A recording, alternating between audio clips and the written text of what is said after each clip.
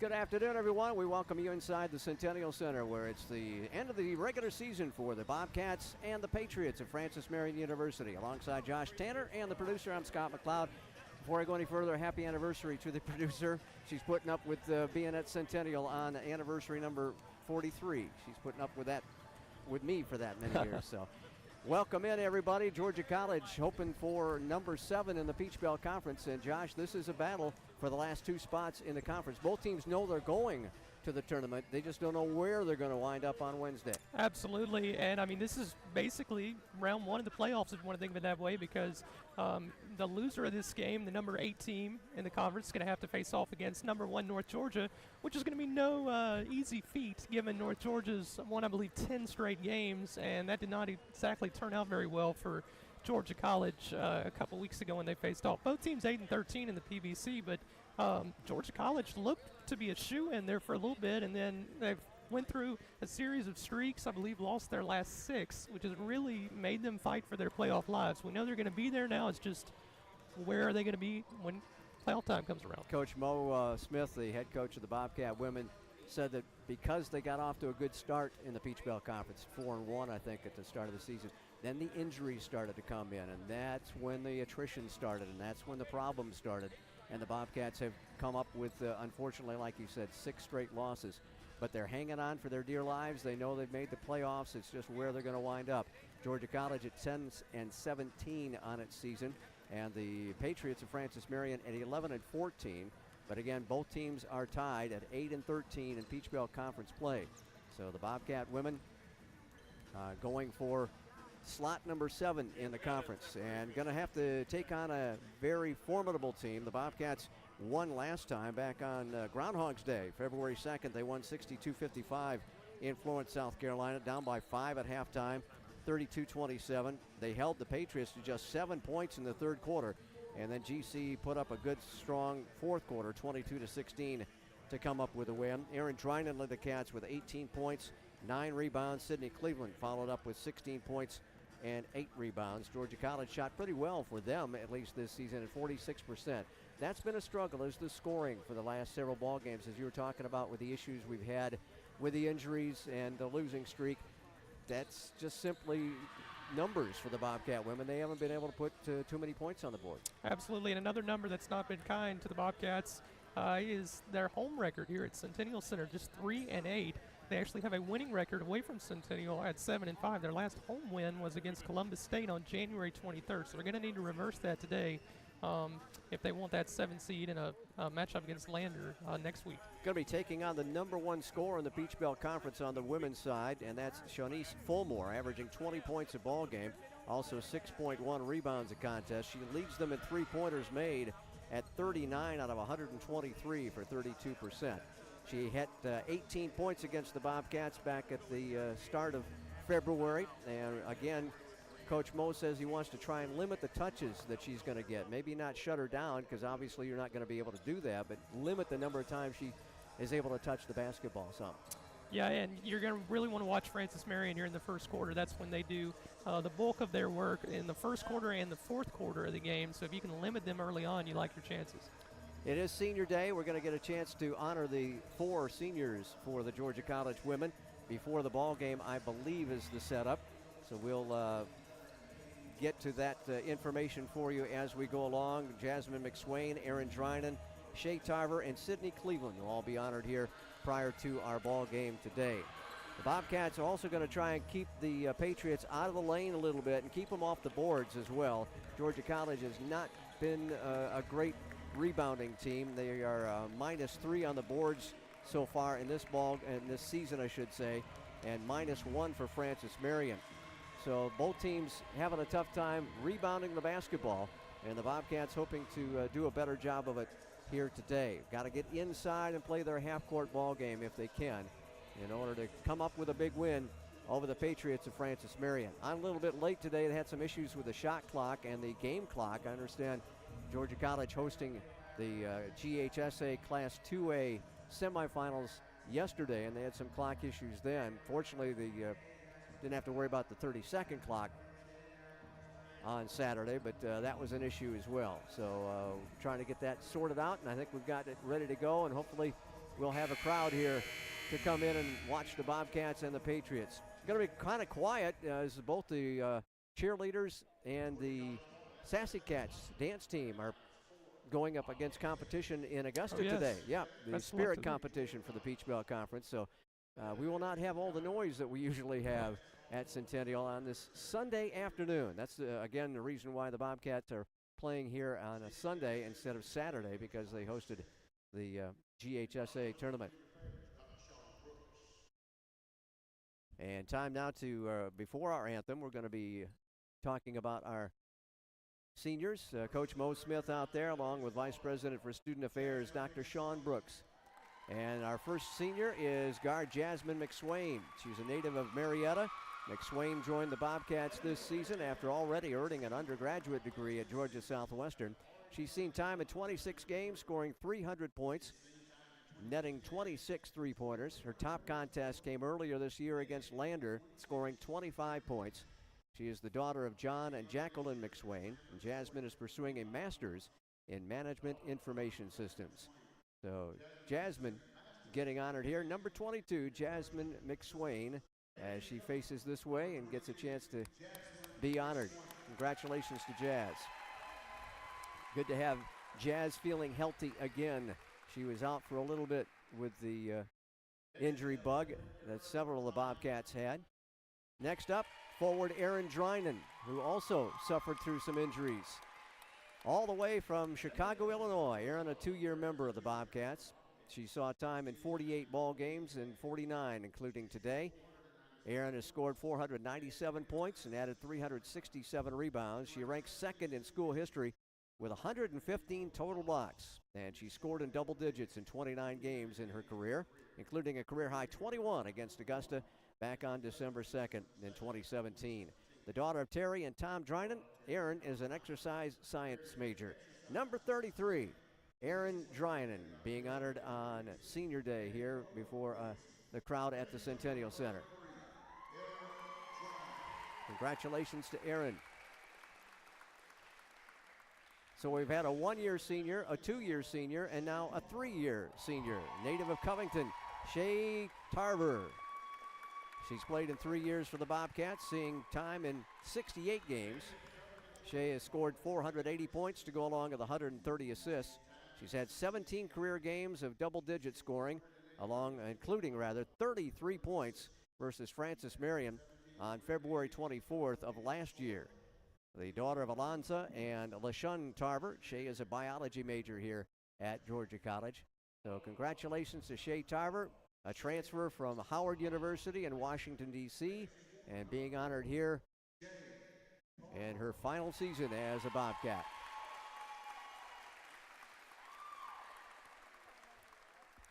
And our final senior to be recognized today,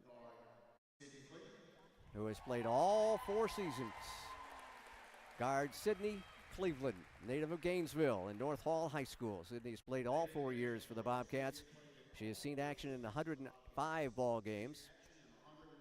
Sid has scored 807 career points and adding 391 rebounds and 140 assists. Sydney has knocked down 149 career three-pointers. That puts her 6th in school history. 38 career double-digit scoring games, a career best of 21 points against Carson Newman, November 18th of 2017. Sydney has earned a spot on the Peach Belt Conference All-Academic Team all 3 seasons in which she's been eligible.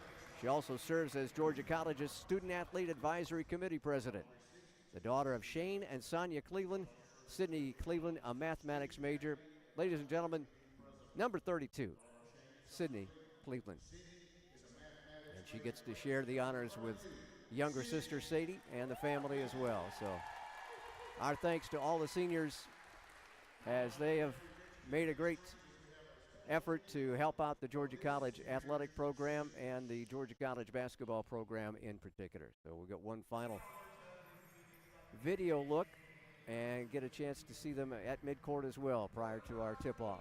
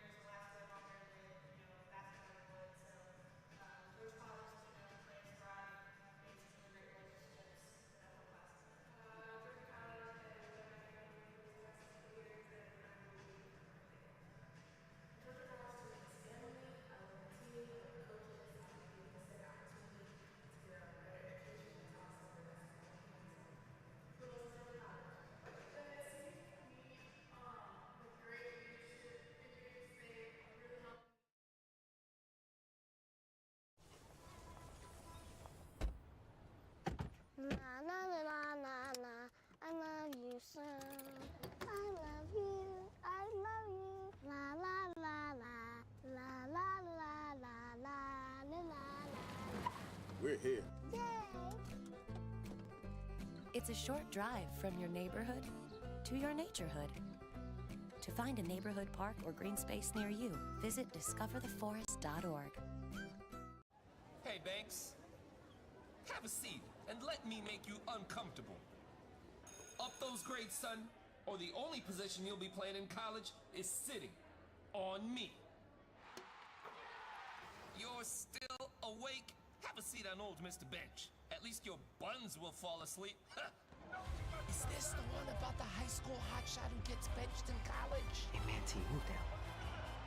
It's a tearjerker! We often get the question, where does the money go? More than 90% of NCAA revenue supports 89 championships and more than 1,100 member schools that give $2.7 billion in scholarships each year. Look around you. There are more than 450,000 student athletes competing every year, succeeding on the field, in the classroom, and in life. Bottom line, we put our money where our mission is.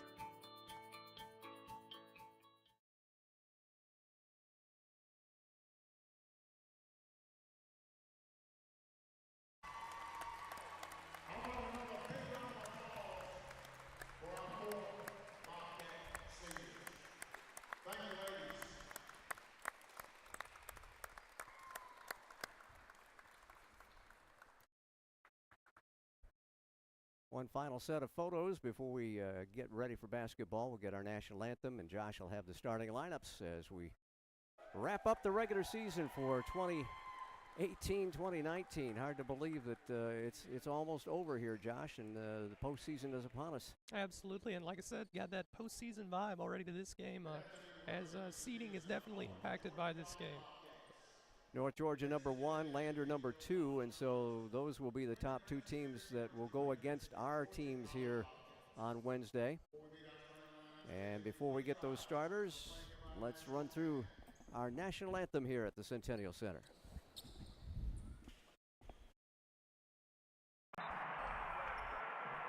What you've gained as a student will be just as important to you as what you did as a player. As long as you know that you made the effort to do the best of which you're capable, there's no failure. Success on 3. There are over 400,000 NCAA student athletes. And just about all of us will be going pro in something other than sports.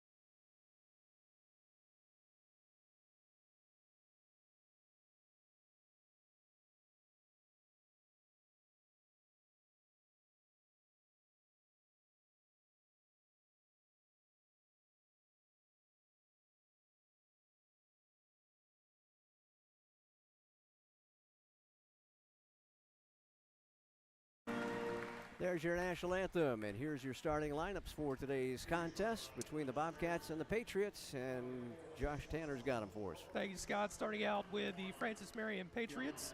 #1, the forward from Myrtle Beach, South Carolina, Kiana Adderton. #3, the forward from High Point, North Carolina, Brianna Burgeons. #5, the guard junior from Fayetteville, North Carolina, Abigail Bullock. #13, the freshman forward from Lancaster, South Carolina, Zaria Woods. And #24, the forward senior from Lake City, South Carolina, Shanice Fulmore. And for Georgia College, we've got all 4 seniors starting in this one, beginning with #4, the senior guard from Covington, Shay Tarver. #5, the sophomore guard from Alpharetta, Kenyatta Storms. #22, the senior from Marietta, Georgia, guard Jasmine McSwain.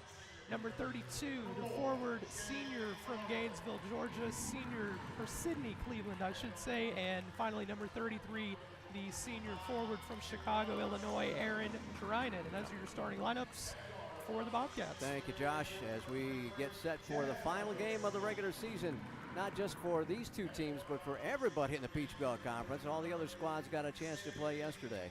As we said, North Georgia's #1, Landers #2. Flagler comes in as the 3rd seed. Clayton State will be the 4th seed. So those top 4 teams will get a chance to host first-round tournament play on Wednesday. #5 goes to USC Aiken. Columbus State hangs in there at #6 and an even 11-11. And then come the Bobcats and the Patriots. And one of these teams will wind up 7th. The other team will wind up 8th. And from what I see, these are the only 2 teams left where seeding is in question, it seems. So pretty much the only game of real importance in the Peach Belt today as far as seeding goes for the tournament. Yeah, we can figure that those other ball games out in just a second, as we well, probably by halftime we'll let you know as to who's playing where. And of course, at the end of our ball game, we'll find out where the Bobcats will head Wednesday. Kiana Adderton in the midcourt circle for Francis Marion. Dryden jumping for the Bobcats. Tip is up, and Francis Marion had it, tipped it, lost it, out of bounds to GC. So that one ping-ponged all over the place just to get things started. Bobcats headed to the north end in their home white uniforms one more time. They'll be wearing the greens on Wednesday. GC inbounds to Storm. McSwain on a high post, back to Sid. Sydney gonna pop a 3, and she hits her first 3-pointer. That'll give her great confidence. Sydney Cleveland knocks down another one, her 59th of the year, to lead Georgia College in 3-ball made. She's the only Bobcat player to start all ball games this season. And in the lineup to start tonight. 3-ball away and missed by Bullock. A long rebound in front of the Bobcat bench. And we have to reset the shot clock.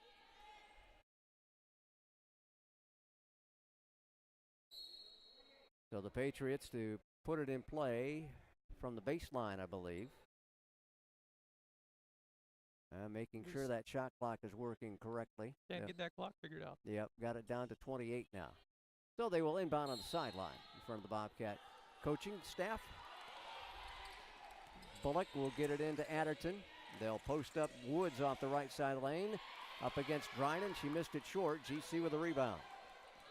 Shea Tarver getting her 5th start of her senior season. Work it left side to Jazz, and she walked with it. Took that extra little stutter step trying to get around Adderton. Adderton 6'1". A little bit of a presence there up against McSwain at 5'6".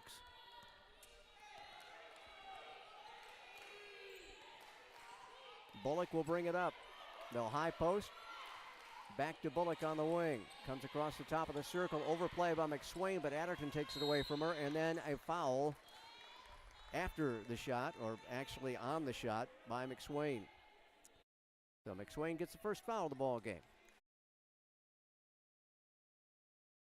Adderton at the line this year, 70%, 45 out of 64. Sophomore from Myrtle Beach, South Carolina, will drop in the first free throw. She's appearing in her 22nd ball game and her 19th start of the year. She averages 30 and a half minutes a ball game. Burgeons is their leader in that category at over 33 minutes a contest. So Adderton got them both.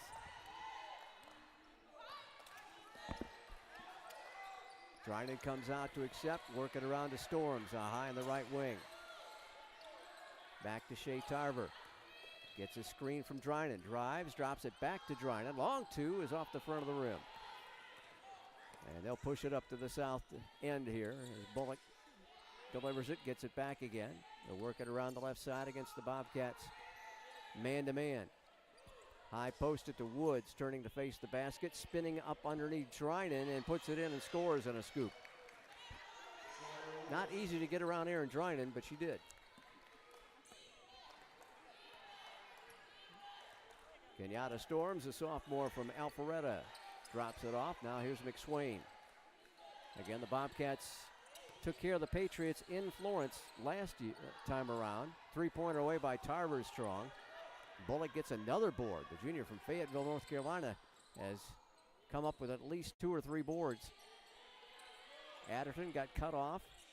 Gets it off to Woods. Woods fights her way in the paint. Blocked by Dryden. Another block from E. Her 30th of the year. Nice drive by Storms, but stripped out of her hands, and she actually touched it last. Wow.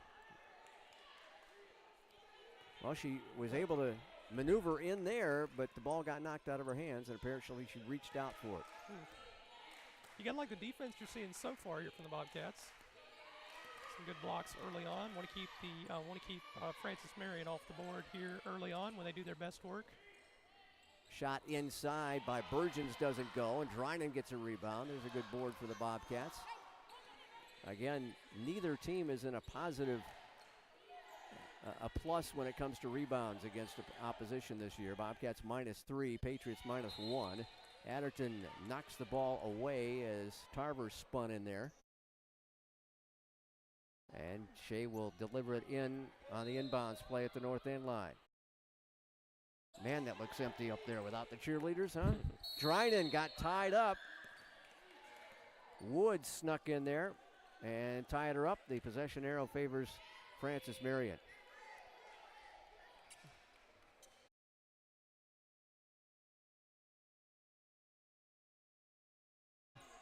So 3 minutes in, the Patriots have a 1-point lead. We'll try to add to it this trip to the south end. Brianna Burgeons gets it off, almost a steal by Storms. Back to Burgeons. They'll push it out top. Three-pointer away. Bullock can't get it to go, and it goes over the top of the backboard, out of bounds to GC. Now a little bit of pressure by the Patriots as they'll try to trap in the backcourt. Cleveland will get it ahead to Storms. Bobcats broke it with just a couple of passes. McSwain dumps it down to Drynan. Drynan has the ball knocked out of bounds as she tried to force a shot up. Adderton almost got a block there. Both teams showing that good defense in the paint early on. GC to inbound again. Shea Tarver almost got a 5. Jasmine McSwain turnaround jumpers, an air ball. That 13-footer needed to go 13 feet 6 inches, and she came up short. Georgia College has not scored since that three-pointer 14 seconds into the ball game. So they've gone almost, 4 minutes now? 3.5. Driving underneath the basket, throws it away. Bobcats pick it off. That is McSwain coming out of the pile with it. Off to Storms. Storms penetrates, kicks it back out to McSwain. Jazz on the drive, left of the lane. Tried to get it to Drynan. Now Tarver dives for the loose ball. She'll get tied up.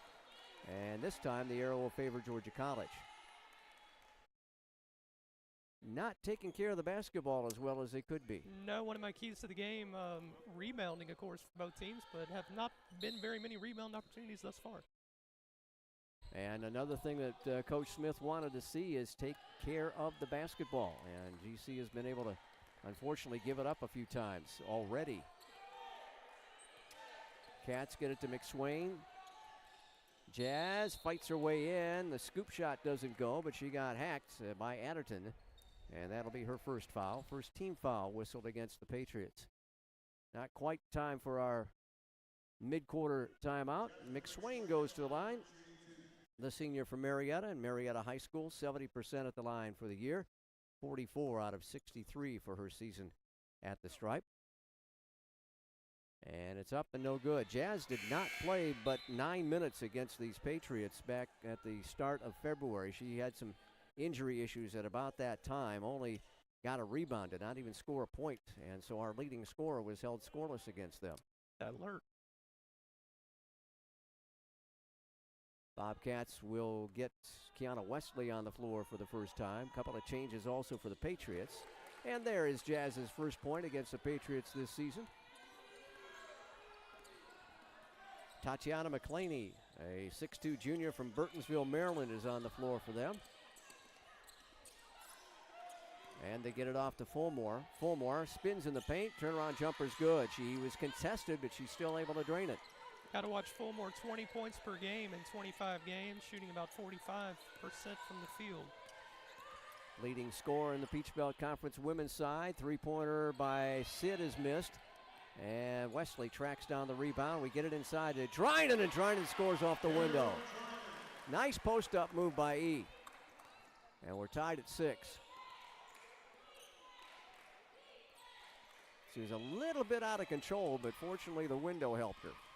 Right side, ball tipped out of bounds as Bullock tried to drive and got the ball stripped out of her hands. And we've reached our under 5 timeout, and we'll be back after we step away for a second right here on the Bobcat Broadcast Network.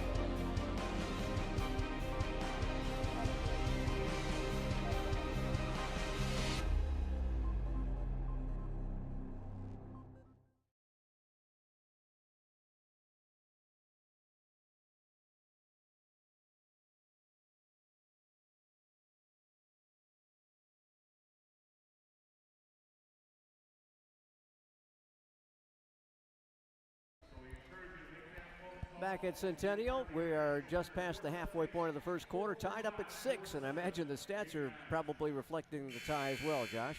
Yeah, not too great for either side on the field goal percentage thus far. A lot of turnovers, especially for Georgia College. 3 turnovers in the first 5 minutes of the game. Not a great recipe for success to start. Yep, got to hold on to the pumpkin here on the final day of the season. Georgia College coming in averaging 16 turnovers a ball game. But Francis Marion at 20 on the year. And they'll go up and in on the bucket by Burgeons. A graduate student from High Point, North Carolina gives the Pats the lead. No changes for the 5 on the floor for the Bobcats during that timeout. They've got Camille Manning in. She came in during the previous stoppage of play. Didn't get a chance to announce her. Dryden pushed it up too strong. And rebound taken by Fulmore. She'll fly down to the south end, and the ball knocked off her leg and out to the Bobcats, rather. Storms ahead to Dryden. Back to Storms, left corner. Now to Wesley, and her shot is rejected. Manning will come out of there. Drive it all the way to the south end. Pull-up jumper short over Cleveland, and Cleveland touched it out of bounds. No, it was out of bounds by the Patriots. A foul is charged. Thought it was just an out-of-bounds play, but Manning did not like the fact that she got stopped there and gave a little push. So her first foul, team foul number 2. We lob it to midcourt, wide open. McSwain put it up too strong. Wow. Open path to the basket. She pulled up instead. Right side Manning for a 2, and it won't drop. Rebound fought for. Manning scrambles in to get it, and she's fouled. Manning, a sophomore from Little Rock, South Carolina, will be at the free throw line after a Bobcats Erin Dryden tagged with her first foul. That's 2 on the team. So here's Manning, 37.5 for the year at the stripe, 9 out of 24, and she misses the first one. Francis Marion just, as a team, 63% from the free throw line. Yep, not particularly good. Bobcats have hit 2 out of every 3 for the season for 67%. Sadie Cleveland comes on, spelling Jasmine McSwain. Manning will try it again, making her 25th game appearance, and she drops in the second free throw. Had only a minute played against the Bobcats at the start of February. 9-6 Patriot lead. Storms goes with a double high look to Dryden, to Cleveland, to the other Cleveland. Down low to Dryden, and her pass is broken up. Tried to kick it out on the wing, and she was triple teamed in there. Stop and go hesitation dribble, flinging it up was Bullock.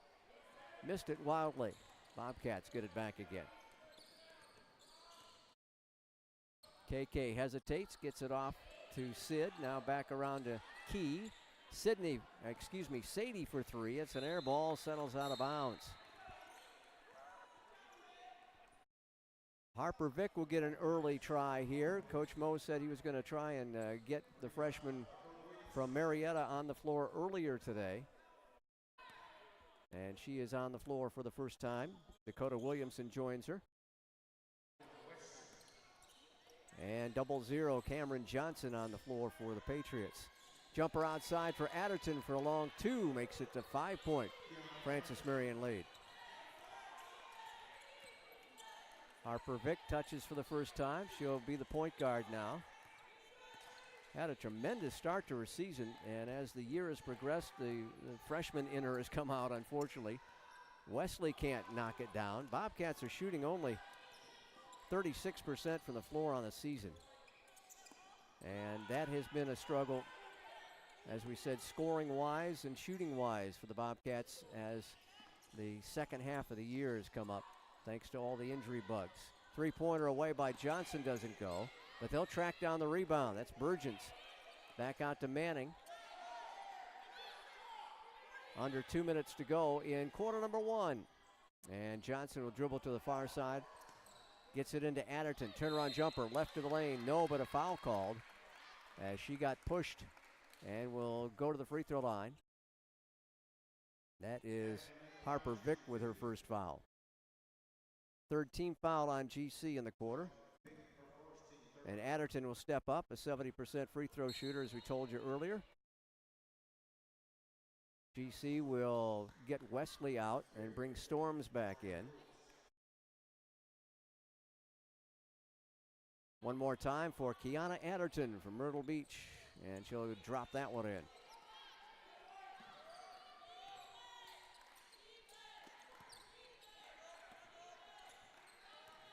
Vick across midcourt. 100 seconds left, first quarter. Sadie Cleveland, left corner. We'll see a lot of that in the next couple of years. Sydney on a high post to Sadie in the left corner for three, and it's short this time. And Manning gets the board. You just can't find any kind of rhythm. No, offensively, there's just been no rhythm at all. Inside to Woods, knocked away from her, but they recover it. Back out to Manning. She'll pop the three, and the lead balloons to 10. Manning hits her seventh three-pointer on the year. As we approach a minute to go in the first quarter, nothing going right for the Bobcats offensively today. Sydney knocked the ball away but recovered it.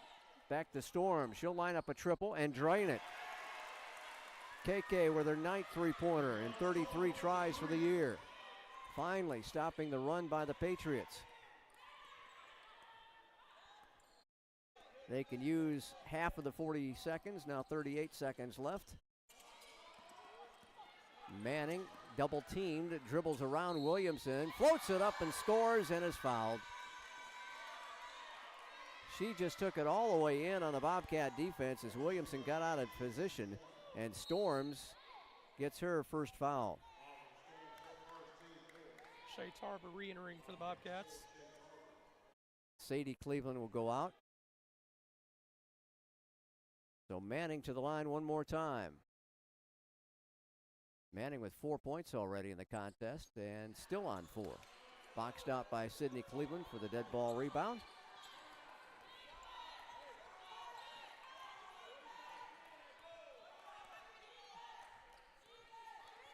Storms dribbling back and forth. I think they're going to have to get a shot off before the game clock expires. Sydney's going to try it from NBA range.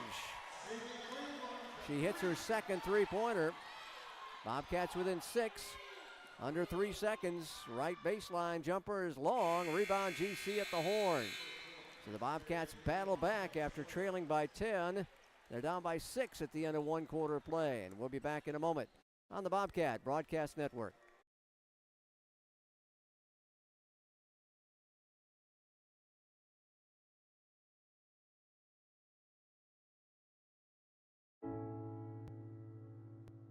I guess sometimes things just happen. Devastating things. Your whole world changes in an instant. That's what happened to me the day my mother had a stroke. I'm Paul George, and I want you to spot a stroke fast. F, face drooping. A, arm weakness. S, speech difficulty. T, time to call 911. Protect the ones you love. Spot a stroke fast.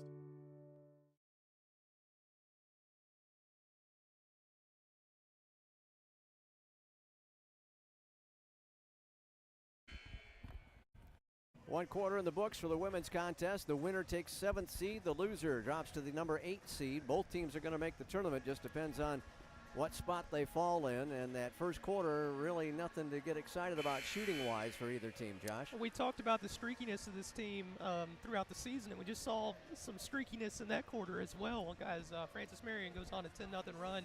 And Georgia College answers pretty strongly there at the bottom, or toward the end of the first quarter with those 2 3-pointers, keeping this a manageable deficit. Bobcats only shot 25% in the first quarter, 37.5% for Francis Marion, and the Patriots out-rebounded the Bobcats at 12-11. FMU with the ball, back out left side. Here is Johnson, delivers it off the left of the lane, gets it back again. Adderton, back far side to McClaney. And tried to get it inside and does to Woods, and Woods slings it up there and scores. The freshman from Lancaster. And the lead back up to 8.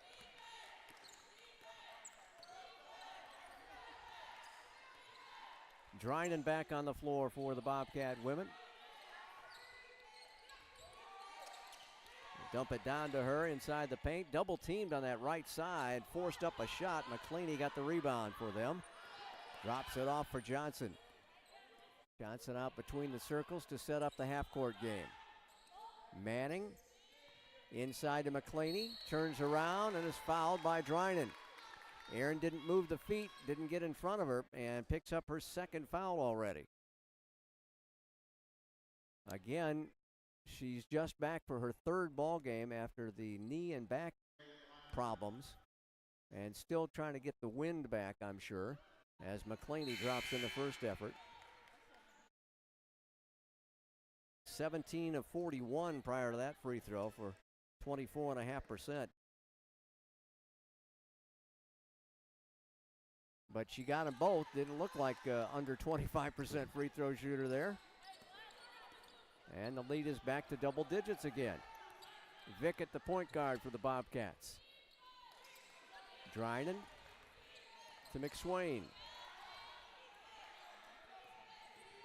Back to Vick, spinning right of the lane, double team. They pitch it back out, 3-pointer away. Jazz can't hit it. And Adderton will bring it down the floor. She's going to explode to the baseline and roll it up and score off the window. And the lead is now 12 as they've doubled us on the scoreboard. Coast to coast for Adderton there. Pretty impressive there, and Francis Marion's defense has been so strong to this point, haven't been able to get a good shot off, except for that one right there. Harper Vick gets her first point in a while. She played 3 minutes against the Patriots and didn't score in the first outing. Adderton bombs one up, and it's missed, but Woods gets the rebound, shovels it out now to McClaney. Back of the free throw line, jumper's good. Wide open look. Makes it 26-14.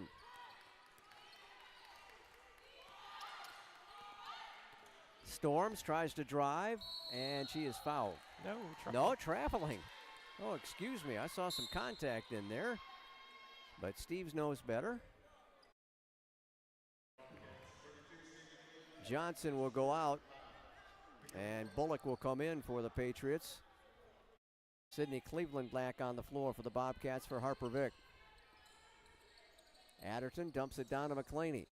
Across the right side, down to the right baseline, shovels it off to McClaney, and she's fouled. Good ball movement that time by the Patriots. Got the Bobcats out of position. And a foul charge to Jasmine McSwain. That'll be 2 on Jazz. McClaney back at the line. Junior out of Burtonsville, Maryland, 6'2". And would like to have that one back again. McSwain will go out as Wesley comes back in for GC. This will be the Patriots' 11th free throw attempt already. Ouch. Just 12 and a half minutes into this game. Second one is missed as well.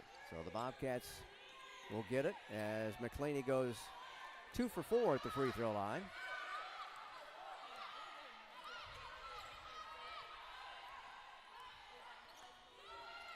Almost looks like a triangle and 2 by the Patriots. They're fronting Drinan, and an offensive foul on GC. Oh, that's Drinan with 3. And she's going to have to come out of the ball game. Drinan and Cleveland got a little tied up in the same spot on the floor, and Drinan did a little pushing to get some separation. Drinan, not one you want to lose this early. Leading rebounder, even with missing about 12 ball games for the Bobcats, and there is traveling violation. So GC will get it back. By the way, Williamson, Dakota Williamson, the sophomore from Johns Creek, comes on for Drinan with her foul trouble. So she's going to be sitting out, I would imagine, the final 7 minutes here this second quarter. And we will miss her presence on the floor, and that one's tipped away and recovered by FMU. Burgeon's going to take it all the way down, and an offensive foul charge to her. Good job by Storms to get position and take that charge.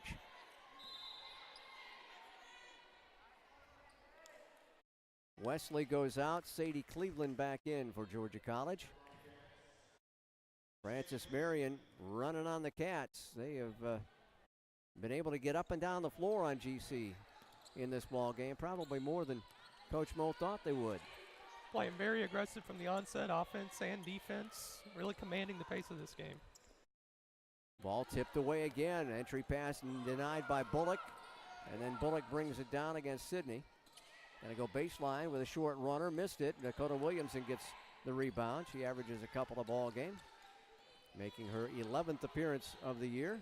She subbed in and started a few ball games when Drinan was out. As we get toward the 6-minute mark of the quarter, Cats desperately trying to get some offense going. Again, fast hands will tip that one out of bounds. Fulmore got a hand on it. Now almost ricocheted at Coach Porter over there. Almost feels like there's 8 on the court for the Patriots. They got great length, especially with Fulmore. Timeout called by Georgia College with 6:01 to go. And they will stretch it to a full timeout, so we'll step away as well. Here on the Bobcat Broadcast Network. In NCAA Division II, community engagement is an initiative at all 25 national championships because student athletes want to give back while competing for a national title. Over the course of the year, Division II student athletes have an opportunity to leave a lasting impression in local communities throughout the country. Whether Division II student athletes are volunteering at hospitals, schools, after-school care programs, foster homes, or retirement villages, they make a difference in the lives of others. In Division II, we rise to the opportunity and make community engagement ours.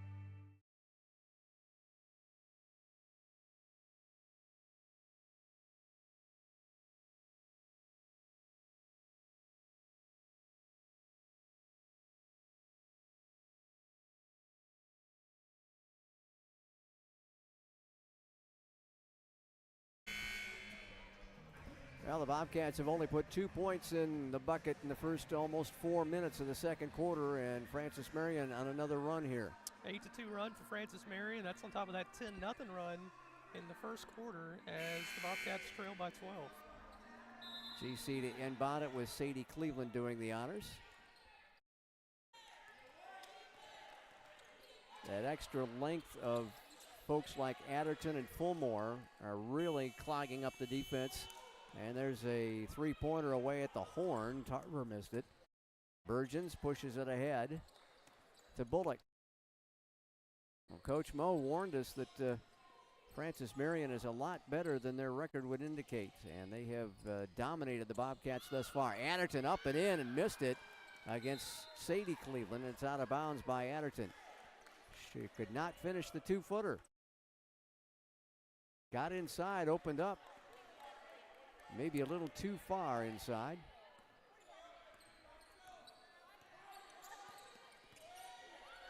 Storms off to Sidney. wanted to shoot a three, but had a man in her face. Tarver tried to throw it inside. Again, the long reach of Adderton knocked it away. Adderton is another one on the offensive side that Coach Mo was worried about. Got to really worry about her in transition. Tarver got it in before the 5 count. Sydney spinning in the paint, scoops it up with the left hand. Cleveland with 8 points now. They'll get it off to Adderton, left corner now. And push it back up to the top. Woods, left side Adderton, tried to throw it down low, and Williamson stepped in front and took it away. Off to Sadie, to Shea. You could hear her holler for her. Shea gonna get it and get fouled. Oh, that was nice athletic move inside by Shea Tarver. As she gets her first basket of the contest. Foul is charged to Zaria Woods, excuse me. Looks like Camille Manning and Tatiana McClaney coming into the Patriots. Tarver at the line this year, 67%, 34 out of 51, and she misses it. And she commits a foul on the backcourt. A little over-aggressive trying to get the ball away from Brianna Burgeons. So it'll be inbounded by the Pats right to our left near the producer.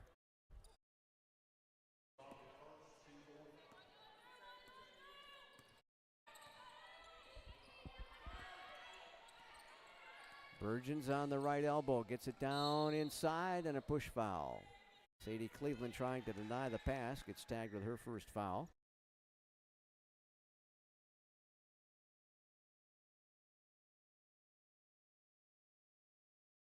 Patriots 7 of 11 from the free throw line.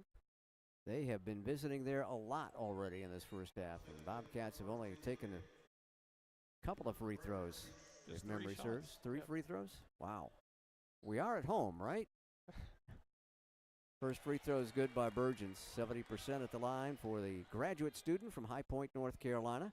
Their leader in rebounding and 9th in the conference in boards at 6.8 a contest. She had 11 points and 5 rebounds, an assist, and 4 big steals against the Bobcats in their loss to GC.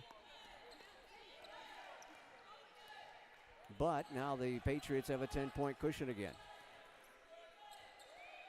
Storms terminates the dribble, gets it off to Sid. Now to Sadie. Sadie had it slipped right through the hands, and it's stolen away by Burgeons. Ahead to Manning. Manning going to take it up and miss it. McClaney got the rebound, fights for it, tests the air on the ball, and a reach-in foul or a push foul is called on GC. That's on Kenyatta Storms. 2 on KK. And we have, saw a trainer coming out. I thought maybe there was an injured party.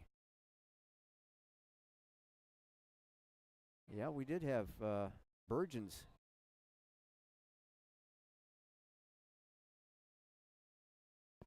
And now Coach Porter is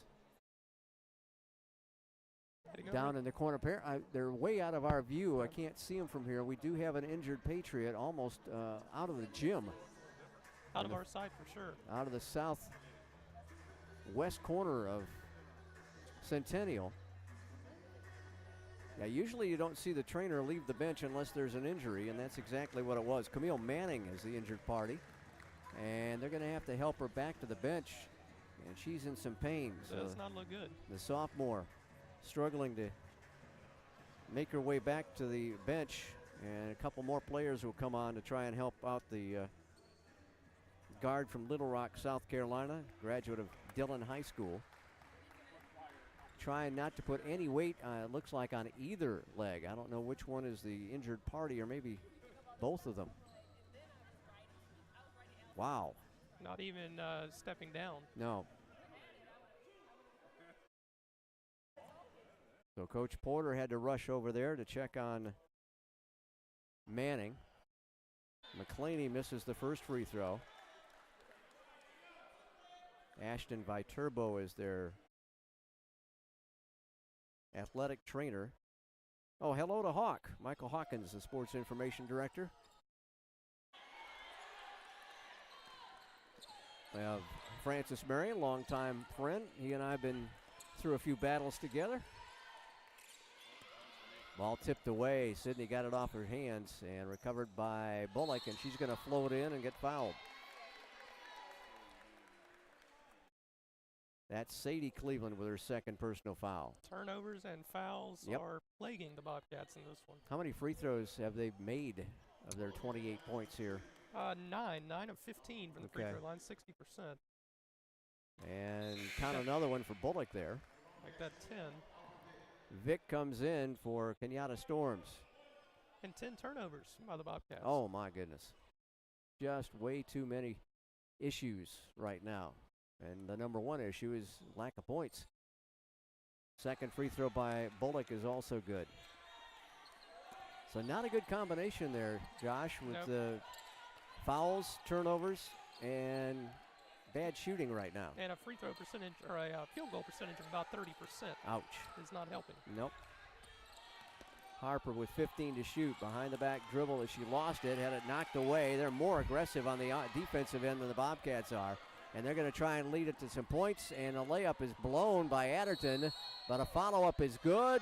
Basket by Burgeons and a foul. Oh, my goodness. A little discussion now between two of the officials.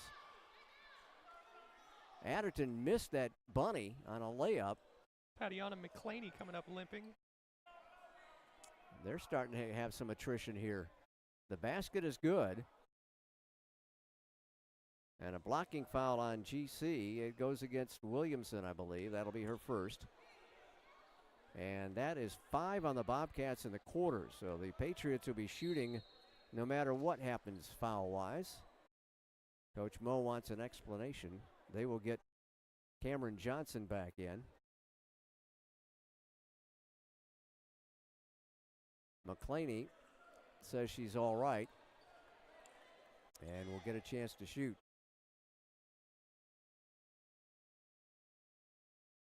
Burgeons claiming she should be at the free throw line.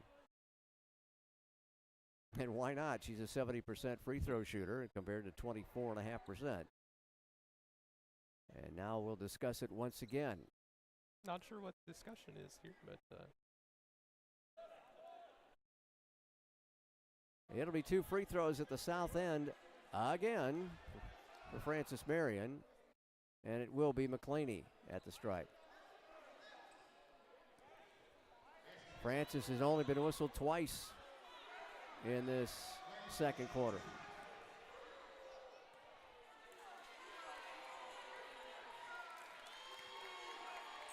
They continue to add to their biggest advantage of the day. It's up to 15 points now. McClaney one more time. 13 points coming courtesy of the free throw for the Patriots. McClaney up to 6 points in the ball game. Breaking the press to Sadie, to Harper. Another 8-0 run by the Patriots. Thanks, producer. Here's Sadie for 3 off the back iron. And a foul on the rebound, and this one's going against Francis Marion. Put that on Cameron Johnson, sophomore from Fort Washington, Maryland. First foul, third team foul. GC to have to inbound it.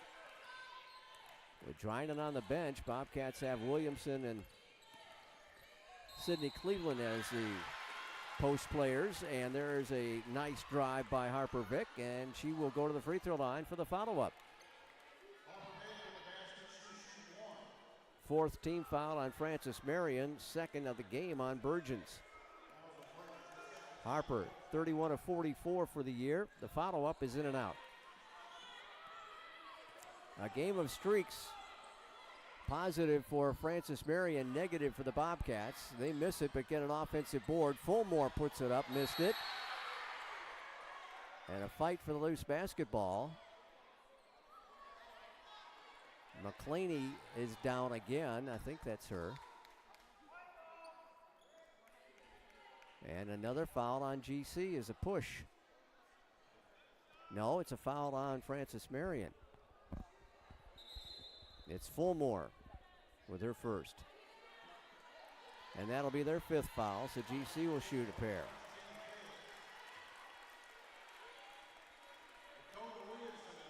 It's Dakota Williamson. Only 1 of 4 for the whole season at the free throw line for the Mount Pisgah graduate. All-region honorable mention player at Mount Pisgah. Early childhood education major here at GC. Dakota did not play against the Patriots at the start of February, and she spins the first one out. Averages a point and 2 rebounds a ball game.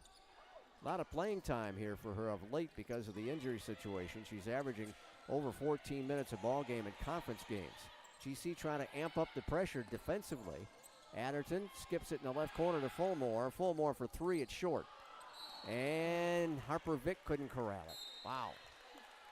Even you get good positioning there inside, and Harper just couldn't reel it in.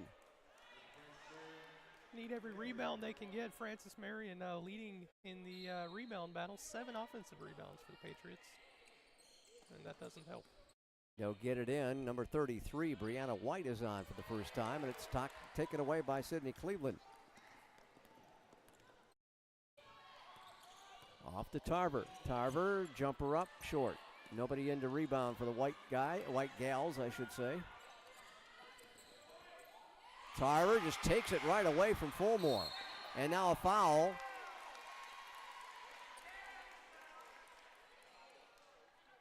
And that'll be on Fulmore.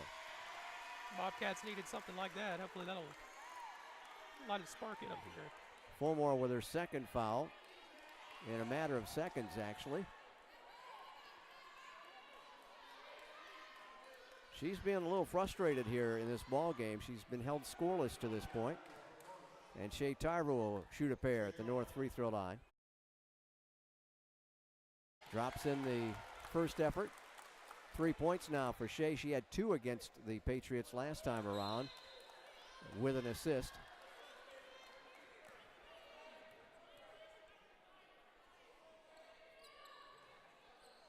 Clanged off the left rim. Rebound taken by the Patriots. Johnson pushes it ahead. Adderton from outside knocks down the 3. 26 3-pointer for Kiana Adderton. Just under 33% in 3 balls is Adderton. Vick launches one, missed it. It's a 16-point lead for the Patriots as they're looking to seal up the 7th spot in the Peach Belt Conference. Tarver reels in the miss.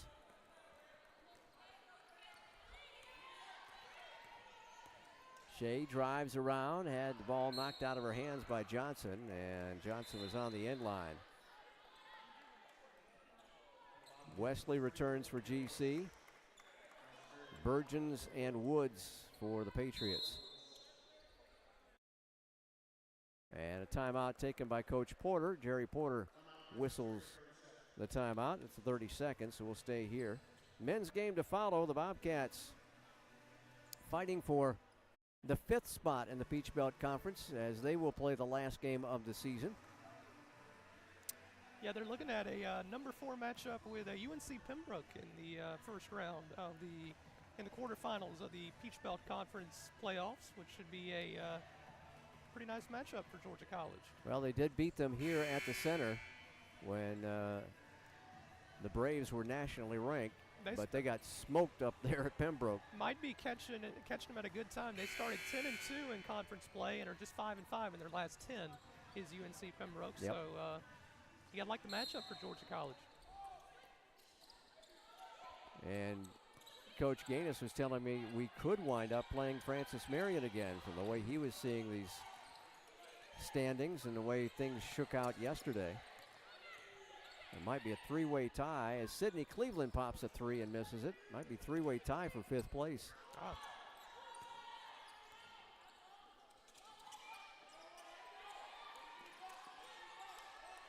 Johnson around to Adderton.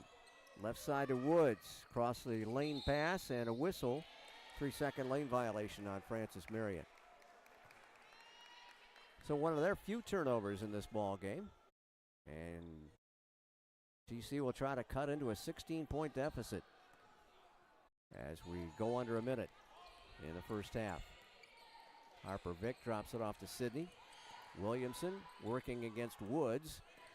Ball knocked away and then a foul. Williamson coughed up the basketball, and then Kiana Wesley commits her first personal.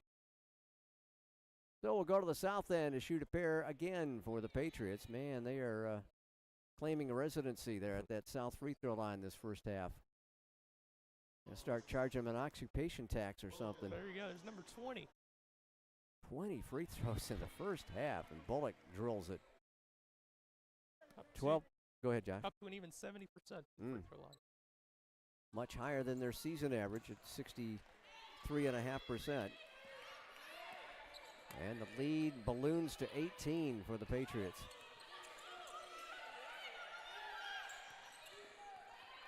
Vick trying to get around Johnson. Back outside to Sadie. Sadie will stop, pop, and miss it. Patriots, one shot and out for the Bobcats again. That's been another story. Lack of offensive rebounding today. Jumper left corner for three. Burgeons doesn't get it. Sidney Cleveland with a rebound. 10 seconds to go. Vick in the forecourt. Comes around a pick from Williamson. Double teamed. Splits two defenders. Puts it up short. And they will gather the rebound as the final horn sounds for the second quarter. An 18-point lead for Francis Marion as the Bobcat women only one more point than minutes played in this first half of action. It's been a game of streaks, as we've said. Unfortunately for Georgia College, those streaks have been few and far between. Just 26% from the field in the first half of that one. 12 turnovers, losing the rebound battle 29-20 as well. So a lot to improve upon as we head out in the second half. Coach Moe is in the locker room working on things with the Bobcat women, and hopefully the second 20 minutes of action will turn out a little bit better for them as we will turn you loose for a few minutes as Georgia College trails by 18 big points to Francis Marion in the final game of the regular season with 7th place in the Peach Belt Conference on the line. Lakeview Academy drill team is working, and we'll be back in a few minutes to give you the first half statistics. Georgia College against Francis Marion in Peach Belt women's basketball. It's all Francis Marion in the first 20 minutes of action. Back in a few minutes on the Bobcat Broadcast Network.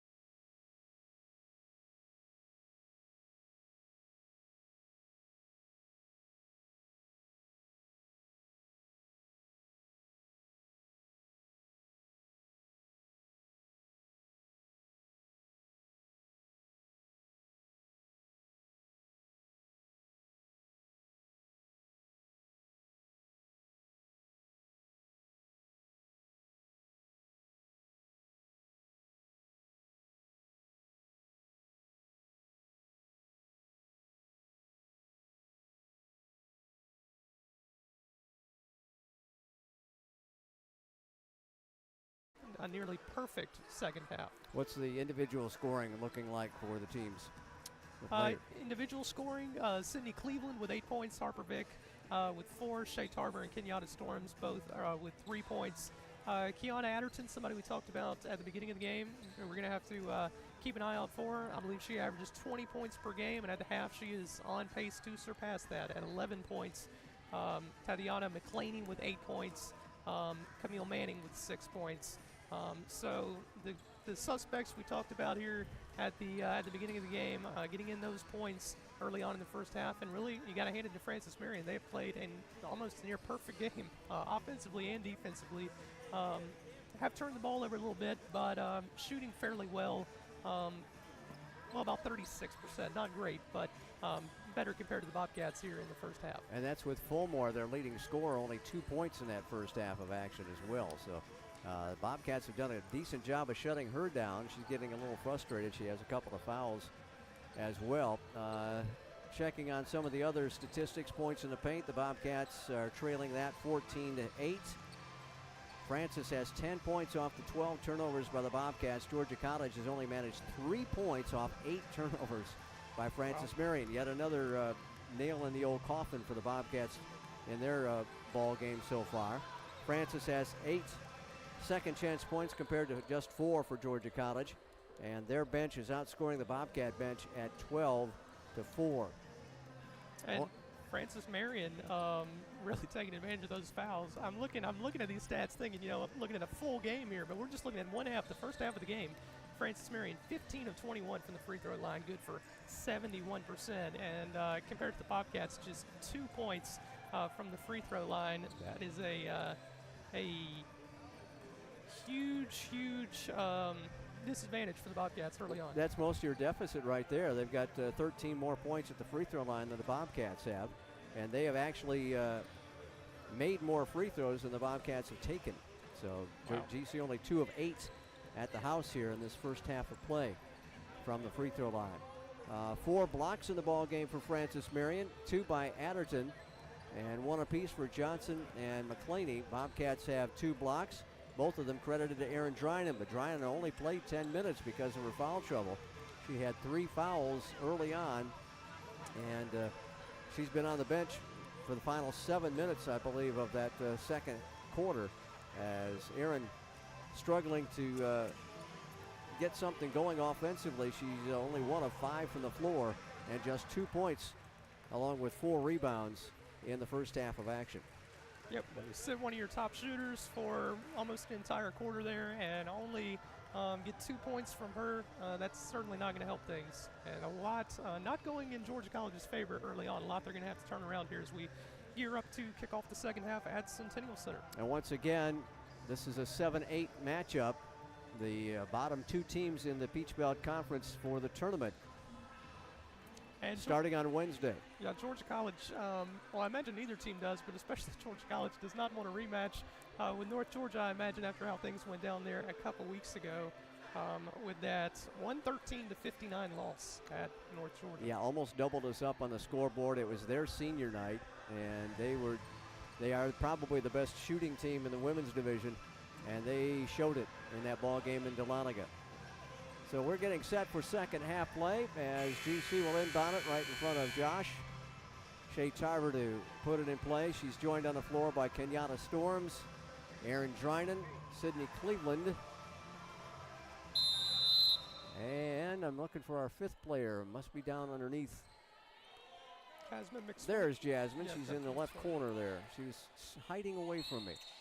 Tarver with a drive and a foul to start things off, and that may be against Fulmore. Nope. It will instead go on Bullock, her first foul. Got all of our original starters back in the game to start the second half for the Bobcats. Tarver to the line. First effort is good.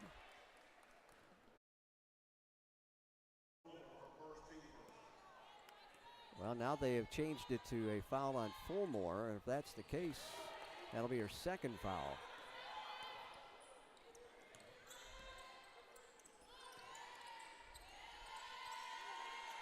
Long bomb by Adderton.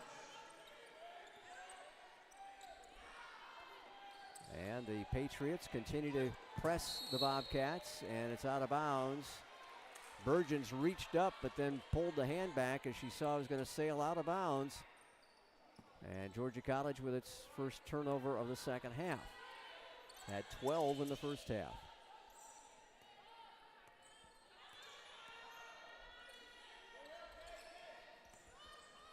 Adderton wraparound pass went through to everybody, and it's out of bounds to Georgia College as a couple of Bobcats help Woods back to her feet. Well, the Bobcat women have been very sportsmanlike. They have helped up the Patriot ladies off the deck several times tonight, or today. We're working the baseline. Tarver dropped it off to Dryden, and Dryden right in front of the bucket scores. Just second basket of the game for Aaron Dryden. Long range three won't go for Adderton. Kenyatta Storms brings the rebound down and to the south end, drops it off for Sid. Three-pointer on the move, doesn't go. And Fulmore gets the rebound. Shanice will slow it up now. Off to Adderton, back to Fulmore. High posted to Woods, nice backdoor bounce pass. They'll kick it out around the right perimeter against the Bobcat zone. Entry pass knocked away, shot clock down to 10. Ball tipped by Storms and stolen by McSwain. Well, Storms got a hand on it twice and finally the second time. Off to McSwain, and Fulmore going to tip that one out of bounds as she comes up with her 27th block of the year. We've seen some nice blocks in this game on both sides. That'll be the 5th block of the contest for the Patriots, and they average 4 a ball game, so they're in plus territory there. Off to McSwain, working on Adderton, and did she get fouled? Yes, she did. Adderton tried to stay with her, but I think hip checked her. And I've got 2 on Kenyatta Adderton now. Here's Jasmine McSwain.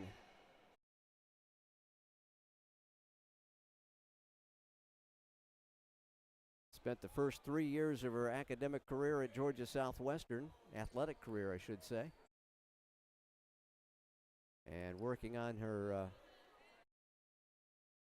MBA in Management Information Systems. And Jazz knocks in the first free throw. Shooting about 70% from the free throw line this season. Again, only played 9 minutes against Francis Marion at the start of February and didn't score a point. Coach Moe, even with all the injuries, still getting his team in the playoffs with about 5 players injured throughout the course of the season. That one ricocheted off Tarver, and it's recovered by Burgess. Gets it to Adderton off the left block. Pitches it back outside. Long 2 doesn't go. And can we track down the rebound? No. Second chance opportunities most of the day here. Fulmore misses. Storms will bring it down. Storm spins, puts it up awkwardly, and falls to the floor, traveling on Shea Tarver, who fell to the floor with it. Defense looking a little more in sync so far this half, but all that for naught if you can't make those baskets. Yep, you got to put the ball in the hole occasionally and stop them at the other end. Not much to show for the offense in this first 2.5 minutes of the third quarter. Bobcats have put only 5 points on the board, and there's an easy basket for Brianna Burgess.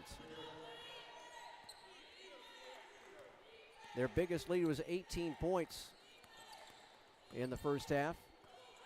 That was with the final 40 seconds of the second quarter. McSwain couldn't get it to go on a push shot. Recovers it, though, on an offensive rebound. McSwain loads up a triple and spins it out. Zaria Woods with a rebound. Get it off to Fulmore. And the ball knocked away. 2-on-1 break, and it's going to be a snowbird left-hand layup for Shea Tarver.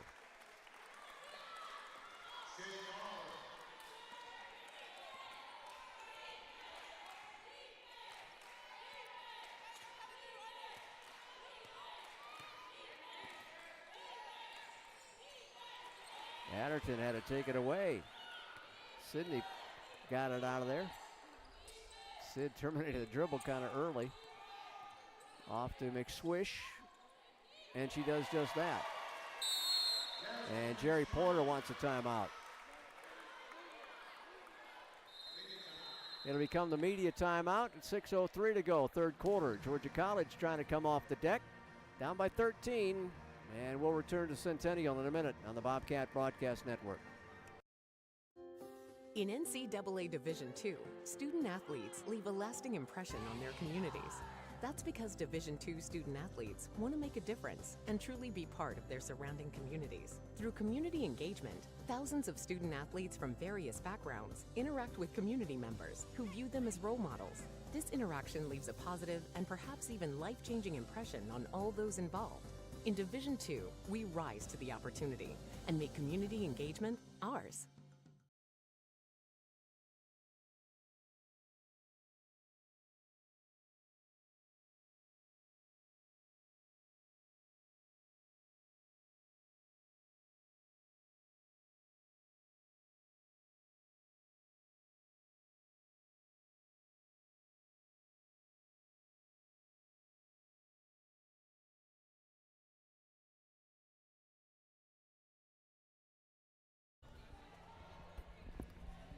Well, Josh, back-to-back baskets by the Bobcats, trying to show some fire here. I've got a good stat for you for Good. once here. That's nice. Bobcats are leading the Patriots in scoring in this quarter thus far, 7-4. So slowly eating into that lead, 13-point lead, still certainly within range here. So hopefully they can add to that and hopefully put together a big, nice run right here. Francis Marion will bring it to the north end. Fulmore catches left wing. Bobcats jump out, try and double team her, and she dribbles out of it. Off the high right side, down to the right baseline area. Woods underneath the basket, and Drinan blocked it and got the ball out of her hands. Nikki will be credited with a block there, her third of the ball game. Back out to Sydney. Sydney plants in the paint, and the ball knocked around and recovered by the Patriots. A lot of contact, no foul. Jumper for three is good and a foul. Abigail Bullock just hammered it down and got contact. As Sydney Cleveland will pick up her first foul. So a rare 4-point play possible here for Miss Bullock. At 70% at the line for the year. Came in with 27 three-pointers made and 104 tries. She got the shooter's bounce off the front iron. And the lead back up to 17 after GC had whittled it to 13. McSwain spins in and scores. Trying to get something going by the Bobcat leading scorer. Hard to believe that Jazz continues to lead the Bobcats in scoring at 11.5 points a ball game, even though she has not had tremendous offensive numbers of late. Ball tipped up by Drinan, back into the hands of Bullock. Bullock drives, dishes, and an easy two for Burgeons.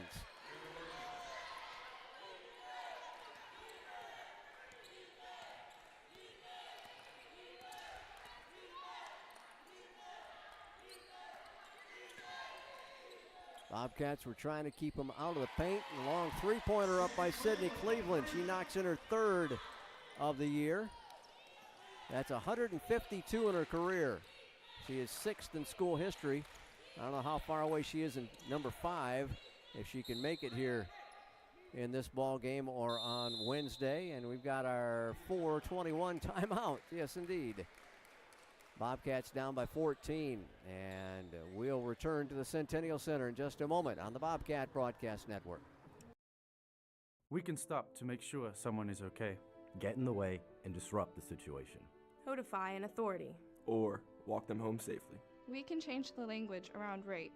We can make campuses safer for our teammates, our friends, and our classmates. We cannot be bystanders. Taking action isn't always easy, but it's on us to intervene. Because we can. Learn more and take the pledge at itsonus.org.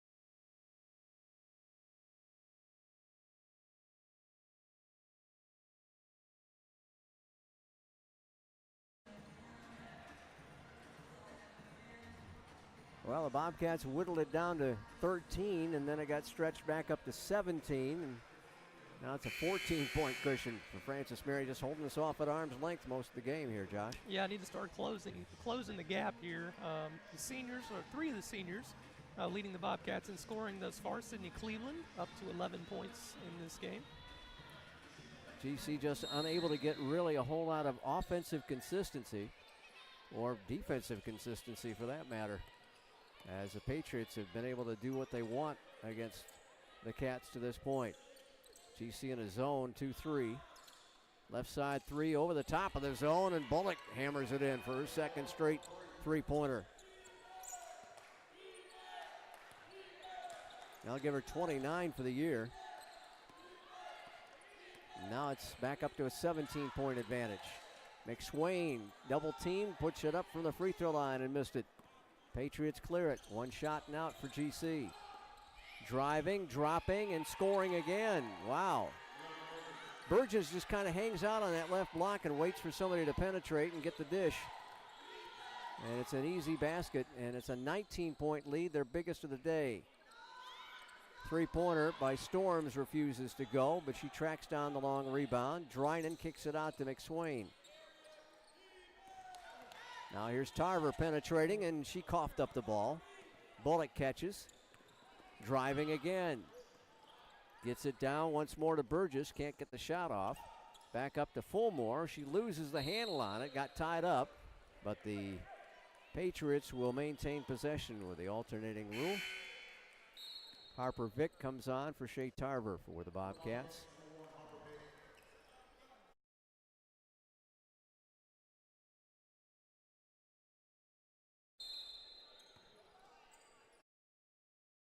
Well, it's been a close third quarter here, but the Bobcats had a huge deficit to work on from halftime. That 21-9 second quarter did not help things. No, it comes back to bite you, doesn't it? Yep. Sydney Cleveland tipped that one out of bounds. It'll still be in the Patriots' possession. Good to see Camille Manning back out there. She got roughed up in that second quarter down in the end of the gym, out of our sight. Glad to have her back on the floor. Now they're going to throw it into the backcourt, and it's over and back. So GC will get it, I believe. Oh, my goodness. Bobcats could have gotten a turnover, and we've got a shot clock problem. So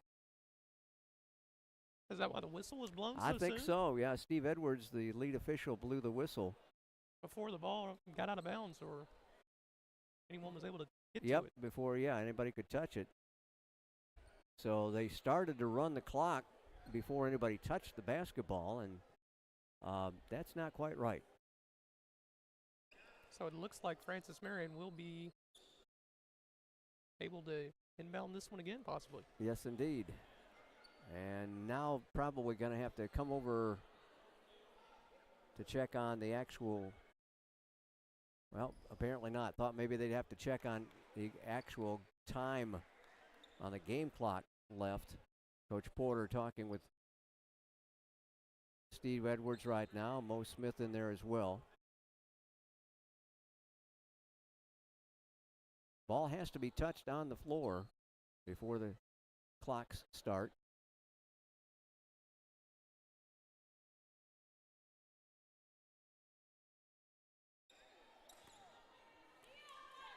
And it'll be the Patriots' ball, but they'll have to bring it the full length of the floor.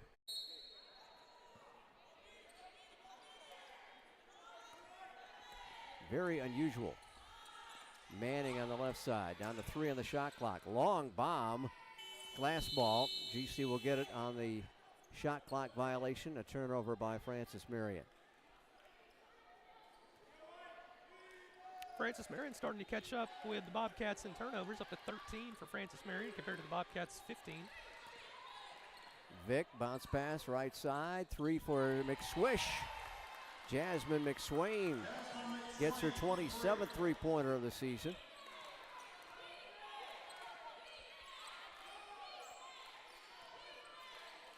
They'll lob it inside the lane, kick it back out to Manning, and she walked with it.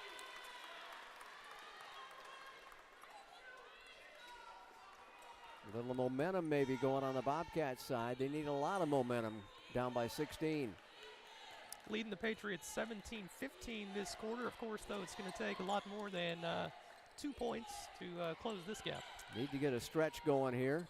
And there is Sidney, bounces it off the iron, and Fulmore gathers it in off the Manning for 3, and she splashes it in. Camille Manning with her second three-pointer of the game. Check it, it's a 2, I'm sorry. Harper Vick spins and settles it in the net.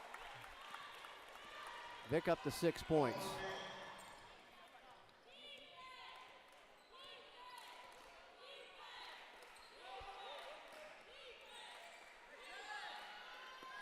Three-pointer taken and too strong for Bullock, but they get the long rebound, and here's Fulmore's shot. It won't go, and a foul on the ensuing rebound on Francis Marion. A push by a Patriot, and that's charged to Woods, her second foul. Under a minute and a half left in third quarter play. Brooke Dixon will check in for the first time for the Patriots, the senior from Camden, South Carolina. And Tatiana McClaney returns to the FMU lineup.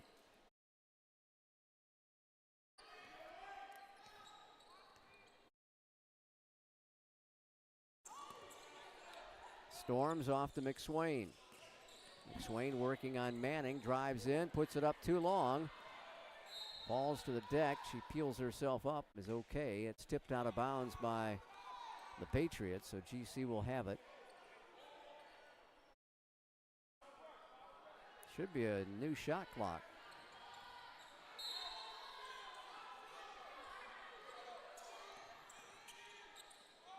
McSwain is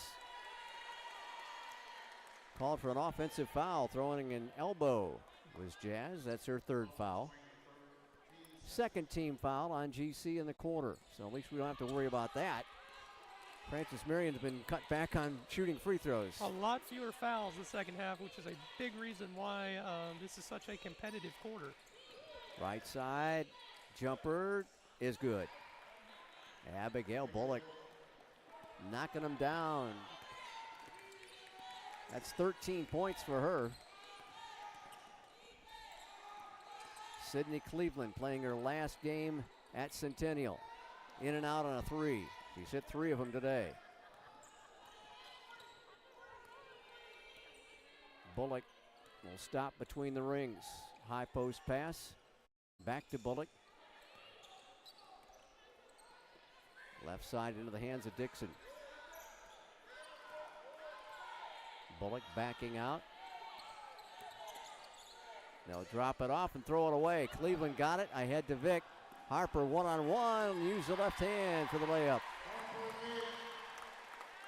And GC will trail by 16 going to the fourth quarter. Oh, she got it. Oh, my goodness. Bullock from right at the midcourt line. Looked like she was going to shoot for the Apple Watch here. What a shot. Oh, my goodness. I don't even know what to say about that. It is a 19-point lead. I apologize for counting my chickens, so to speak. Bullock drains it from midcourt as the horn sounds. Thought we might have something positive to go off of to end that quarter, but not so. We'll step away and return for the fourth quarter in a minute on the Bobcat Broadcast Network.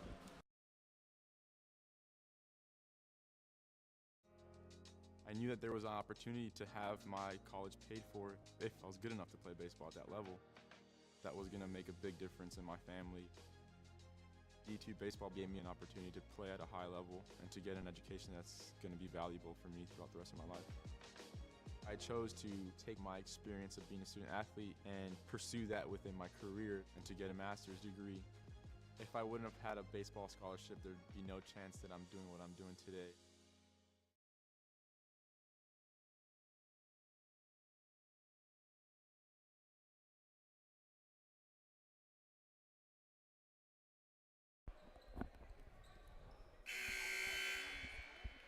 So the deficit is 19, and I believe that is the biggest lead for Francis Marion as we head to the final 10 minutes of the regular season in the Peach Belt Conference. for the 2018-19 season. GC will inbound it to start the fourth frame. Freshman Harper Vick, redshirt sophomore Kenyatta Storms gets the inbounds pass. Two seniors, McSwain and Cleveland on the floor. And Sadie Cleveland rounds out the five. There's a floater in. Hopefully can give these seniors something to remember here in this fourth quarter in their last home game. High posted to McClaney, and she's going to put it up off the glass. A lot of size, a lot of wingspan for the Patriots. And they are now coming in close to 44% from the field. Vick's bounce pass kicked away and recovered by Burgeons. Off to Bullock, she goes underneath the basket, kicks it out to Manning, her three-pointer, nothing but net. Everything going right for the Patriots in this one, and they have just controlled the tempo of this game offensively.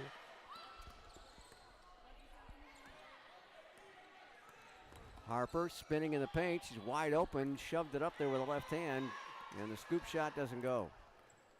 I think she was a little surprised at how open she was coming to the basket. Dixon off to Manning.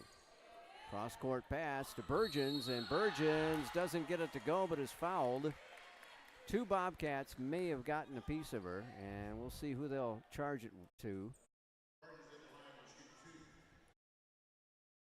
First quarter foul on GC, and it is on Sadie. Sadie was in front of Burgeons.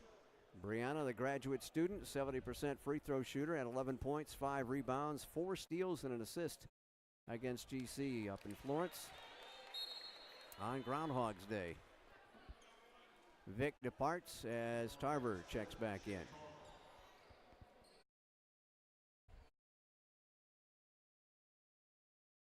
Burgeons, their leader in minutes played, averaging over 33 minutes a ball game. Tomahawks the second one and missed it. So the deficit is still 22. McSwain off the right side to Storms. Dribbles up to the top of the circle, and she got bodied up by McClaney. First foul on Tatiana. First team foul on the Patriots. So the Cats to inbound it down to our right.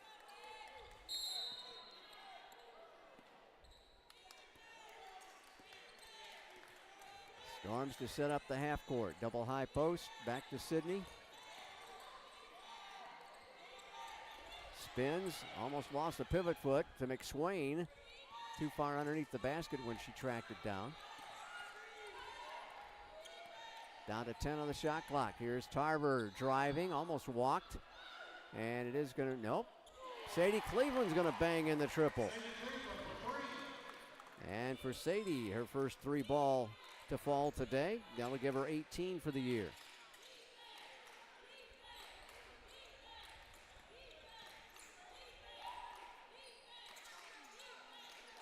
Bullock dumps it down inside to McClaney, and it rolls out of her hands. Bobcats trying to get some momentum going here. Dryden waits to report. Cleveland asking for the shot, and she takes it and nails it. 4 3-pointers.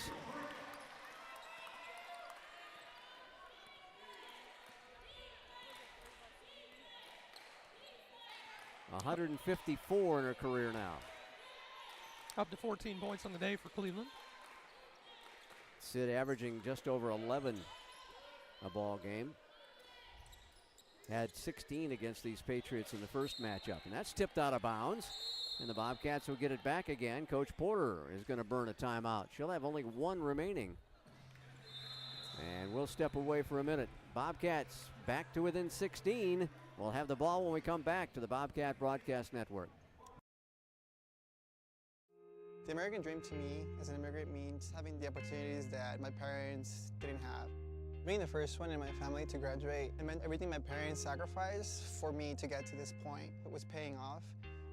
Estoy muy orgulloso de Michael por haberse graduado de colegio. My path to a college degree would have been completely different had I not had a scholarship. It would just relieve a lot of the financial burden.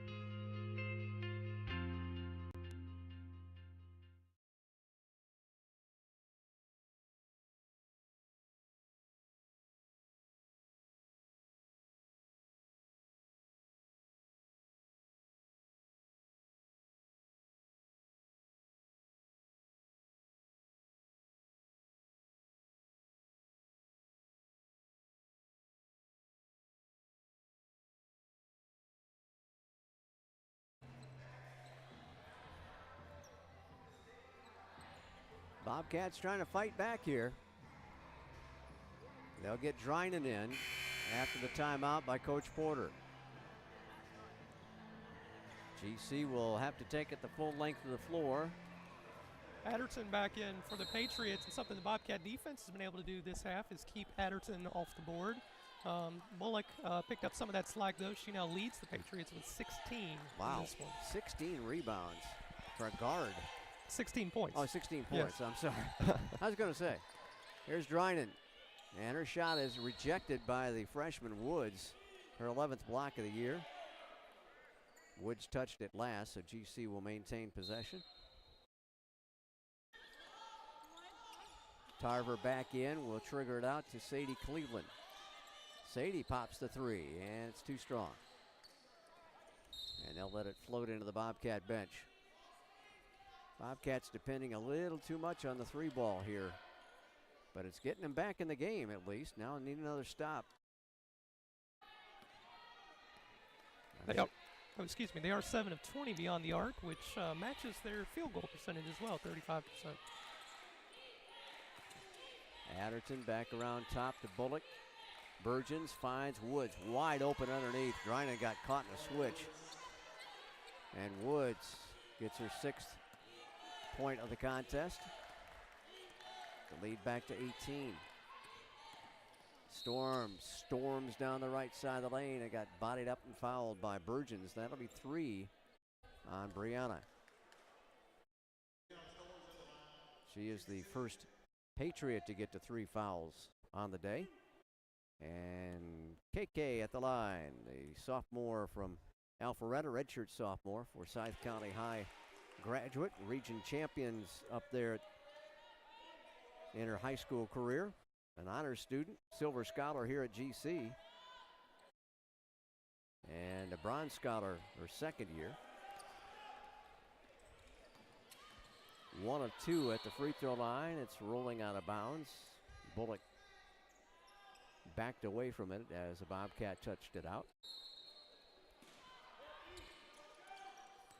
Manning accepts the inbounds pass, gets it off to Adderton, open for 3, and it's short off the glass. Sydney Cleveland tried to recall it and reel it in, actually, but it got tipped out, fortunately for the Bobcats, by a Patriot.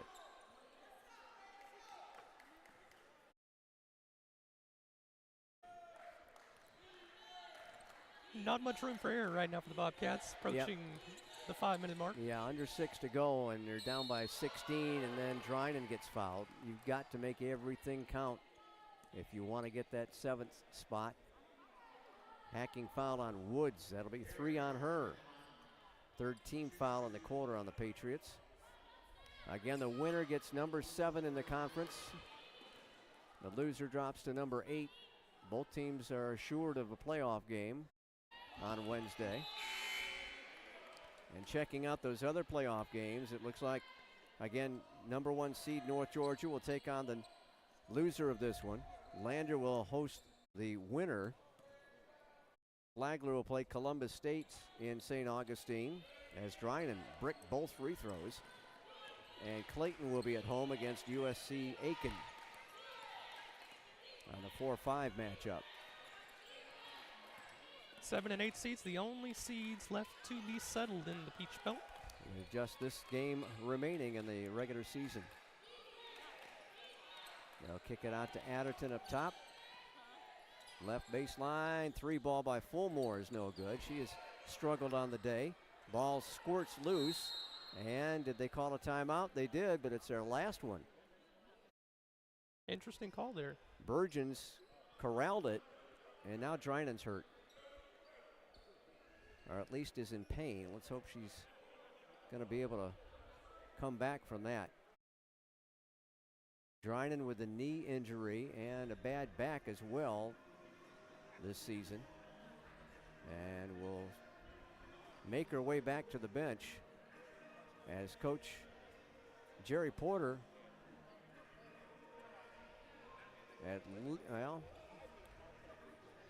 she may have one more bullet left. They haven't taken the final timeout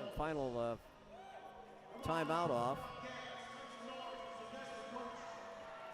One final crunch time here. as Mr. Weston's handling the chores. Yeah, it was Porter's last time out. Pretty good crowd here at Centennial today for Senior Day. And a Sunday at that. And stormy Sunday. Stormy Sunday, possibly going to have some nasty weather here in Milledgeville as our Sunday rolls on. Raining right now and not going to get much better until later tonight. We got a tornado watch out for this area as well. Looking pretty gloomy outside. Glad we're inside for a change. Yep. You know, that's why they wound up playing 2 games in baseball yesterday, huh? Yeah, pretty good call there. So GC down by 14. We'll have to stop the Patriots. Johnson has checked in, and she will trigger it in for Francis Marion at the north end. Drynen's okay. Nope, she's not. She is on the bench. I thought she was going to stay out there. But Coach Smith, being cautious, will pull her out. Shea Tarver is on the floor. Back out to Adderton. Adderton with 9 to shoot. Rises up and scores off the glass. Kiana makes it 69-51. One senior to another, and Cleveland can't get it to go. But she is fouled and going to the line. Team foul number 4 on Francis Marion.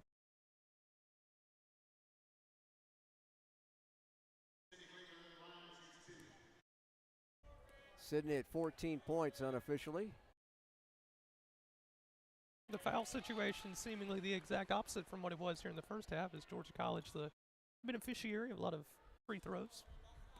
Sydney will try to drop in another one. And does. 16 now for Sid the Kid.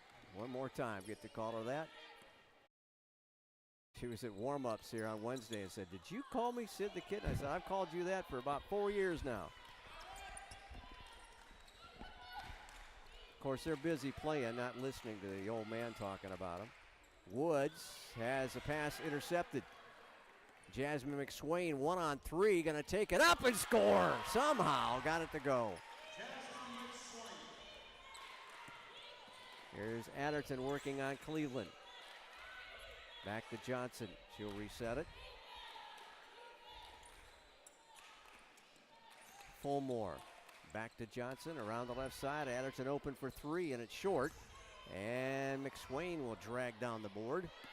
2-on-1. Bounce pass ahead. Sadie got the lay-in. Bobcats scrapping, get within 12 with under 4 minutes to go. Closest that the Cats have been in a while, and there's a foul. Patriots still playing pedal to the metal here offensively. Sydney Cleveland, second foul. Second foul on the Bobcats in the quarter. Johnson will go out after spelling Bullock, who comes back in. Remember, Patriots have no timeouts left, so if this thing tightens up, that could be a big factor here. Fulmore, three-pointer on the inbounds play. Missed it. GC claims the board. And an offensive foul. She just took it right into the Patriot, who got position just beyond the free throw line. Kenyatta Storms with her 3rd personal. Team foul number 3 on GC. Another turnover charge to the Bobcats. Bobcats now pick up the defense a little bit. But the Patriots beat it rather easily.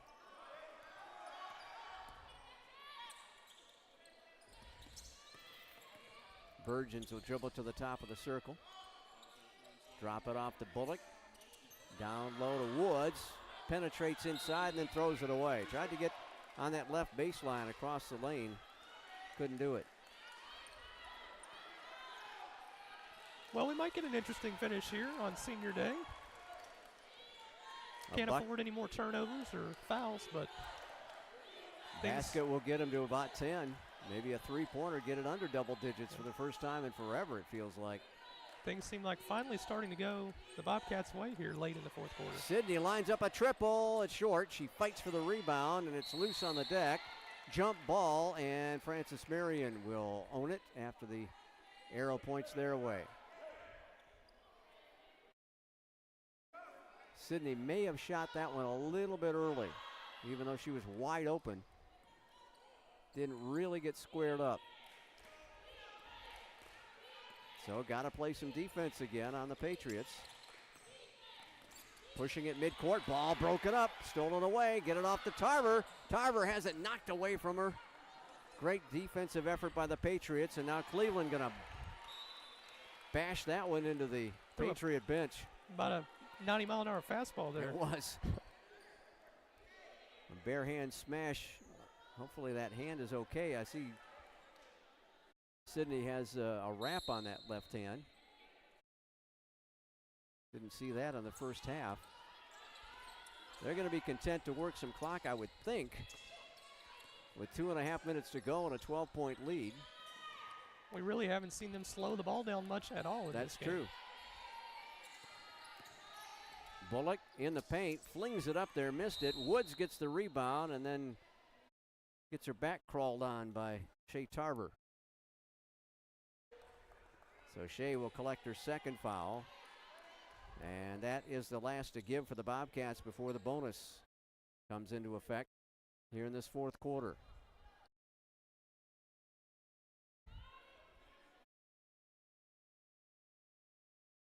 Little over 2 to go, and the Cats down by a dozen. Fulmore pitches it back up top to Woods, playing way outside as their post player. Shea Tarver dives to the ball, knocked it off the body of Bullock, out of bounds at midcourt. Well, that's some senior hustle right there. Tarver throwing it all on the line for that one. She wants that 7th spot as she plays her last game at GC. The seniors really trying to put the team on their backs in this one. Cleveland off to McSwain. Crosses back over, comes in the paint, puts it up, it's blocked by Fulmore. And a foul in the backcourt on GC as we get under the 2-minute mark. That's Shea Tarver with her third, and that'll put Bullock to the stripe.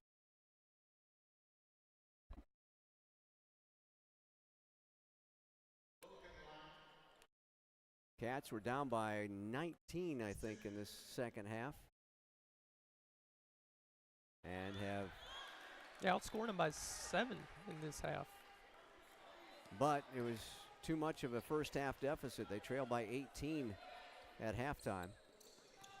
A 12-point deficit coming out of the second quarter. Right. Too big of a mountain to climb, I guess. Absolutely. 1 of 2 for Bullock, and the lead is 13.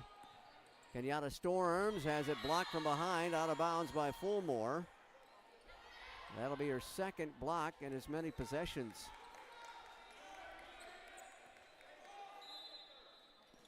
And gives her unofficially 28 for the year. Tarver with 100 seconds to go. Launches a 3 and it won't drop. Shea only a 17% 3-ball shooter. And then she's going to climb in the shorts of Bullock. And now a little shoving going on. Bullock took exception to that hard foul by Tarver. We've got a technical.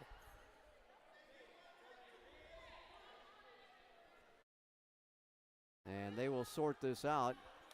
The personal foul is on Tarver. If she gets a T, she's done. Not a great way to end your senior day. No. And Bullock may be charged with the technical as well.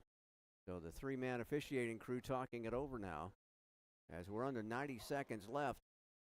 And it may be too little too late for the Bobcats here. Down by 13 big points as Francis Marion hopes to make the trip to Lander on Wednesday, and the Bobcats will have to go back up to North Georgia where they were crushed about 10 days ago. 113-59. Well, the 3 gentlemen are still talking things over. Tarver was whistled for the personal foul, and then words exchanged and shoves exchanged. You can certainly see the passion in Tarver here in the past few minutes. And let's see what they will sort out for us. If we can get word from the scoring table in a second here.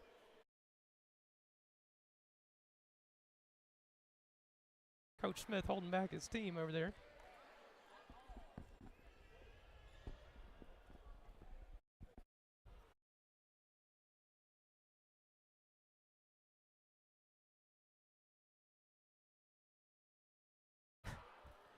With their back to us, I can't really figure out exactly what Gene is talking about. Doesn't look like we're going to get any explanation either. Neither side seemed too thrilled with the refs there. If that is a personal foul and a technical on Shea Tarver, she has fouled out of the ball game. She is on the bench.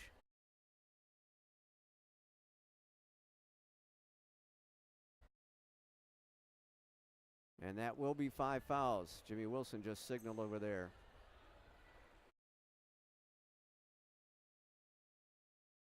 So Bullock will shoot the personals. I don't know if this is offsetting technicals or what they're going to call. Bullock for 2.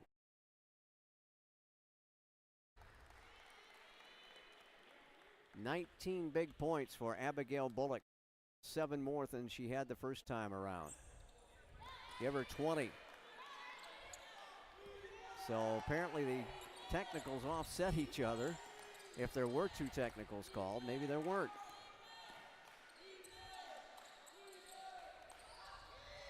Jasmine McSwain rings up a 3 ball. GC calls the timeout. Mo still has 2 remaining. And he's going to use a full timeout here with 1:13 left. Still a 12-point deficit. Hard to make up in 73 seconds. Got to make some stops. Got to get some offense going. Georgia College is averaging 59 points a ball game, so we're a point above that. When it comes to conference ball games this year, GC is averaging only 57 and giving up 65. And Francis Marion at about 67 points per game, so they've overperformed their 5 players with double digits for the Patriots. So it looks like they'll be on their way to Greenwood, South Carolina Wednesday evening. And Lander, we talked a lot about North Georgia, but Lander's certainly no pushover as well. They're 8-2 in their last 10 games and just 1 game behind North Georgia in the standings. North Georgia, though, of course, 10-0 in their last 10 games. Lander 21-7 overall for the year and 18-4 in the Peach Belt. Either way, it's going to be a tough contest for both teams heading into the first round of the playoffs. Final minute 13, and the Bobcats will have 2 seniors on senior day out on the floor.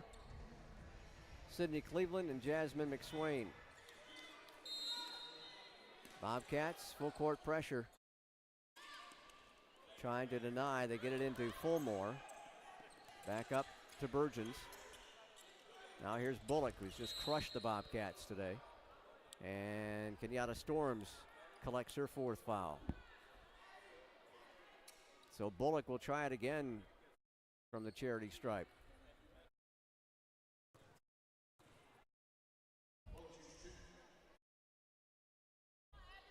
A little strong on the first effort.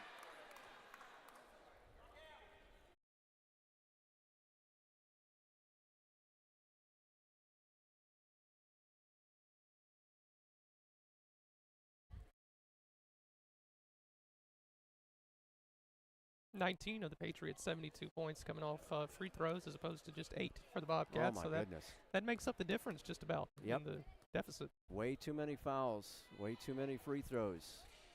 That one settles in. 21 now for Bullock. And we've hit a minute to go, down by 13. KK drives and drops.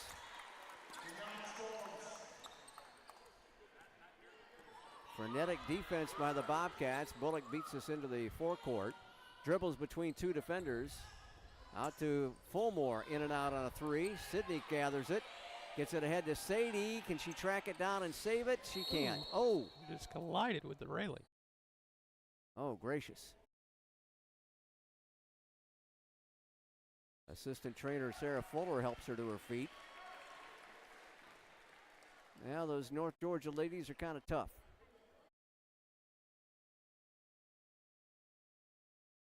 .40 seconds to go, down by 11. Looking to trigger and finally get it in. Burgeon splits two defenders, but she is fouled by either McSwain.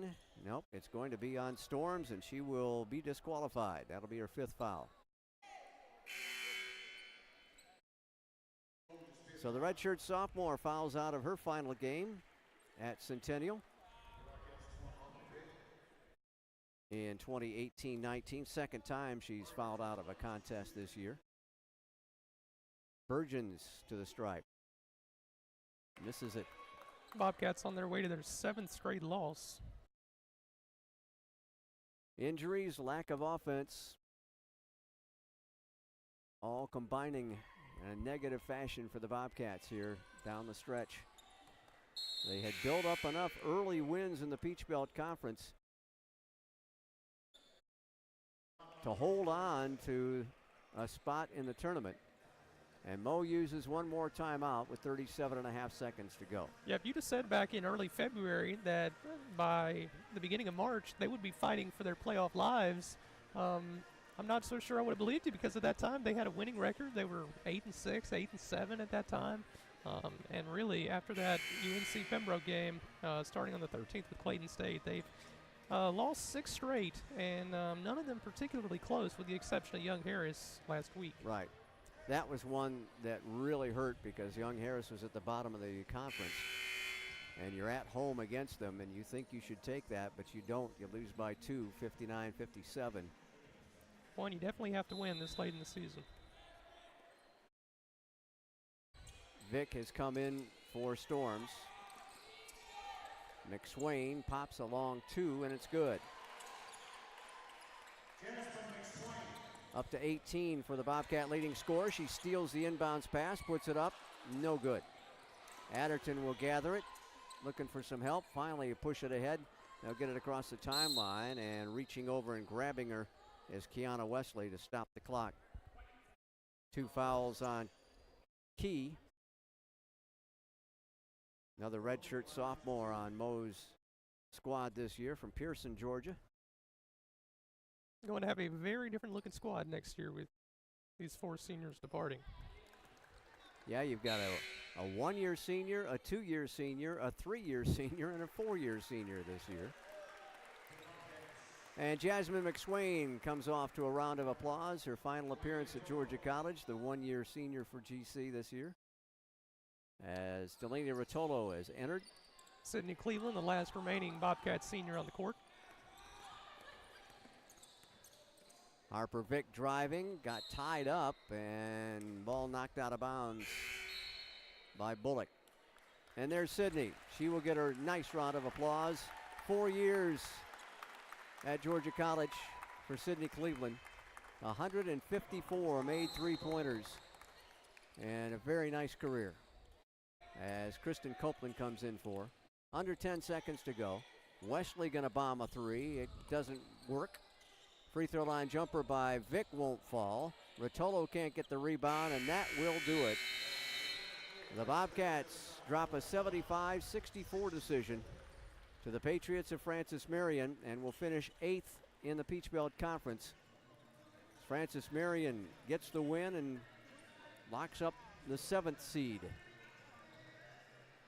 So Georgia College will be at North Georgia, the Peach Belt Conference tournament champion, who finished their season at 24-4 and 19-3 in the Peach Belt. Too many turnovers early on, and just a whole lot of the coach didn't want to see. Yeah, by the time some things finally started going the Bobcats' way, the deficit was just too much to overcome for the Bobcats. And Josh, we've got Coach Smith here, so if you'd give him the headset, get him mic'd up, get a chance to talk to the Bobcat head man.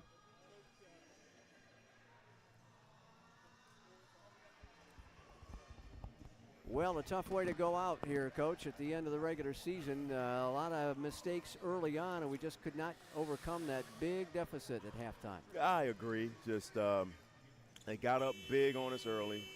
We got in foul trouble, and some girls who were playing well for us just didn't. Them being on the bench, I think, in foul trouble affected us. With Aaron getting those 3 fouls early, and I think Jazz getting that second foul, and she was starting to be really aggressive. But you know what, though, Scott, hats off to a really good Francis Marion team. I think I told you before our interview that they're so much better than their record, and you can see that.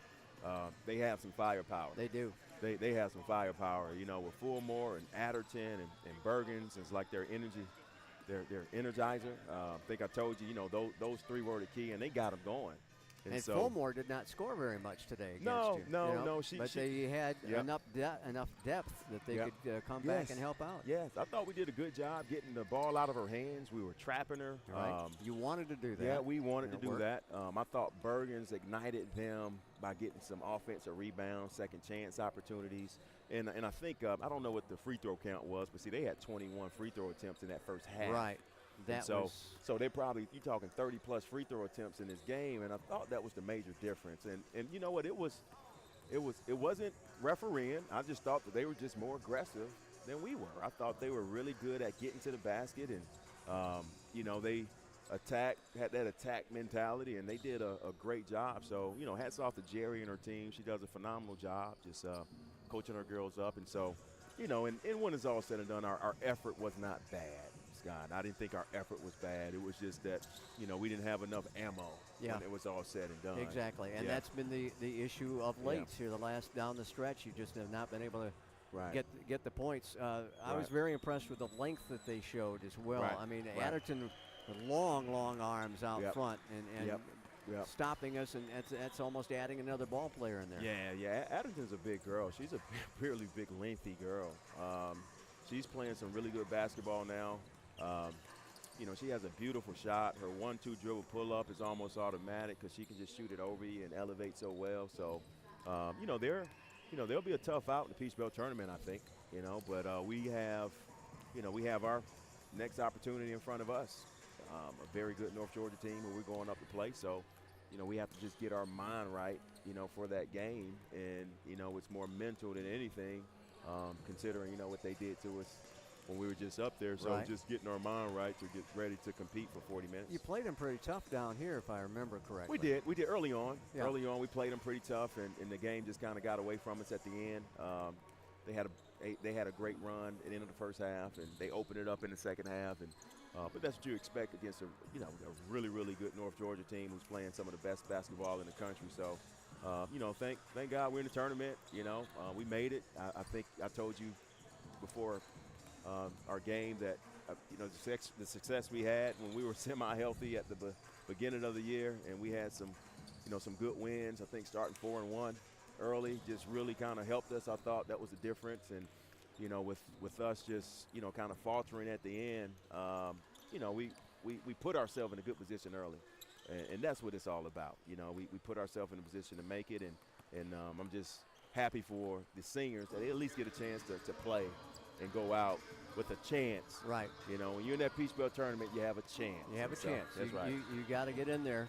Right. And nice of you to take those 2 young ladies that were still on the floor out. Use the timeout to get them off the floor. That's right. It was really awkward because here it is. We were kind of fighting turnover. Right. Less than a minute. I mean, we probably forced 3 or 4 turnovers. So, we weren't ready to concede. So about 17 seconds, I hate I couldn't get Aaron back in there. Right. Because she was, she was on the bench there, and we had a lineup in that really made a run and almost got us back in that game. Right. So, a good comeback, but comes up short. Good luck up on there on Wednesday on North Georgia. Yes, sir. Mo Smith, head coach of the Bobcat women, as GC falls in this contest by a score of 75-64. As the Bobcats finish up the season at 10-18, and they are 8-14 in Peach Belt Conference play.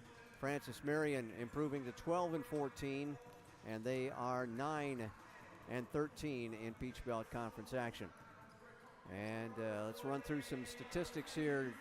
Josh, let you take care of some of the numbers here before we take a break before the men's game. Yeah, a little bit better than the first half for the Bobcats. Still not where you want to be. Field goal percentage for the Bobcats up to about 42%, 43% there in the second half. They finished the game at 35.8%, which obviously you're going to have to improve upon to win the game. Francis Marion about where they normally are, a little above, overperforming their average field goal percentage for the season at 41.4%. Again, you had 5 Patriots in double digits in scoring, and the Bobcats just having a tough time getting anything to go in, especially there in the beginning. But Jasmine McSwain leading the team with 18 points, followed by Sydney Cleveland, and then everybody else in the single digits beyond that. So McSwain and Cleveland really leading the way offensively in that game. Bobcats really able to tighten things up there in the second half. Of course, those we mentioned, a lot of that second quarter deficit coming back to hurt them there in the second half. Yeah, to put them in such a big halftime deficit, down by 18 at the break, and trying to battle back, able to cut it down to 11 at the final buzzer. So Georgia College will, let's see, a rebounding battle. They, oh my goodness, 50-39, got really killed in that rebounding battle. Both teams really struggling in the rebounding category coming into the game, so really wanted to take advantage of that. Unfortunately, that would not be so, as the rebounding struggles would continue, and Francis Marion getting a lot of offensive rebounds there in that game as well. Yeah, and second chance points, 10-4 there.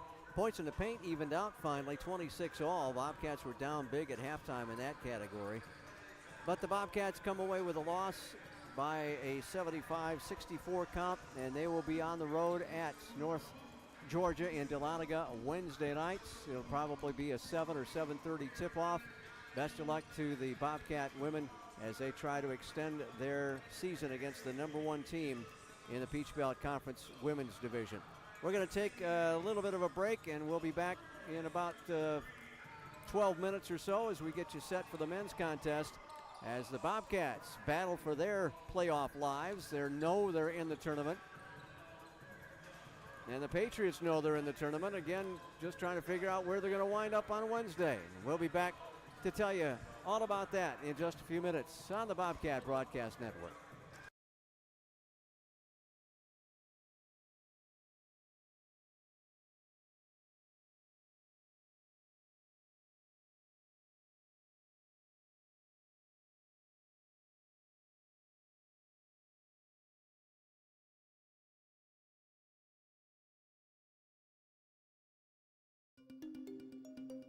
Technologies, careers, society.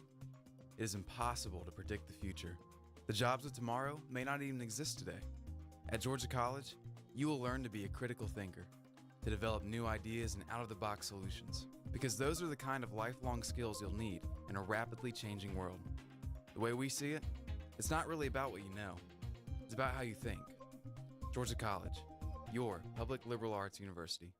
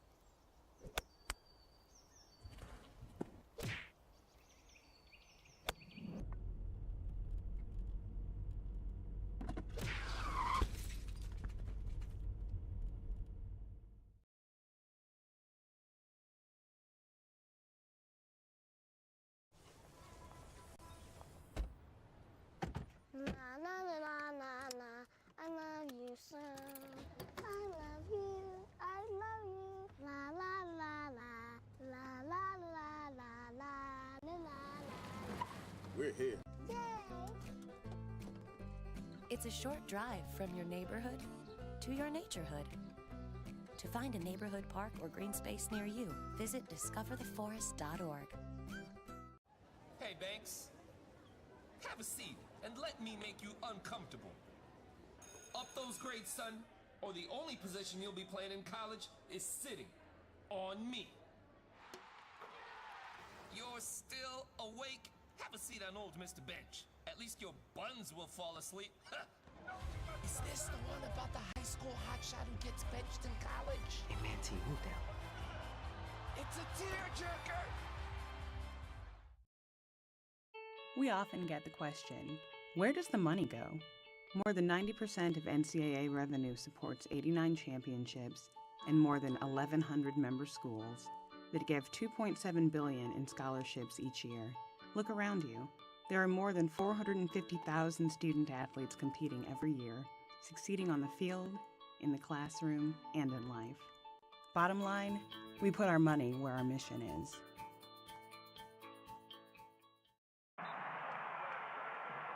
What you've gained as a student will be just as important to you as what you did as a player. As long as you know that you made the effort to do the best of which you're capable, there's no failure. Success on 3. There are over 400,000 NCAA student athletes. And just about all of us will be going pro in something other than sports.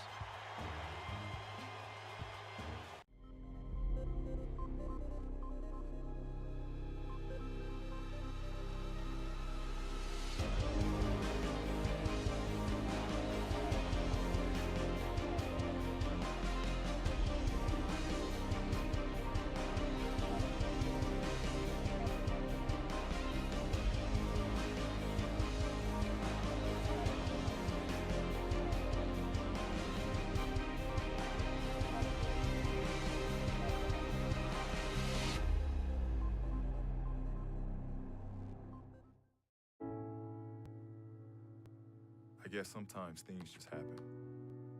Devastating things. Your whole world changes in an instant. That's what happened to me the day my mother had a stroke. I'm Paul George, and I want you to spot a stroke fast. F, face drooping. A, arm weakness. S, speech difficulty. T, time to call 911. Protect the ones you love. Spot a stroke fast. In NCAA Division II, community engagement is an initiative at all 25 national championships because student athletes want to give back while competing for a national title. Over the course of the year, Division II student athletes have an opportunity to leave a lasting impression in local communities throughout the country. Whether Division II student athletes are volunteering at hospitals, schools, after-school care programs, foster homes, or retirement villages, they make a difference in the lives of others. In Division II, we rise to the opportunity and make community engagement ours.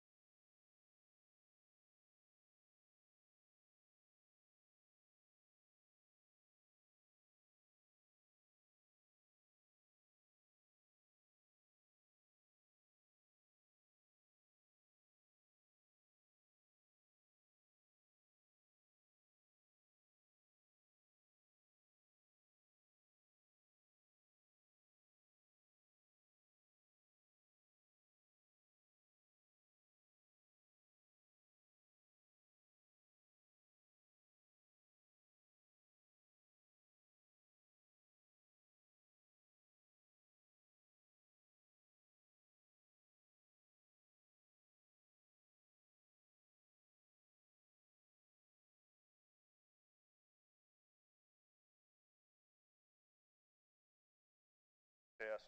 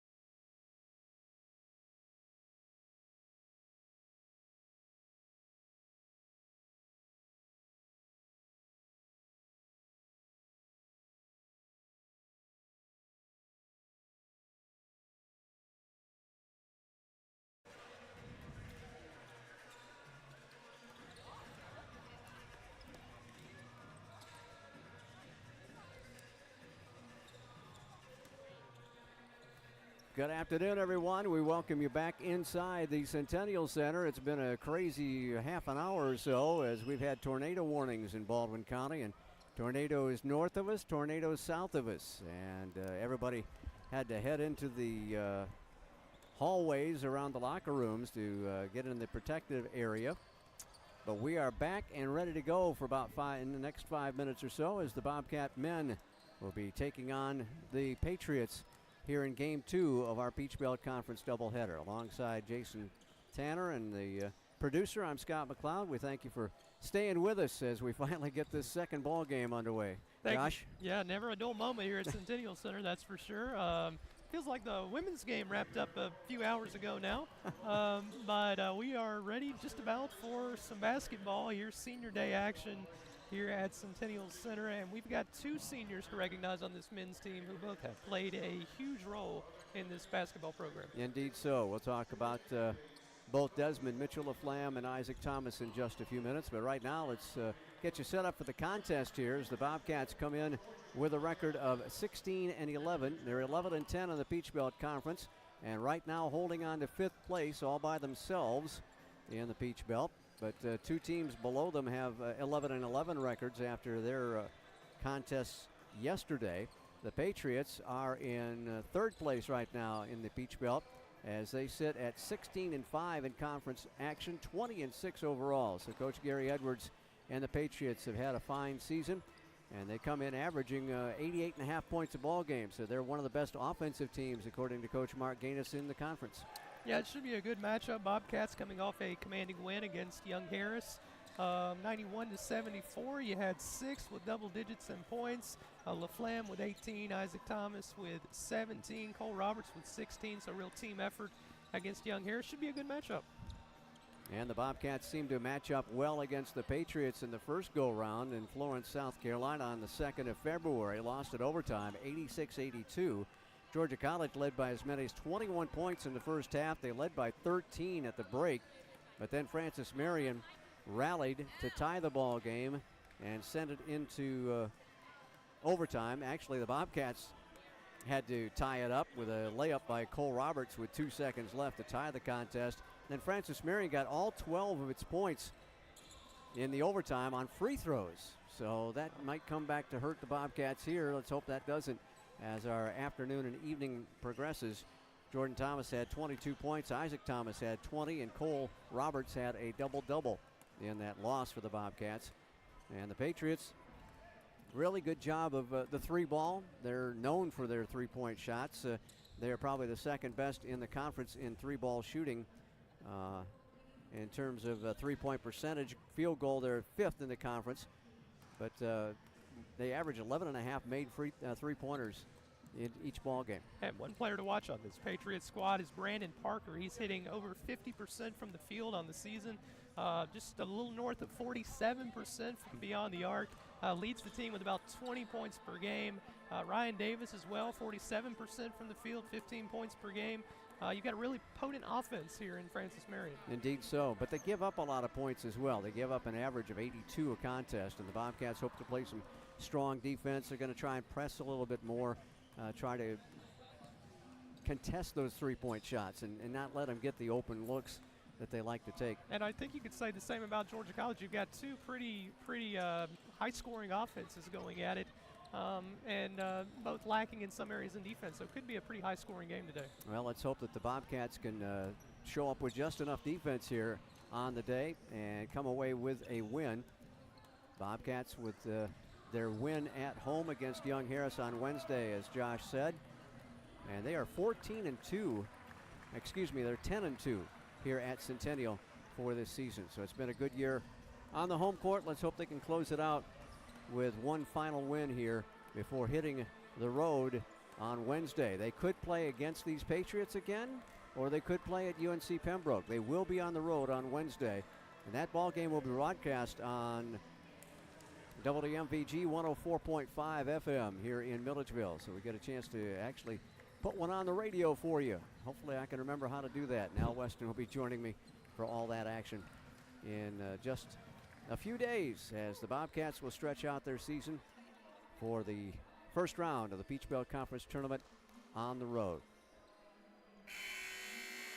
Going to be recognizing our two seniors prior to the national anthem and the introduction of the starters. We'll get the intros of the starters from Josh in just a little bit. Again, a delay because of the weather here. The thunderstorm warning, the tornado warning as well, hampering things for the last half hour or so. Bobcats will have Mark Gaines and Vice President for Student Affairs, Dr. Sean Brooks, welcoming our two senior players out at midcourt. Our first senior is guard Desmond Mitchell LaFlamme. DML, native of New Smyrna Beach, Florida. He joined the Bobcats for parts of 3 seasons. Action in 56 games. Of course, he had the broken ankles for 2 straight years, and we're glad that he could have a very healthy senior season. He has played just about every minute of every conference ball game this campaign. Scored 571 points over his career, added 217 rebounds. He owns 271 career assists, and that's good for 9th in the school record books. And earlier this season, he set the record for single-game three-point shooting in the Peach Belt Conference. He went 7 for 7 from long range against North Georgia. DML owns 26 career double-double digit scoring games, including career best 25 points at USC Aiken on November 28th. Son of Felicia Mitchell and Travis LaFlamme, Desmond is a business management major at GC, and congratulations to Des. And we get a chance to say hello to his mom, that we always get a chance to say hello to Mom on the broadcast. We appreciate her recognizing us.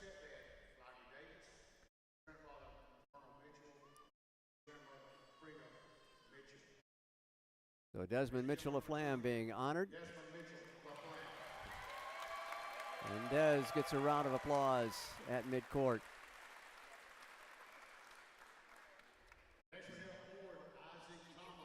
And our second senior, Isaac Thomas. Isaac, a native of Tryon, Georgia, 4-year member of the Bobcats, seeing action in 111 games. He ranks 10th in school history in points, 1,272, first in rebounds with 896, 6th in steals, 147. He's 4th in the Bobcat history books in blocks with 112, 9th in assists at 271. Isaac is the only player in the top 10 in all of those categories in school history. And earlier this year, he broke the Peach Belt Conference record for career rebounds as well. 63 career double-digit scoring games, a career best of 23 points on 2 different occasions. Isaac has also earned a spot on the Peach Belt Conference All-Academic team in all 3 seasons in which he's been eligible. Took a spot on the Google Cloud Academic All-District team as a junior. He is the son of Lanny and Kristen Thomas, and Isaac, an accounting major. Number 10, Isaac Thomas, getting recognized at midcourt prior to our tip-off. Number 10, and in the top 10, the only player in steals, blocks, rebounds, points, and assists. So congratulations to Isaac Thomas for a fantastic 4-year career at Georgia College. And Dr. Dorman on hand to hand out the plaques as well. And we will get a video of the 2 seniors in just a second, and we'll get another round of applause for Isaac and Des.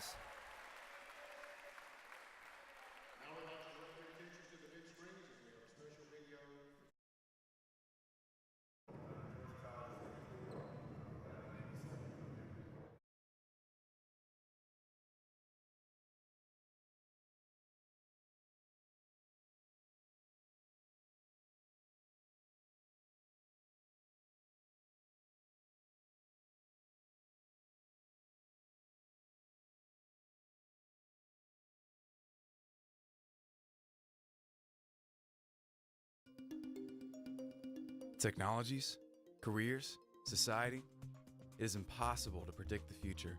The jobs of tomorrow may not even exist today.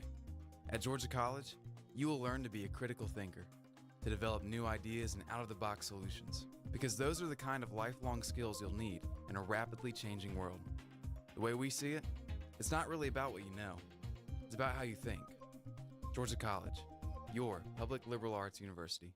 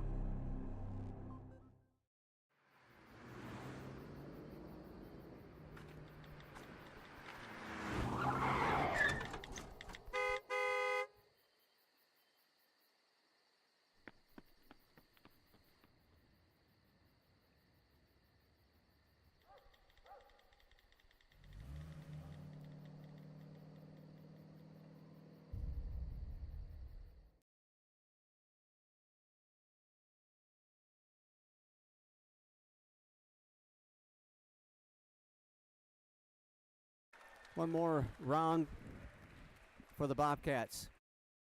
Our two seniors going out, and hopefully they'll finish up their careers with a win here today against Francis Marion. Tough task against the Patriots, already with 20 wins on the season and number 3 in the Peach Belt Conference. They are guaranteed a chance to host a ball game on Wednesday, and it may just well be the Bobcats, depending on whether Georgia College wins or loses in this contest. If we lose, we'll be at Francis Marion. We win, we'll be at UNC Pembroke. Time now for our national anthem, and then Josh will have the starting lineups for us.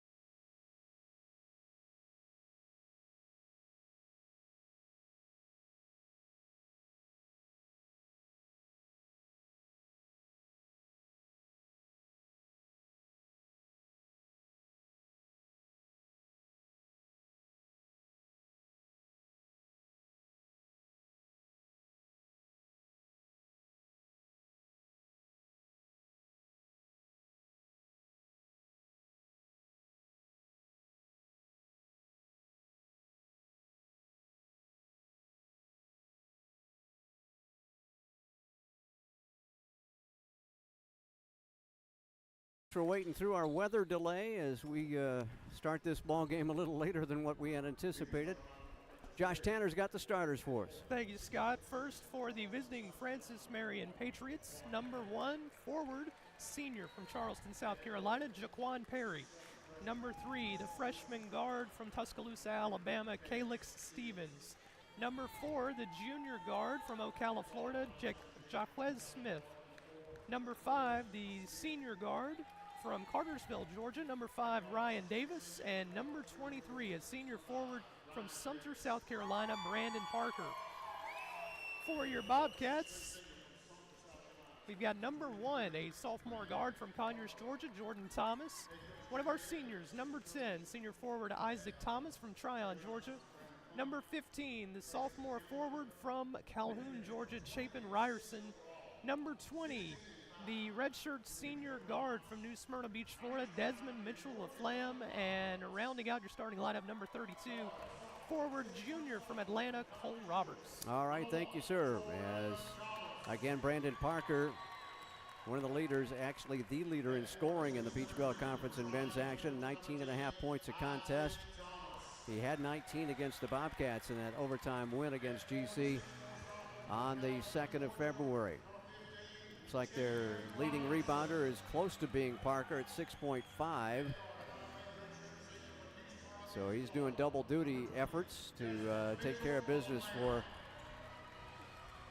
the Patriots. they only have about an 8-man, maybe 9-man rotation. Bobcats are about the same, so benches aren't going to be a huge factor in this ball game today. Jordan Thomas continues to pace the Bobcats in scoring at 19.3 points a game, 20.5 as he plays in conference ball games. Desmond Mitchell-Laflamme is our leader in assists at 5.3. And for Georgia College, the leading rebounder is Cole Roberts at 8.6 a contest. Just Isaac Thomas is at 7.9 per contest. So among the leaders in rebounding as well in the Peach Belt Conference for Georgia College.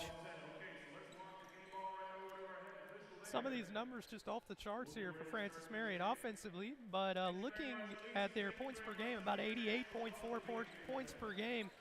As a team, their opponents are also averaging about 82 points per game. So looking at potentially a pretty high scoring affair. Ready to get this one tipped off finally. So the number 1 scorer in the conference in Parker, the number 2 scorer in the conference in Thomas. Yep, 4:45, folks. Happy anniversary, producer. She's been putting up with me in this for about 43 years now, so thank you very much. What better way to spend it than the hallways of Centennial in a tornado warning? Thomas gets the tip, and we are underway as Georgia College goes to the north end to start play at Centennial. DML goes to Roberts. Roberts drives in, lays it up. That inside game has been a big factor for Georgia College all season long. They hope to have it again here today. Ryan Davis will get it off right side, back to Smith. Work it around the left perimeter. Now straight away Davis will pull it back out, reset their half court. Looking, finally getting it off to Parker. Back to Davis, under 10 to shoot. They'll launch a 3, that's Stevens, and it won't drop, but they'll get a rebound. Stick back by Parker doesn't go, and Ryerson gets the board for GC. Dez for 3, it's off the back iron. GC sprinting back defensively. They want to cut back on the transition game. Long bomb for 3 is off the mark by Smith. Parker gets the rebound again, bashes into Isaac, and then it's out of bounds off Isaac Thomas.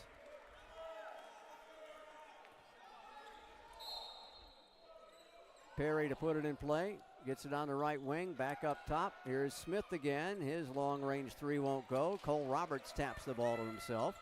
Jaquez Smith is a 39% three-ball shooter, but he's missed his first 2 tries. Ryerson holds on the right side. Gets it down to Isaac, back out to Chapin. He'll tomahawk a 3, and it's off the back iron. Stevens gathers the miss. Gets it off to Davis. Back to Stevens, launches over Roberts and scores. Floated that one way high over Cole Roberts' outstretched arm.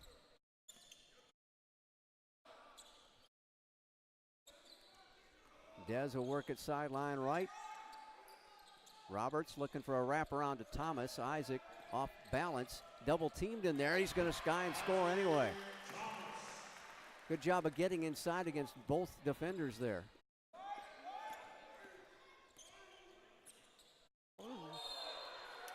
An offensive foul called. Isaac Thomas took the charge. Purple Heart points as Ryan Davis gets the first foul of the day.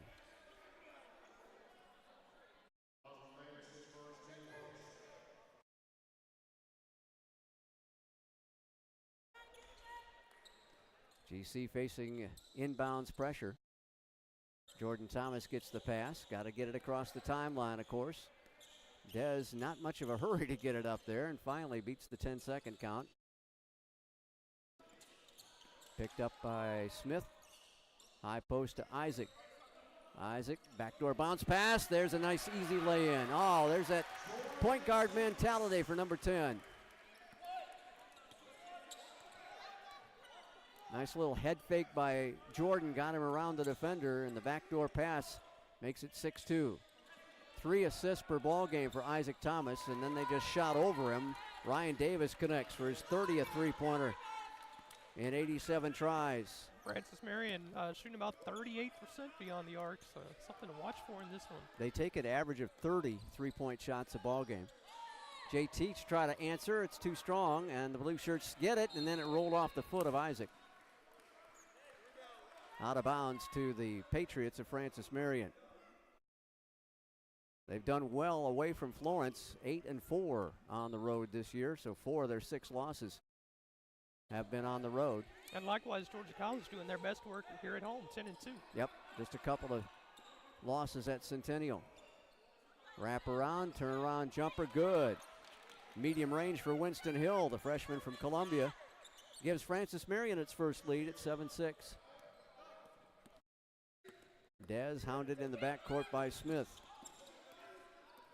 2 Florida natives going at it.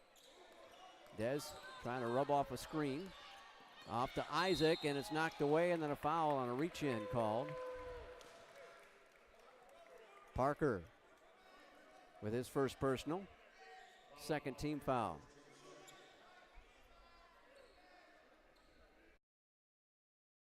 Well, they said to reset the shot clock. It's only at 20. And I don't think they've noticed. Nope. GC inbounds to Cole Roberts. Back out to Dez.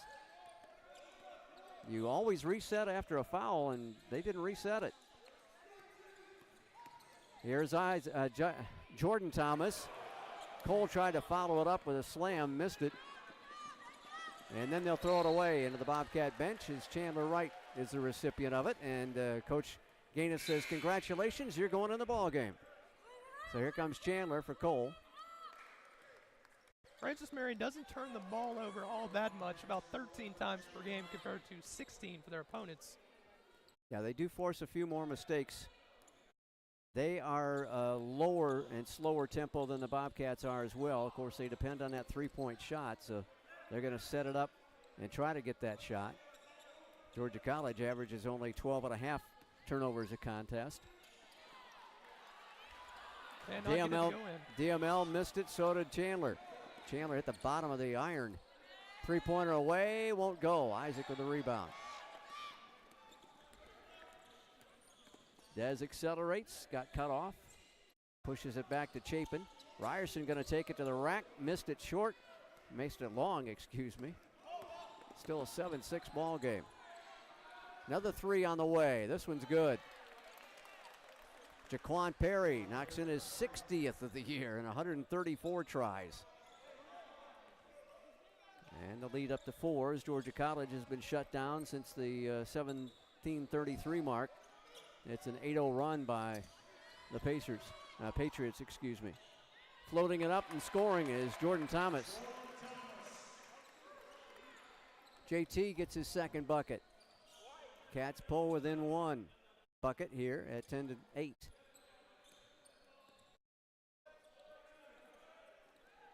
Winston Hill launches a triple. It won't go. Isaac Thomas uses the long arms to reach above Brandon Parker and get the rebound.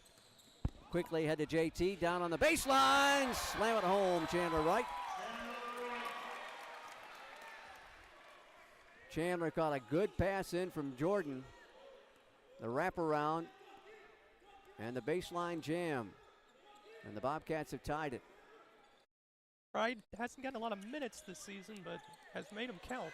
Over 50% from the field. Winston Hill with a little too long of a shot from close range, and the Bobcats will move down to the north end. Ryerson terminates his dribble, needs some help. And DML working hard against Smith. High posted again to Isaac, turns to face the basket, working on Hill. Spins into the paint, and he's fouled. Bruce Benedict, the former Atlanta Braves catcher, with the call. And we'll get our under-16 timeout finally, as Hill gets his first personal foul. Third team foul on Francis Marion. And we'll be back right after this timeout on the Bobcat Broadcast Network. Na, na, na, na, na, I love you so. I love you, I love you. La, la, la, la, la, la, la, la, la, la, la. We're here. Yay! It's a short drive from your neighborhood to your naturehood. To find a neighborhood park or green space near you, visit discovertheforest.org.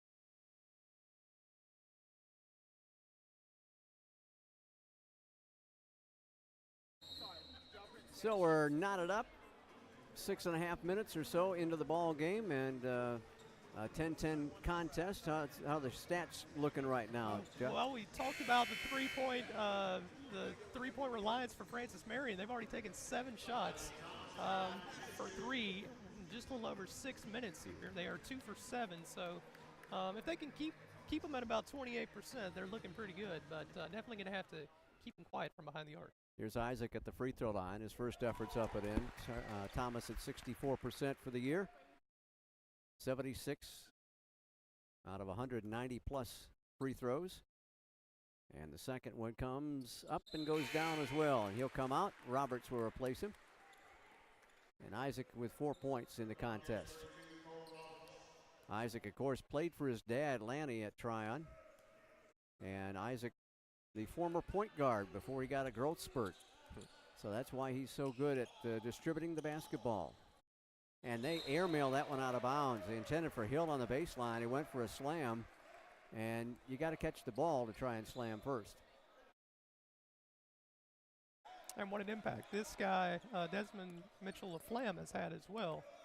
Who can forget his 7 for 7 3-point game at North Georgia just a few weeks ago? Indeed, that was a great night. And he could feel it right from the start. Thomas gets it into Cole. Cole double team, back outside. Justin Cave, a 3 is good. Justin Cave has come on strong. He had a good ball game Wednesday against Young Harris. That's his 18th three-pointer of the season to fall. And the Cats have their biggest lead. Trying to answer is Smith that rattle around, and he'll get the long rebound back of the arc. Inside, and an easy 2 as Chandler Wright got a little out of position. Winston Hill knocked it in off the glass. Bobcats will go with a high-low offense. Cave, jump pass over to DML. Dez won't shoot, gets it on a high side.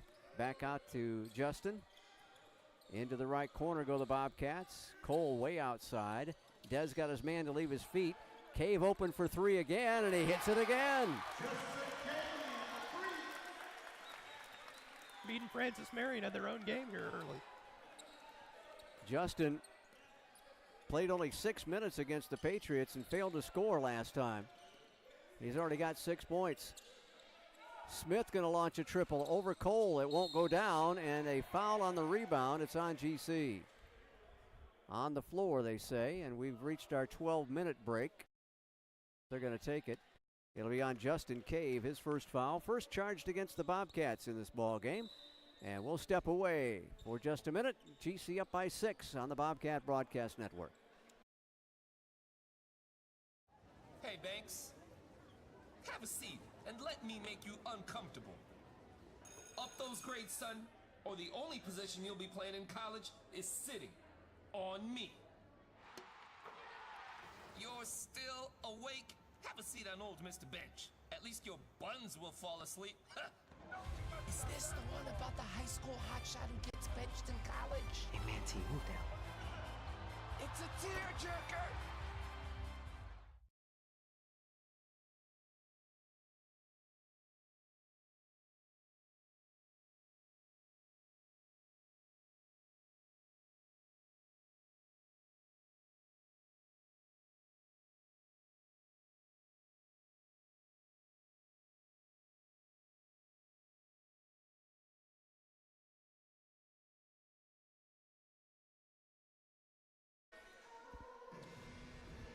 GC with a 6-point cushion. Their best of the ball game to this point.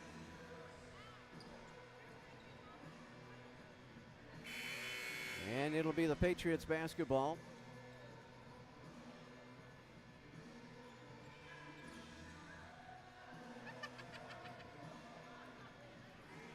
Perry in charge of putting it in play. A substitution, Kendall Wall has come on, a junior from Columbia, South Carolina.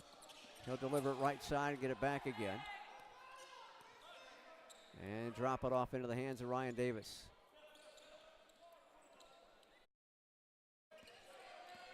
Bobcats in a man-to-man right now.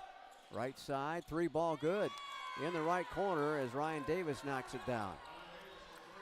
second three-pointer of the contest for the young man from Cartersville and Cartersville High School. Dez gets it across the timeline to Cave. Back to DML.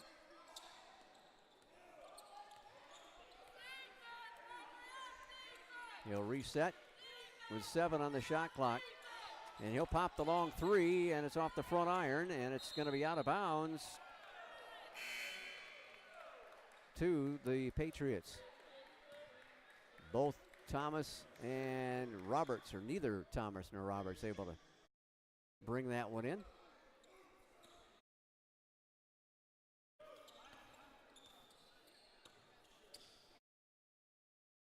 Double high post look for the Patriots. Left side to Parker. Now in the left corner, they'll spot up for another three and miss it. Cole Roberts again does the tap job and gets it to DML. Francis Marion, a rather average rebounding team, averaging about 38 rebounds per game. Yeah, they are a +1/2. While the Bobcats are officially dead even with their opponents in the rebounding battle. Down to 5 on the shot clock. Dez going to drive in, skies it up off the glass.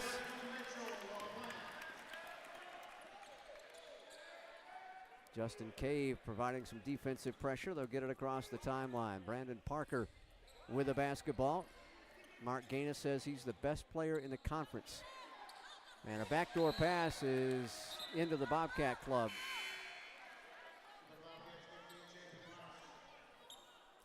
Thomas will come out. Ryerson returns for GC. So Isaac gets a breather. Midway through the first half. JT catches at midcourt. Storms across the timeline, has his pocket pick. Douglas Dwight, excuse me, on the drive, and then a foul on GC.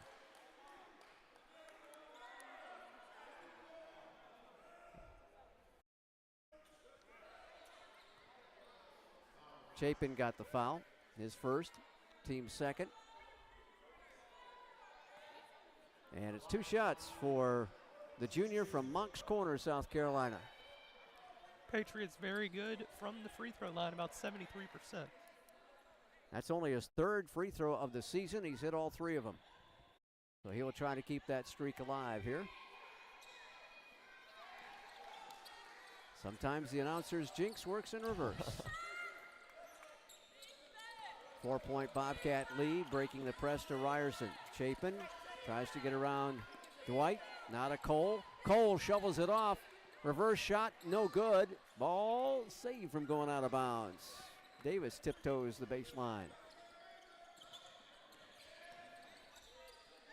Back outside, 3-pointer away. That's a glass ball, and JT will let it go out of bounds. It is off the Bobcats, though. Stevens really missed that one.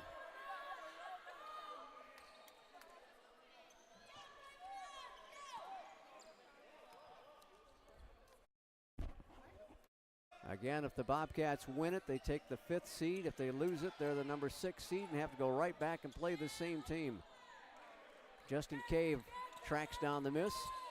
Just outside the top 4 needed to host a quarterfinal. Well, making it is the key because the Bobcats failed to make the conference tournament field last year.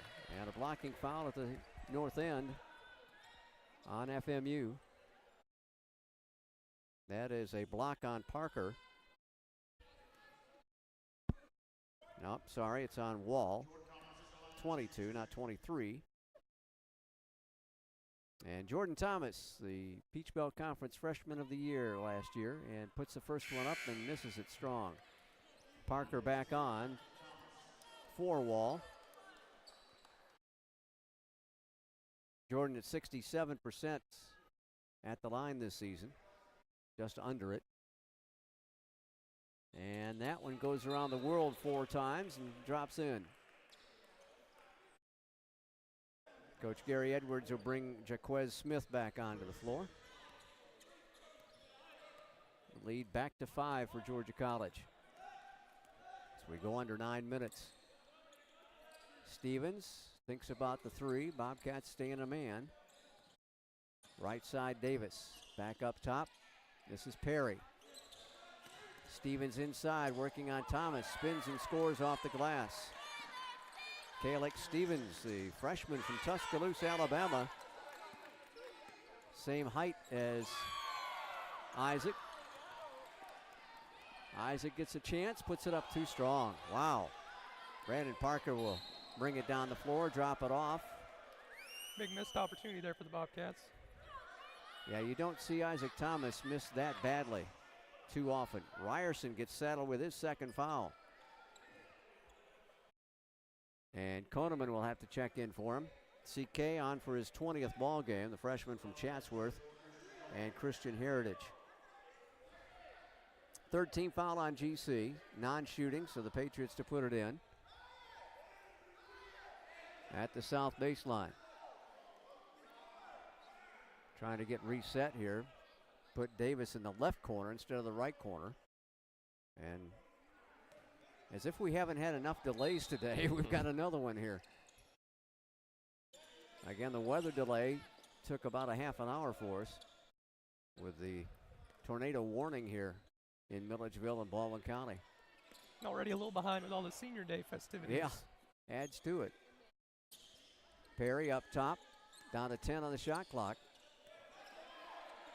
Wrap around to Stevens, working on Isaac, puts it up and scores again. Calix Stevens with 6 points in the game. FMU has cut it back to a 1-point deficit. Starting to get in a groove here offensively. And it's inside too, it's not just the outside game. Pick and roll, can't use it. Justin catches outside. Drops it down to Isaac. Isaac works his way in and he missed the short shot. Gets his follow-up to score. Second time's the charm for Isaac Thomas. Lob pass off Parker's hand, out of bounds. And we've reached our under 8 timeouts. Bobcats lead it by 3, and we'll be back in a bit on the Bobcat Broadcast Network.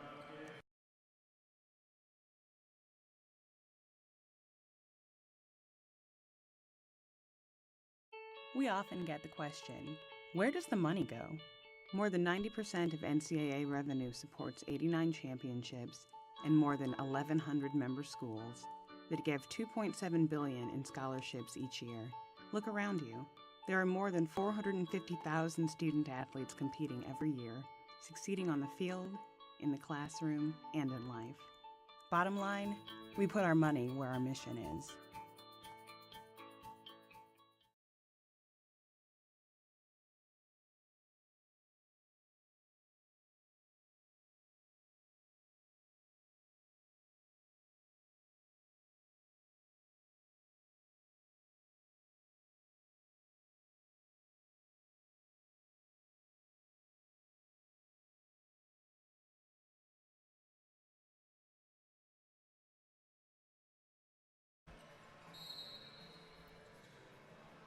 Well, Abe Gaines, the coach's kid, just got the 3-point shot from Barnes & Noble, so congratulations to Abe. Also, he's a state champion along with one of his friends in recreation department basketball. Just won that yesterday. Had the GHSA state tournament here at Centennial Center yesterday as well for, I believe, Class 2A. That's correct. Yep, Final Four there. Going on to Macon. One girls team, one boys team. Well, 2, I'm sorry. Hard to play against one against the other there. JT gets it off to Isaac. Koneman inside the arc, right side. Long 2 is too strong, and the Patriots get the rebound. Push it ahead to Smith. And Isaac Thomas skied up there to try to deny the 3-point shot by Calix Stevens, who is set up in the corner. Well, Stevens can get a lot done, averaging 13 points a ball game. He's hit 44 3-pointers coming in Also can get the scoring inside, as we've seen here today. Here's Brandon Parker. Long two will go. And Parker gets his first basket of the contest to pull the Patriots back within one. The leading scorer in the Peach Belt Conference finally on the board. Isaac breaks an offensive foul called on him. He broke the press and then slammed right into him. And Parker got position, and Isaac gets his first foul. Team foul number 4 on Georgia College.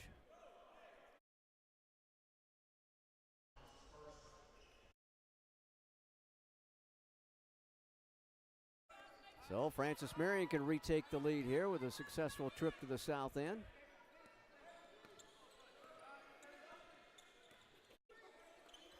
Round the top of the circle, Davis back to the left side to Smith. Left side of the lane, Stevens step away, long two, doesn't get it. Instead of taking it in as Isaac thought he would, he stepped back and couldn't connect. So the Bobcats maintain the lead, barely. Justin Cave off to Jordan Thomas. Can't get the three ball off, neither can Cave. Cave puts it on the floor, pops up another triple and misses for the first time. Brandon Parker claims the rebound. Averages 6.5 a ball game. Triple away, no good. Isaac Thomas rebound. Off to Cave, 1-on-2, gonna take it to the rack, and an offensive foul again. Smith was still moving, folks, and he collects the charge. Not so sure about that one. He was still trying to get in position, and Justin Cave gets his second personal foul. 5 on the Bobcats in the half.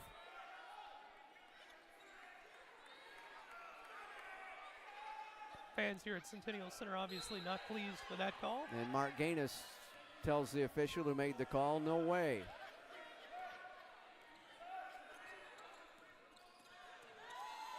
Smith puts it over Isaac, misses it. Jordan Thomas with a rebound. He's going to take it coast to coast and score. Nobody stopped the dribbler. A fundamental rule in basketball, and nobody in blue headed him off. They go down to the baseline, kick it off on the left side. Long three away and good. That is Jaquez Smith. He had 9 against the Cats in the first matchup. Gives him 3 points, his first points of the day. And now he loses the ball and is tripped, as Jordan Thomas will get his first personal foul.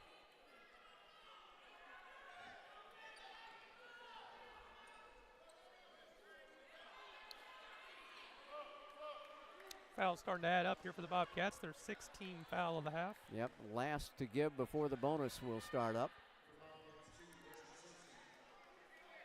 Wesley Simpson, the freshman from McDonough, will come on for Justin Cave.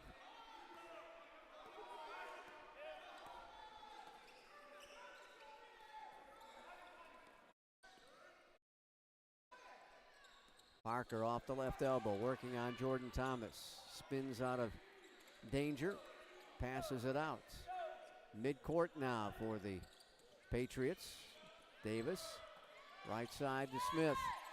Over Cole Roberts, and it's too strong. Ball knocked around, and Smith couldn't corral it out of bounds.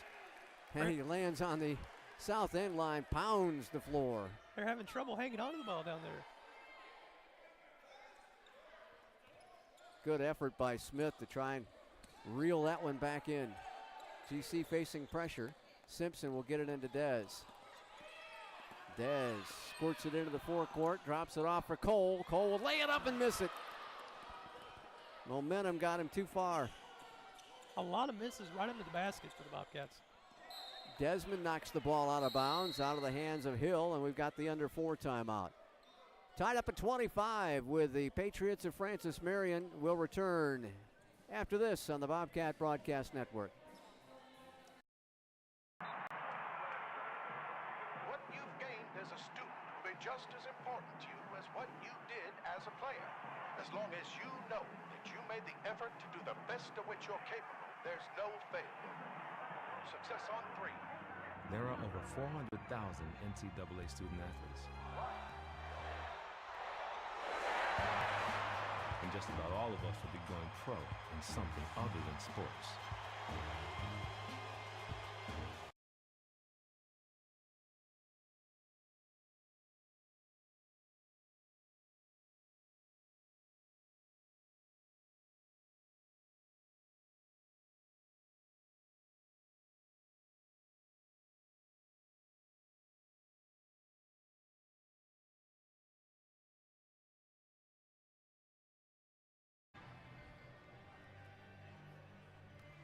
Winston Hill had to be helped off the floor for the Patriots. He's sitting at the end of their bench with a bum right ankle, it looks like.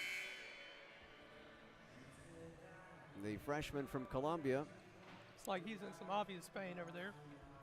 Had 15 against the Bobcats back in February, averaging 9, but 10.5 when it comes to conference ball games. Bobcats doing a good job keeping the Patriots away from the three-pointers, just 4 for 16. Of course, they're doing a pretty good job adapting, getting inside as well. They'll work it out top. Inside the arc for a long two is Jaquez Smith, the junior from Ocala. Makes it a 2-point lead for the Patriots as they take it back again. An old stop-and-go dribble by Dez gets him around the defender, off to Isaac. Isaac rises from the free throw line and missed it. Cole Roberts. Roberts tried to drop it down, but he got fouled before the pass.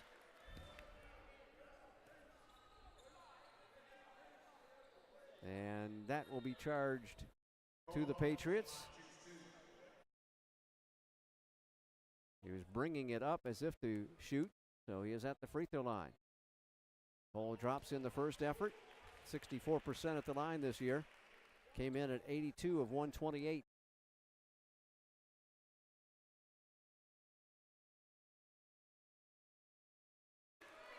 Dropped them both in to deadlock the game again.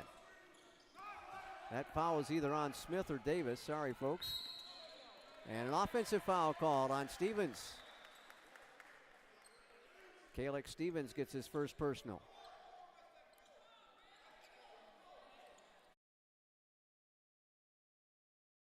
That first previous foul was on Smith.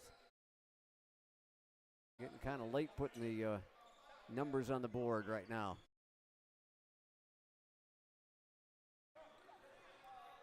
GC to inbound it. Jordan Thomas works his way through the maze.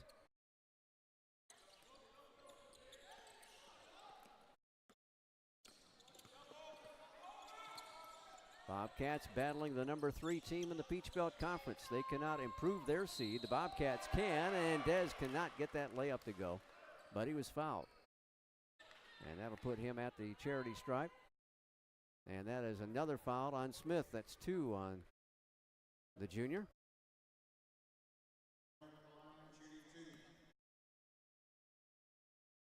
.79% free throw shooter is Desmond Mitchell LaFlamme. 42 out of 53 now, so a little bit above 70. Redshirt senior from New Smyrna Beach knocked in both. GC retakes the lead by 2. As we close down on 3 minutes to go in the first half. Again, we're late starting because of the tornado warning in the area. Stevens working on Simpson in the left corner. 3 ball again by Smith. Jaquez Smith, the 39% three-point shooter, just hammered that one in. Oh, that got saved. Isaac went up high to get that return pass. Here's Cole. Cole drops it off, and that's rejected. I think Stevens got a hand on it, either Stevens or Parker. And the ball tipped out of bounds. It'll belong still to the Patriots.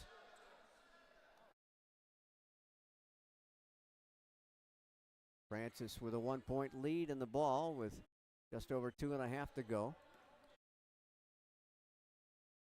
They get it into Smith. Tight ropes the mid-court line. Wall delivers it off to Stevens, and Roberts just blocked it. Ball knocked away. Still Patriots ball with 10 on the shot clock. Cole gets his 45th block of the year. He's averaging 1.6 blocks a game.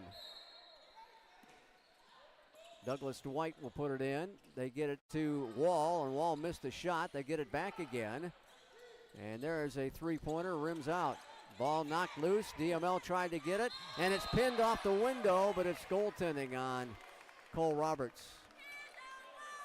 LaFlamme came out almost nowhere trying to grab that ball. Yeah, I did not see him anywhere near the vicinity of that basketball. So the basket's good. It should be 32-29. There it goes on the board. Goaltending on Cole. GC down by 3, and it's saved from going out of bounds. Kendall Wall beating JT to the punch. In the right corner, Stevens for 3, and it won't drop, but they'll get an offensive. No, GC gets the defensive board. Jordan Thomas takes it in and scores. Stevens stride for stride with him, and JT was giving up half a foot on him.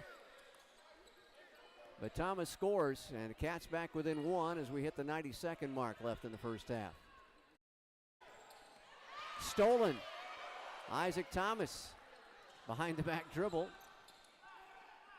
Off to Wesley Simpson. Back up top to Dez. He'll reset it and control it. Bobcats trying to control the tempo here today, but haven't been able to do it. Both teams like a half-court game, but they like to shoot it from half court sometimes in their half-court efforts. Ball tipped out. Patriots have it, leading by 1 with a minute to go. Back outside to Parker. His three-pointers off the mark. And Dez trying to catch up to that long pass, and he can't do it. Parker will pull it up. Dez slams into the front row. A little too hard on the pass. Inside to Wall. And Wall lays it in, and Coach Gary Edwards would like a timeout for Francis Marion. Yeah, that pass just got a little too far, and DML ran out of real estate, tried to shovel it backwards, but could not quite get there in time. He can cover some ground, but couldn't quite get to that one. Bobcats doing a good job of limiting the threes for Francis Marion, which we knew coming in that they were going to be shooting a lot of. 5 of 20 so far is Francis Marion, but looking pretty good on field goals. They're actually a little ahead of the Bobcats there, 40% compared to the Bobcats, 11 to 29, 38% from the field. Well, if the Bobcats can limit them to 25% three-point shooting, that's that would be huge. That would be huge. Yes. You're right, because they're averaging about 38.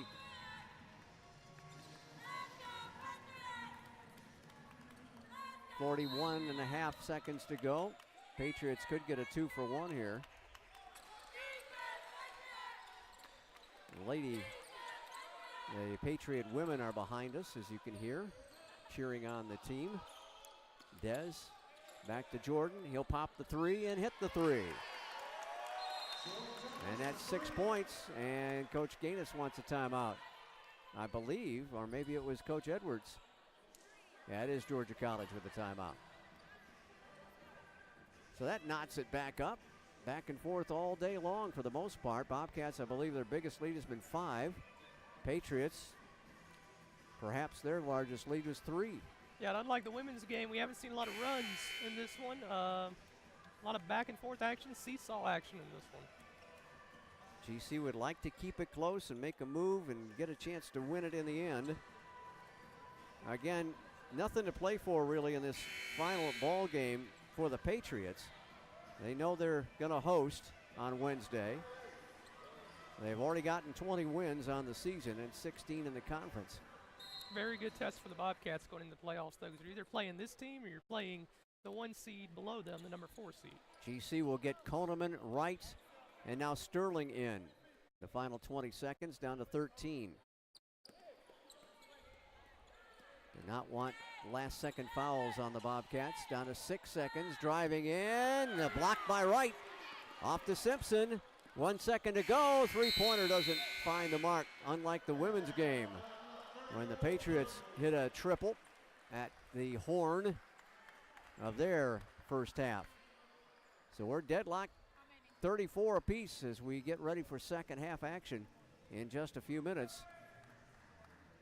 Patriots got to be a little concerned about their lack of shooting, 3 points especially. Absolutely. That is what their success has really been built on this year are those threes. And again, just 25%. They have taken 20 shots from beyond the arc, 14 of 36 in field goals. They've done a good job getting the ball inside and making some shots there, which has really kept them in this one as we are all knotted up at 34 apiece. And the Bobcats getting their inside work going as they have to have the inside game this season with Thomas and Roberts on the offensive end. And you got Desmond Mitchell-LaFlamme as well trying to distribute the basketball. So Georgia College will have a tie ball game when we head to half number 2 on a rainy Sunday and a threatening Sunday here in Milledgeville. We'll step away, and when we come back, we will run through the first half statistics of this men's contest. That's at the 5-minute mark of our halftime intermission, so we'll step away for about 9 minutes. You're on the Bobcat Broadcast Network.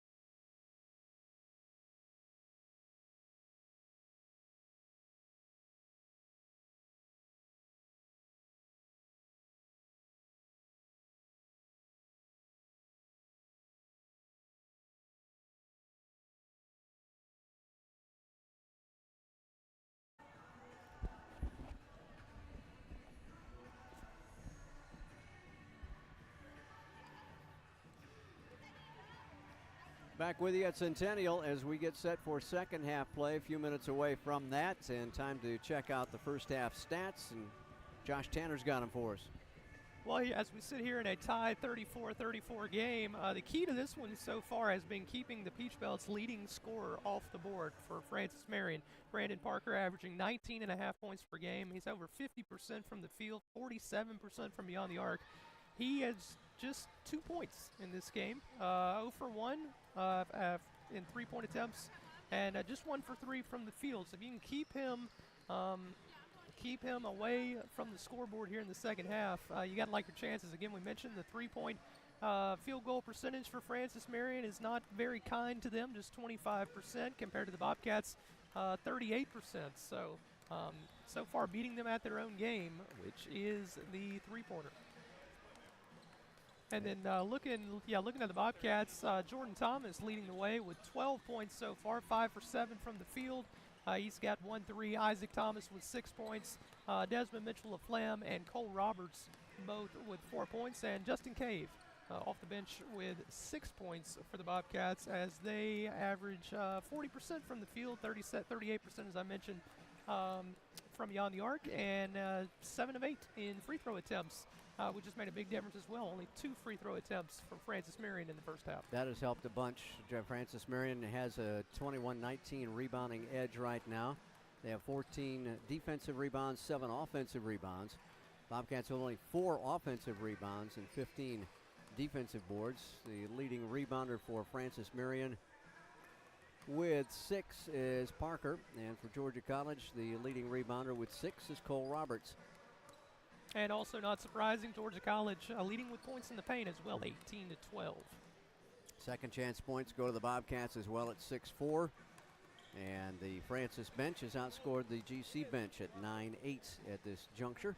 5 assists for Georgia College. Spread out pretty much. 2 assists for DML, Desmond Mitchell of Flam. 11 assists on 14 baskets by Francis Marion. They've been really distributing extremely well. 3 assists for Kalik Stevens, the leader there. They have 2 blocks, 1 apiece for Smith and for Hill. Georgia College with a total of 2 blocks, 1 for Roberts and the other by Chandler Wright. And it is worth mentioning Francis Marion is a pretty second half offense. They average about 4 more points in the second half than they do in the first half. But also they give up about 5.5 more points in the second half than they do in the first half. So it could be a little more high scoring here in the second half as well. Both teams holding on to the basketball pretty well. Not a whole lot of, up and down the floor we go. Transition type basketball. It's mostly half court.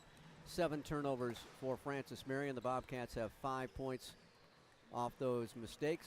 And Georgia College has had only 5 turnovers in the first 20 minutes of action, and Francis has scored just 2 points off those turnovers. So, and a lot of back and forth. Biggest lead of the game by Georgia College with 6 points. Francis Marion's biggest lead, just 4 points in the first half. Been pretty tight all the way down, and final 20 minutes are probably going to be tight as well, as Georgia College hopes to finish 5th in the Peach Belt Conference. If they do, they will play at UNC Pembroke. And I understand it's because of yesterday's ball game with Young Harris knocking off and upsetting Augusta State. That's the reason. I don't think that was yesterday, but it was earlier. Young Harris would get the tie break and get 5th place, while the Bobcats would slip down to 6th if they lose here. So that would make them have to turn right around and play this Francis Marion squad one more time on Wednesday. That ball game will be broadcast on WMVG locally at 104.5. So we'll have it on the radio for you on Wednesday. Either way, whether it's Francis Marion or UNC Pembroke, you've got to like what you've seen so far from the Bobcats tonight, as they get to like their chances as they head into Peach Belt Conference tournament play. Remember, they were shut out of the conference tournament last year, and so hope to make some noise here in 2018-19. But you got to make it first, and they already have made it, so hopefully if they can continue on, stretch it out just a little bit here in the postseason.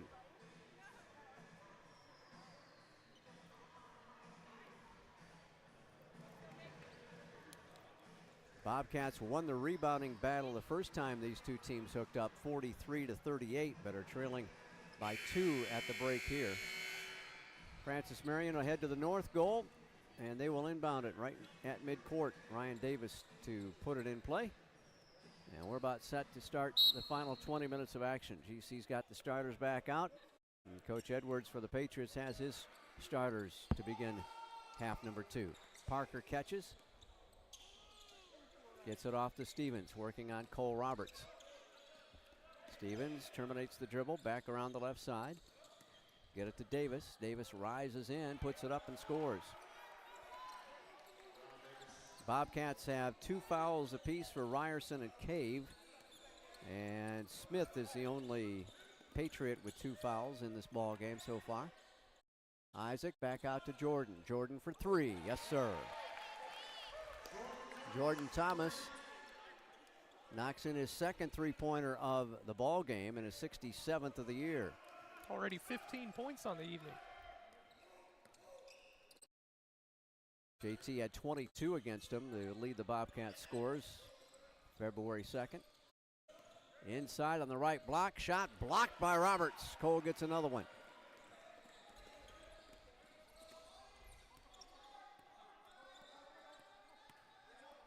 Roberts takes the high post pass. Looks low to Ryerson, to Isaac. Isaac double teamed on the left block. Back out to Dez. Dez spins, takes a long 2 and uses the window. The bank is open on a Sunday afternoon. Nice step back by Dez and a good spin move to get some relief and the big release. Left corner 3-pointer, good. Hammering it down was Ryan Davis. Davis, his third 3-pointer of the ball game. We're deadlocked again.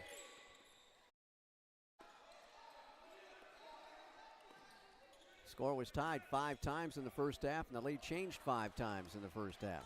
Isaac can't get the short shot to go. Ryan Davis calling for it again. His 3-pointer's off the mark. There is Parker, and he's going to be called for an offensive foul. He put the shoulder right into Isaac Thomas, who gets some Purple Heart points. Parker's second personal foul.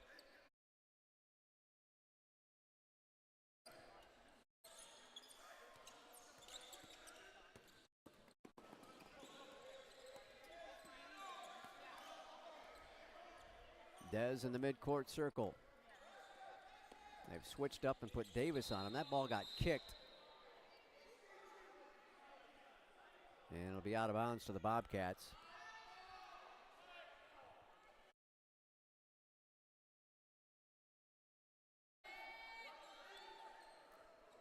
Ryerson to put it in play for GC. Ryerson been a big part of the Bobcats' success this season. Chapin able to get a lot of good rebounding and some 3-point shooting for GC as well. That one rolls out of bounds. Cats will have it with only 7 on the shot clock.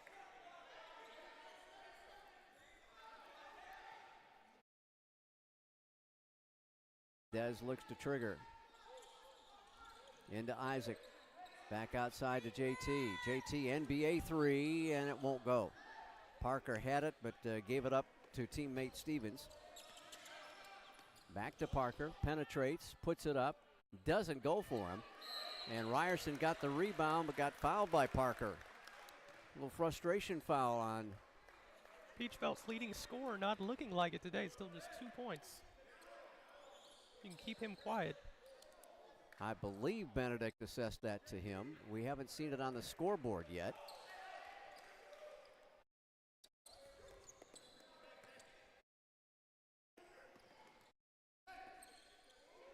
So we'll keep him at just 2 fouls for the time being. Off the Cole, easy 2.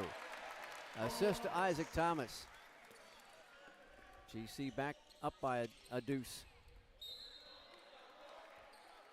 Cole Roberts tried to pick the pocket of Kendall Wall on the baseline and bumped it out on the end line.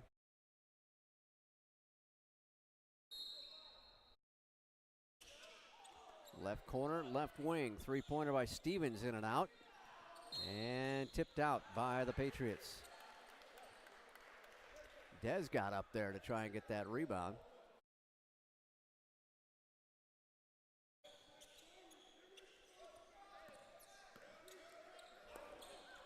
And the ball squirts off the hands of Isaac Thomas into the waiting grasp of the Patriots, and there's a slam by Stevens.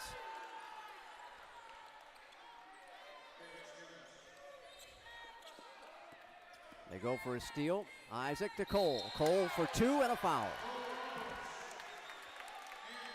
Well, the last pass didn't work to Isaac, but he connected on that one as Davis gets his second personal foul. And Cole Roberts to the line, where he's at 64% for the year.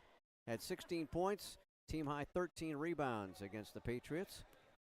An assist, 2 steals, and 4 blocks back in February. But he misses the free throw, but Chapin Ryerson gets the rebound for GC. Keeps it alive. JT can't find anybody to throw it to, so he puts up the triple, and Wall gets the rebound. He'll take it all the way down and score. Kendall Wall, coast to coast.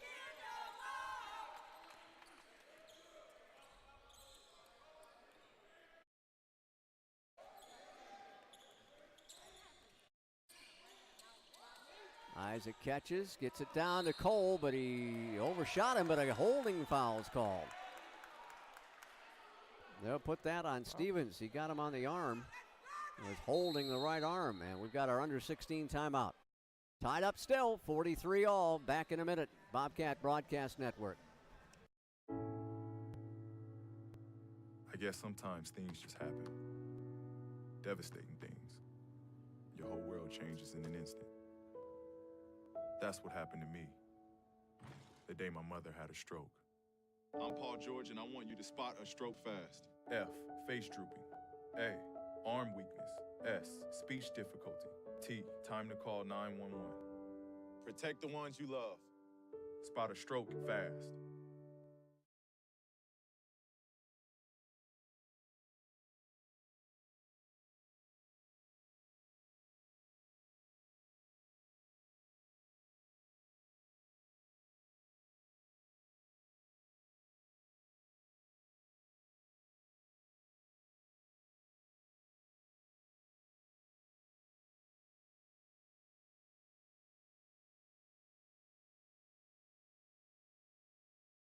Well, on the final day of the Peach Belt Conference regular season, these two teams are knotted up again for about the umpteenth time in this ball game.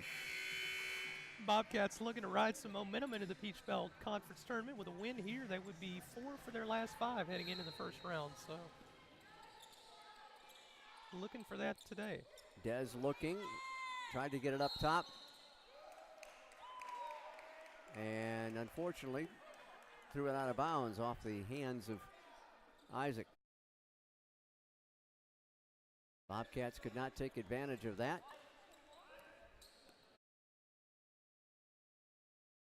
On the foul on Stevens before the break.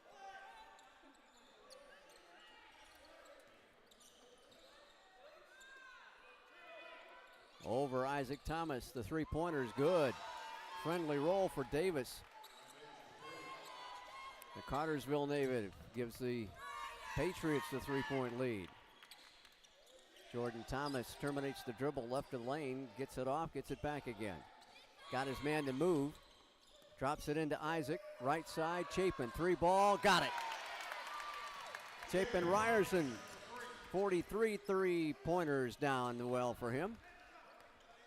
Only his second three-point attempt of the day. They'll pop another triple, and it's outside, no good. Rebound GC. 2-on-1, Dez gonna take it in, missed it, and Cole with a follow-up flush, but he got the second chance opportunity. Oh my. Thought we were gonna have an easy layup for Desmond, and it rolled off, and then Cole wanted to slam it home, and it rolled off, but he stayed with it. Stevens, short. Rebound taken by Wall. They'll reset. Stevens now 0 for 6 from beyond the arc. He's got it off the right block, working on Cole. Puts his shoulder into Cole, puts it up and in. Good-looking freshman from Tuscaloosa, Alabama. Had only 2 points against the Bobcats in the first go-round. He's up to double digits now with 10 points. Cole looking low for Isaac. Spins around Stevens. Got tripped up from behind and no whistle. Ryan Davis going to go against Ryerson, and Chapin's going to get called for the foul as everybody's falling all over the place at the north end. You got to watch out if you're sitting in those front row seats down there today. Ryerson collects his 3rd foul. His first on the half on Bobcats.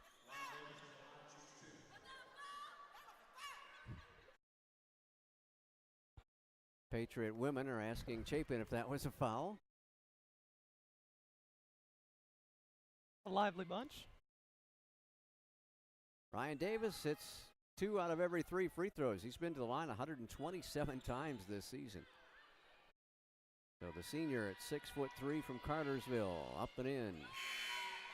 Subs coming in. We'll get our first look at Julian Smith, I believe. Nope, that's Winston Hill coming back on, I'm sorry.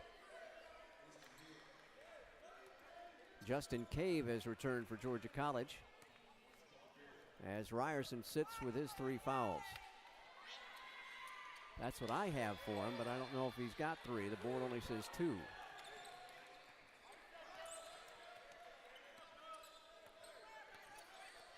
So GC into the forecourt, 1 point down.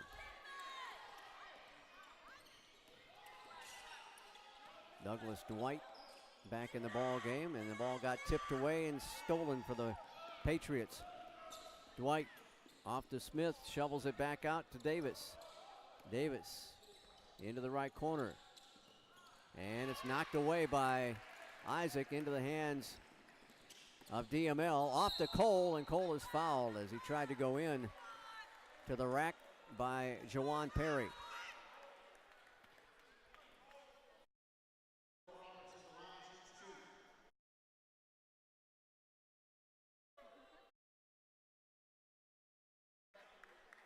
Cole Roberts 2 for 3 thus far from the free throw line.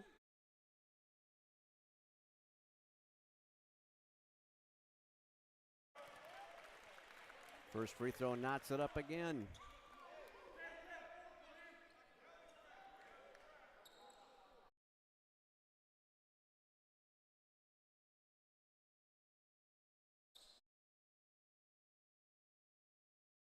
Try to break the deadlock, and does.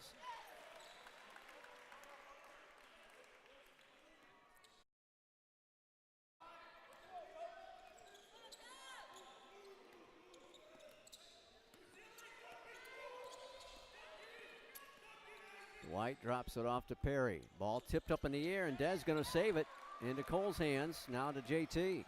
Jordan Thomas going to storm down the floor. Reverse layup, got it. He beat him down the floor in a heartbeat.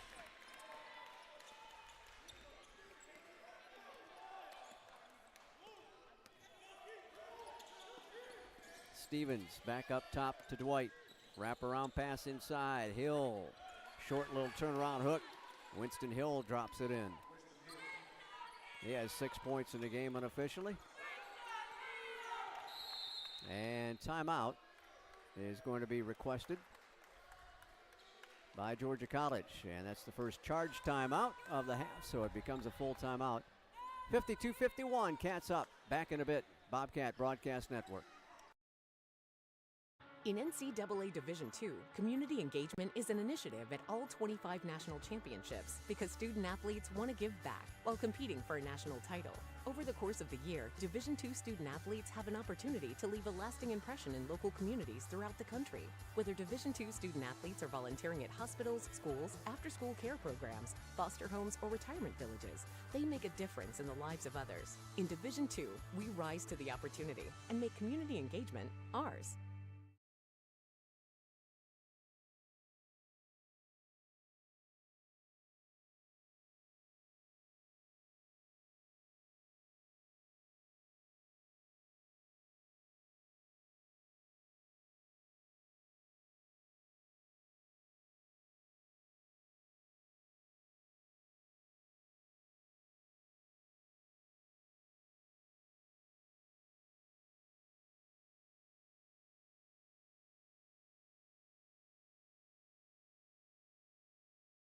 Josh, this one's been as close as it could get most of the day, and it's still just a one-point ball game. When it comes to March basketball, this is just about as good as it gets. There you go.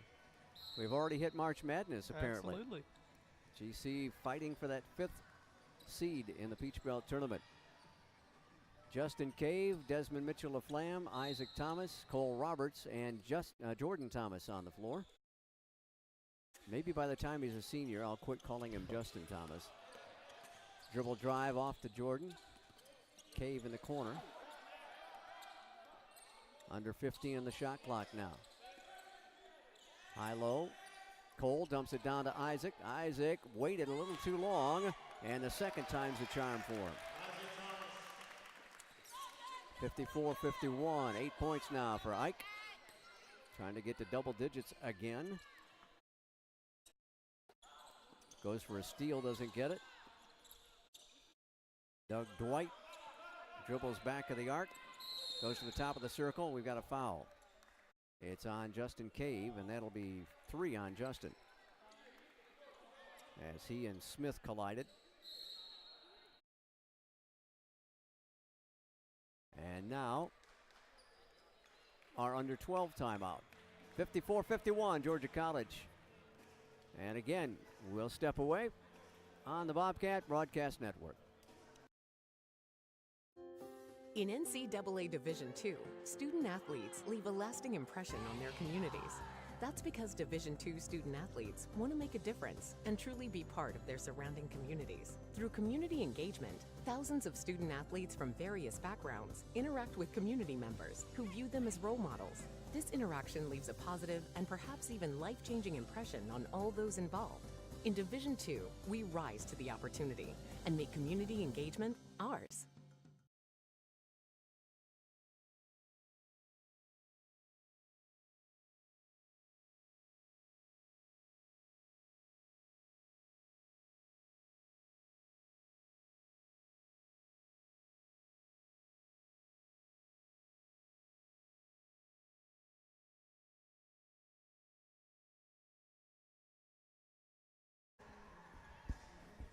Cats by 3 as we get back into action at Centennial on a rainy Sunday night. Had that severe weather roll in. That's why we're delayed at least a half an hour, maybe 45 minutes between ball games with the tornado warning here in the area.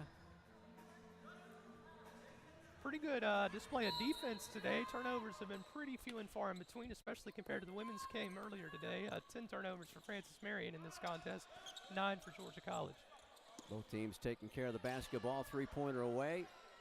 Rebound, Isaac Thomas. It's tipped out of his hands on the north end line by Hill.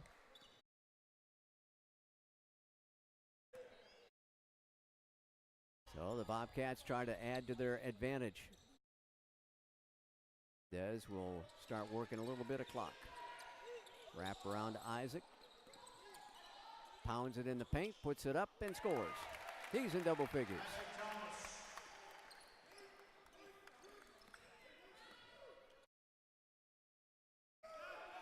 '64 career double-digit scoring games for Isaac Thomas in his 4-year career at GC. He started from the second he stepped on campus, I believe. Well, what a mark he will leave on this program. Top 10 in most every offensive category career. 3-pointer up, no. Cole Roberts rebound. He'll get it off to Des. Again, Desmond stands out near midcourt before approaching the left wing. Off to Cave. Back to Des as we get to 10 on the shot clock. Desmond underneath the basket. Back outside to Isaac, to Cole, tests the air in the ball, puts it up. Oh. And an offensive foul called. Gracious, that was inside the circle, sir. I don't know how you can call that an offensive foul. That's inside the semicircle.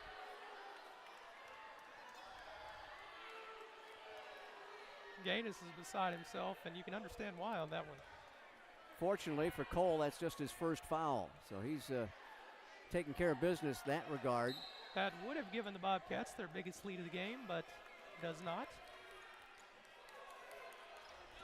Halfway through the second half. Stevens holds on Ike. They get it down to Smith. He rolls it up there and missed it. And Isaac gets the rebound. Outlet to JT. He wants to hurry down the floor again. Going to take it to the rack, put it up and missed it. And Stevens gets the rebound. Quickly ahead to Smith. Both teams flying now. Shot blocked by Isaac. Thomas gets his 26th block. There's DML.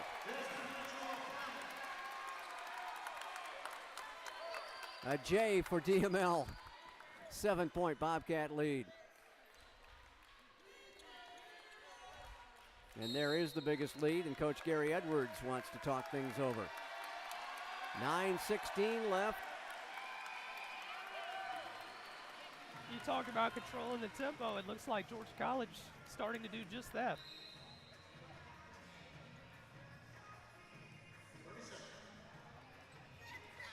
So a 7-point advantage. A lot of basketball left. Good job of getting that rebound and getting things started for the Bobcats by Isaac Thomas. And then Dez popped it home. And I believe this is a 7-0 run for the Bobcats. Desmond is at 8 points in the ball game. Looking for his 27th career double-digit scoring game.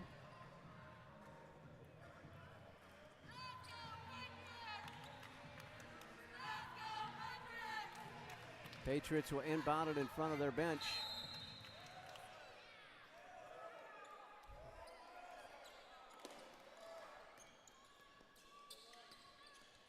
Stevens up on the wing into the right corner, 3-pointer away and short, and there's Jordan Thomas. And they are still struggling on the three-pointers, under 25% now. They had not had very much success here in the second half. Bobcats 42%, which is closer to Francis Marion's season average, or actually above it. At this point, beating them at their own game, and Dez turns another one loose and hits it. Well, just like that, he's in double figures. And the Bobcats are up by 10. They try to answer and do. Kendall Wall with his 13th three-pointer of the season.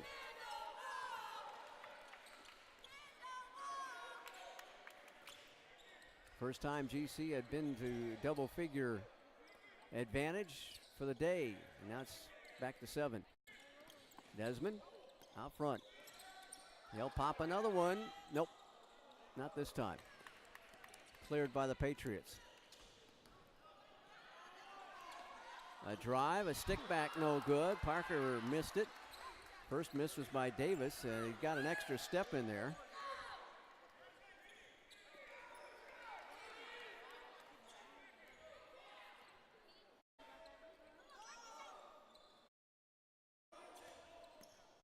Isaac clears it to the right side, back out front.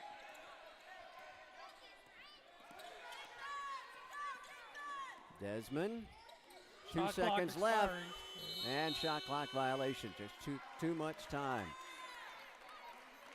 One of the few turnovers of the half for GC.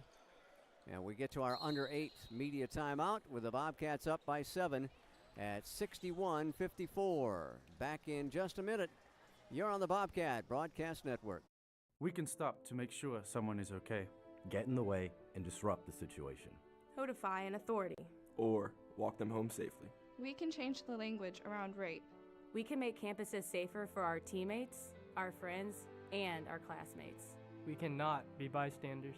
Taking action isn't always easy, but it's on us to intervene. Because we can.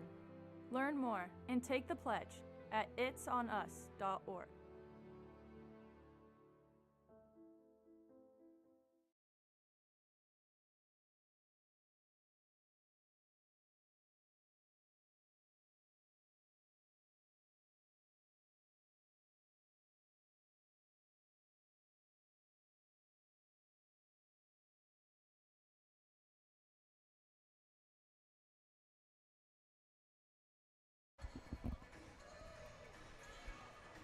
The final game of the Peach Belt Conference regular season here at Centennial.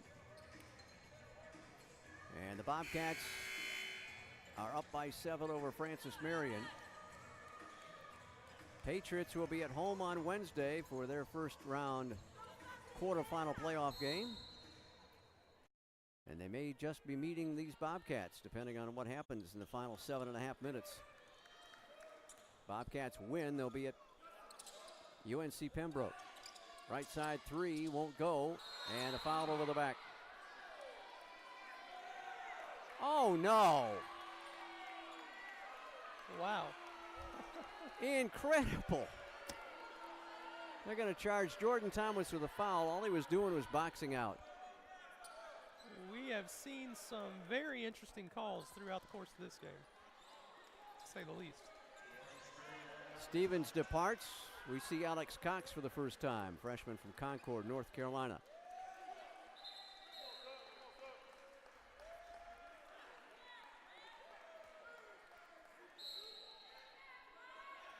Patriots inbound at the end line. Get it into Parker. Back up top to Cox.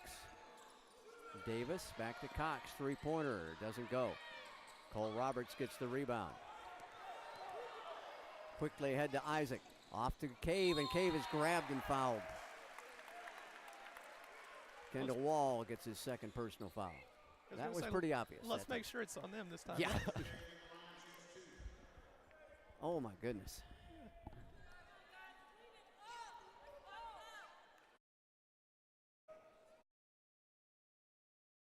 Justin Cave, a 13 of 21 free throw shooter for 62%, but he's short on the first effort.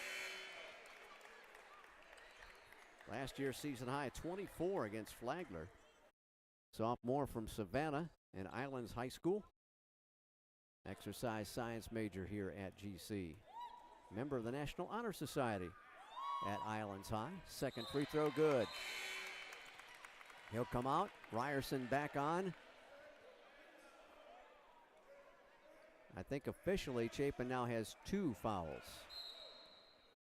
I have him as 2. That is correct. We've got 3 on the board. 7 minutes remaining. GC by 8. Led by as many as 10.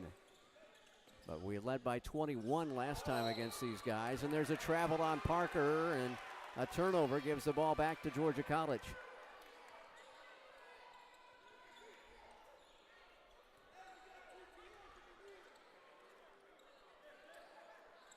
Patriots with some pressure. Get it into Isaac. And he will bring it across the timeline himself. No! He caught the ball in the front court. He caught the ball in the front court. And they call it over and back. I did not see that.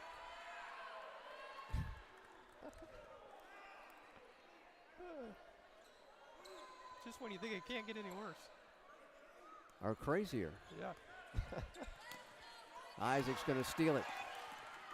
Going to take it in and slam it. He got a little bit mad about that call, and he comes back and hammers it.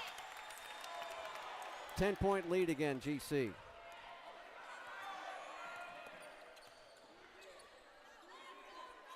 Stevens to Parker. Parker drives in. No. Jordan Thomas gets the rebound, and Parker getting really frustrated now. Nothing is working for Francis Marion at this point. That was a lot of contact in there and no whistle. 2 points for the conference's leading scorer, Brandon Parker. That will hurt. They're chasing Dez all over the floor, down to 10 on the shot clock. He'll penetrate, kick it back out. Ryerson spots up, 3 ball, yes sir.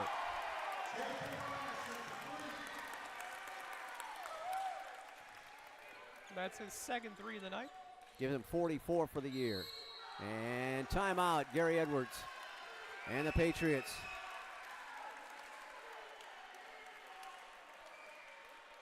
We'll stay here. It's a 30. Nope, they're going to stretch it to a full timeout, so we'll step away as well. Bobcats by 13 with 5:41 to go. And we'll return in a minute. Bobcat Broadcast Network.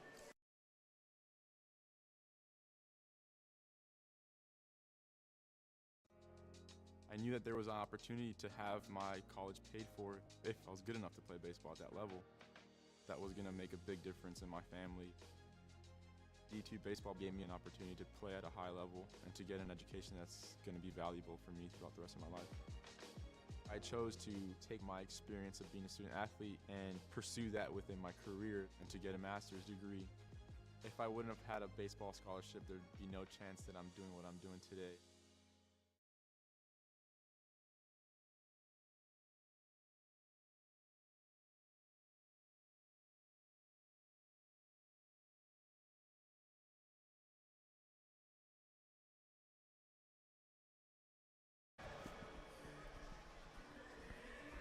Each team with 2 timeouts remaining. Coach Edwards burning one right there as Chapin Ryerson and the Bobcats with a 13-point lead. You've got to like what you're seeing from the Bobcats as they prepare to head into the PBC quarterfinals on Wednesday. Hill into the left corner. 3-pointer doesn't go. JT with a rebound. One shot and out again. Here is Dez. Got the lay-in.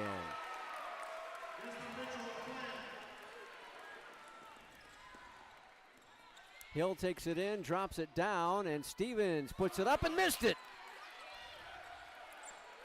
Thomas clears it for Georgia College, and the frustration continues in the Patriot faces. 5 minutes to go. GC up by 15. Francis Marion been held without any points for about the last 4 minutes. Yeah, since the 8:41 mark. It's been a long time since they put one down, and a foul called on Cox, his first personal. That's the 7th team foul. So the Bobcats are in the bonus the rest of the way here.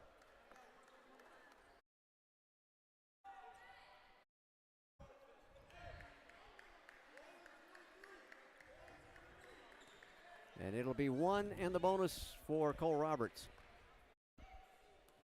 Cole with a dozen points to this point in the ball game.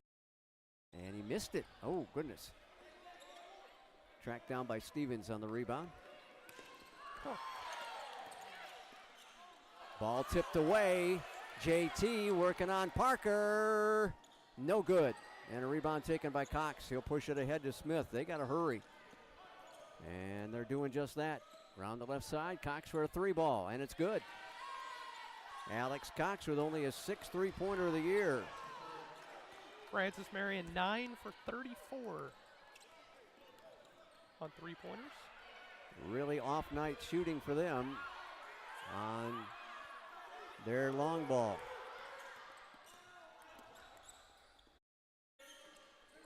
Underneath the Cole. Cole is grabbed by Cox. That is a mismatch in there.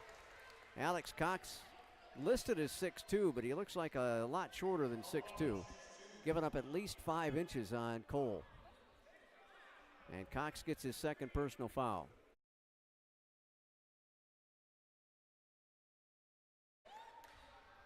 Two shots for Cole this time. First one's perfect.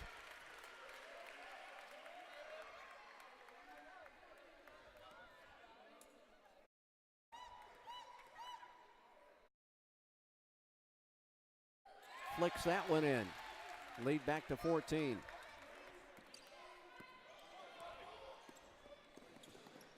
Stevens drives in, scoops it in front of the basket.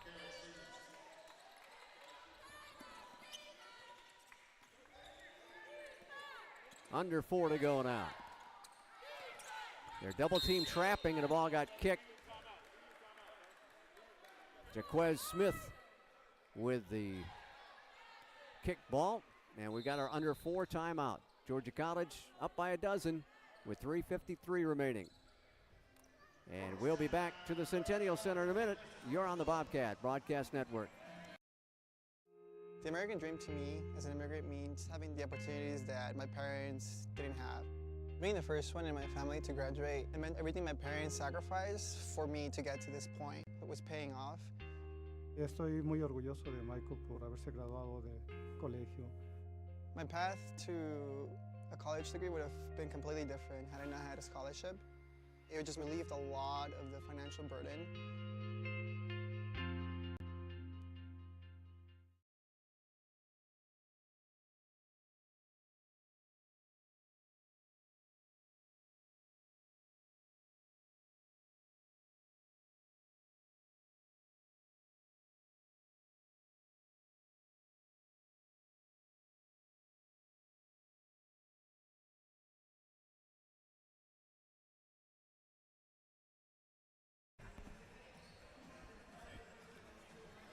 Bobcats ball, leading by 12.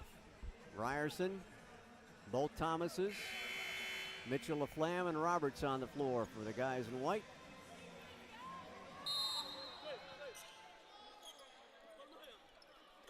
Get it into Cole, back to Ryerson. Still in the backcourt, spins away from Cox. Everybody on the court but Ryerson in double digits. They are just all over the Bobcats. Frenetic defense, and we throw it away right in the hands, and it's poked away by DML. And a foul. Gracious. That'll be on Parker. I've got him for 3. And the board.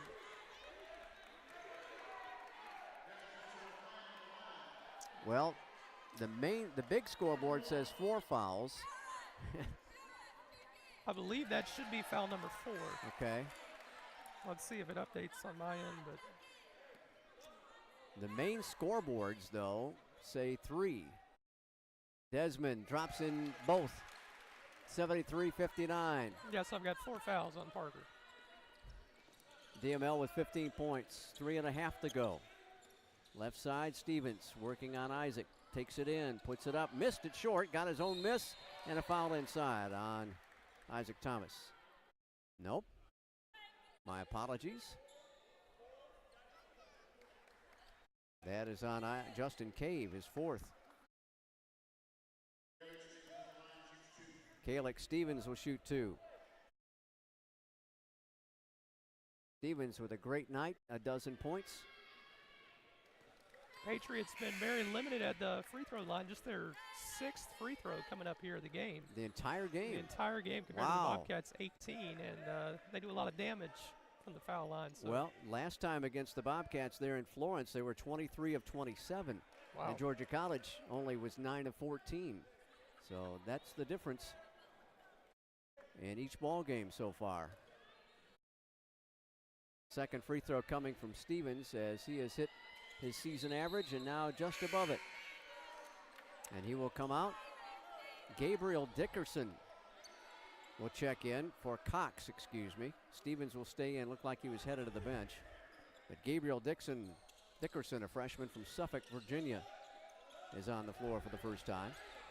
Jordan Thomas hemmed in and bashed into by Dickerson. He's the designated fouler, I guess. And that will be the 10th team foul on the Patriots. So it's 2 shots the rest of the night for Georgia College on every foul. 14 of 18 from the line. JT will put the first one up and in. Really beating the Patriots at their own game in more than one way is at the free throw line and beyond the arc. Exactly. And up to almost 50% from the field compared to the Patriots' 37%. Wow. So the Bobcats getting the shooting done on this final day of the regular season. Jordan with a second one, good. 19 now for Jordan Thomas unofficially. 75-61. Right side 3, it is short. Ryerson reaches out and grabs the miss by Smith. Off the Dez as we get down to 3 minutes to go. Jordan in the front court, picked up by Cox. Back to Isaac, we got a 3-on-1. Slam it, Ryerson. Whoa, that got the Bobcats off the bench.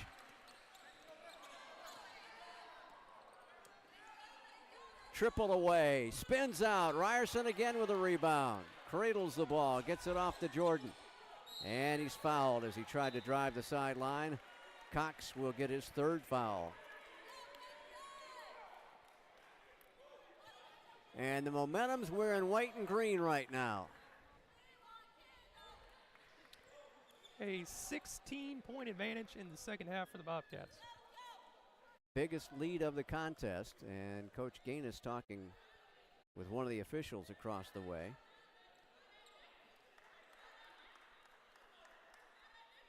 Before Jordan goes to the free throw line for a pair of shots. Again, he had 22 in the first matchup with the Patriots. He's at 20 now. Dwight Douglas on for Jaquez Smith, who's had a quiet second half after putting a lot of points up in the first half. 21 for JT. He may take over the scoring leadership in the Peach Belt Conference with the off night on Parker. And Isaac Thomas did not want that layup to go in. He commits his second foul.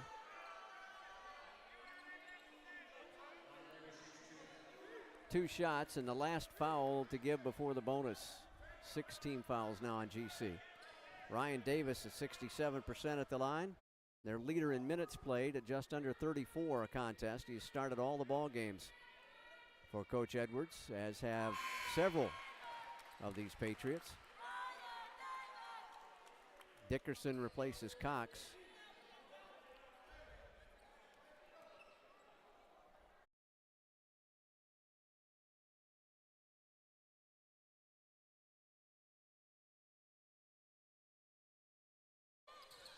Davis knocks them both down.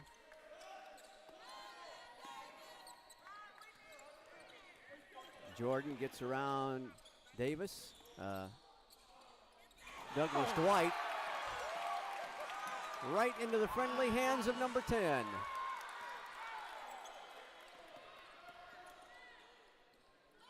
Right corner, and he walked with it. Tried to throw it down on the ground before he came down on the floor, and Coach Gary Edwards will use his next to last timeout.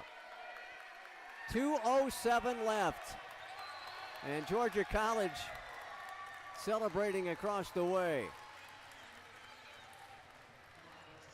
Our two seniors making a statement here on Senior Day. Isaac with 14, 16 for Dez. Couple of dunks for Isaac. Some big assists for both of them as well. Not quite the second half we envisioned coming out of the first half, where it was all knotted up at 34 apiece.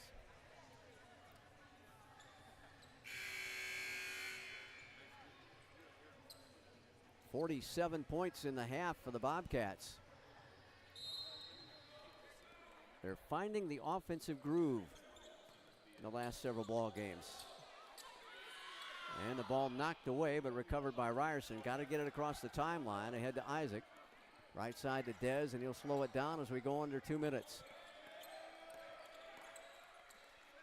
Dez picked up by Dickerson. Now double team, spins away from it, gets it off to Ryerson, and he'll lay it in. Thought about taking it down, but easy two there. Chapin in double figures with 10. 20-point GC lead. 90 seconds to play. Stevens three ball, short again. And the Bobcats will clear it. Hey, Cole Roberts with some dribbling exhibition. He's going to take it all the way in. Count it, call a foul.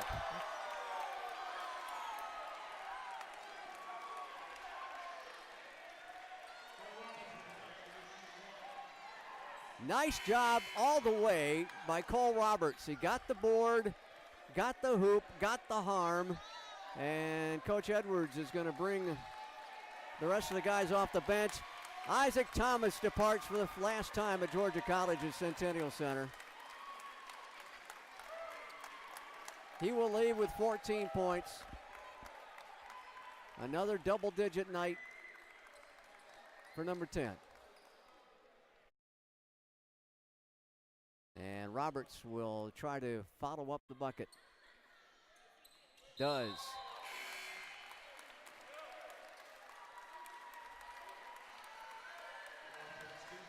Roberts will have a seat. Bobcats are sending a statement heading into the conference tournament here. Getting hot at the right time. Julian Smith takes his first shot. Freshman from Columbia, and is only his 6th appearance of the season. As we are at the 110 mark, and Gano will clear the bench in a second. 1 minute left in the regular season. Jordan tried to drop it off and unfortunately rolled out of bounds. So Dez departs for the last time.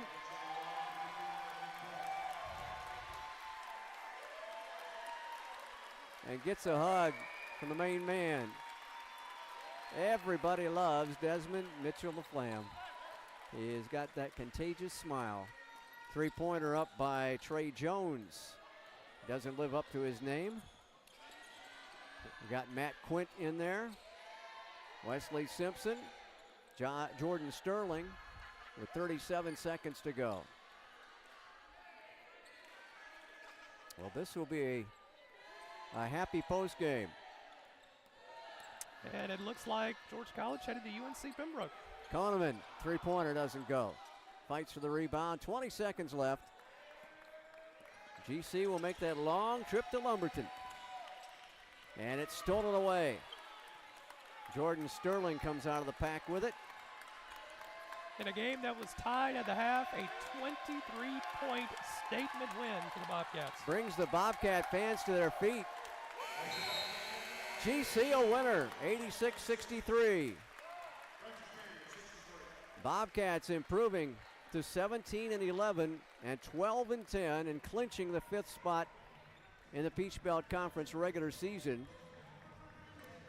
The Patriots at 20-7, concluding a very good year, and 16-6, and now they will be at home to take on, if I can find my notes here, Francis Marion will take on the number 6 team, and I believe that will be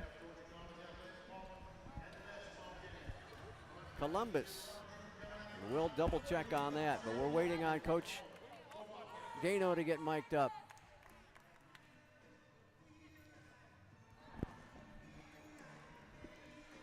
That's a nice one, Coach. Congratulations, big win. Thank you. The guys played really well, and you know, Francis Marion's a good team.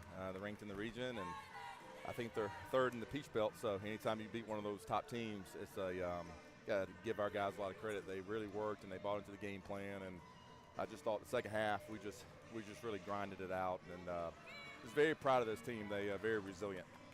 Well, the momentum's going our way going into the postseason now. I think won 4 out of 5, and a great effort for the Bobcat men tonight. You kind of cut them off at their own game, Coach. Their 3 points did not materialize. They shot 24% for the ball game, and Ooh, Georgia like College at 44% from downtown. And we're plus 10 on the glass. Yes.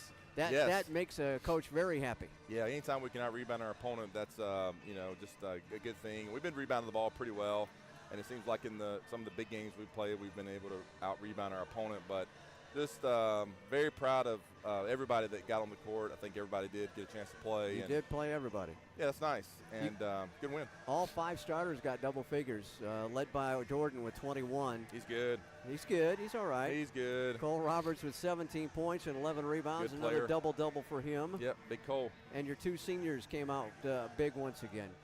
Yeah, I was that really leadership, glad. Coach. I mean, goodness, Ooh. you can't measure that leadership. I tell you, them boys are tough. Stuck with me. You know, Dez. Let's talk about Dez for a second. 3 years ago, we got a chance to win the West Division when we were still split. Right. And I think we went 0-3 without him, 1-3 without him. Probably had a chance to win the West Division, and 5 teams ended up winning it out of the 7 teams. And, you know, he broke his ankle, and it was devastating. So last year, we're 2-2, and he breaks his ankle again, and we're playing a lot of freshmen, and it was kind of a rebuilding year after that. But and then this year, you know, just very thankful that he hadn't broken it a 3rd time. Here, he's already broken it 3 times total. One at some junior college and in the River. But I was just the resiliency, toughness, the ability to bounce back. That's Dez. He plays with a chip on his shoulder, which I love, and he's just been a really good find for us, and he's just been great here at Georgia College. Did a great job of shooting tonight.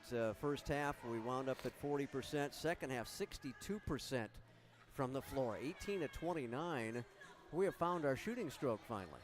Yeah, we had the pace of play the way we wanted it, and you know, we played what I would say moderate in the Peach Belt, moderate to slower, right?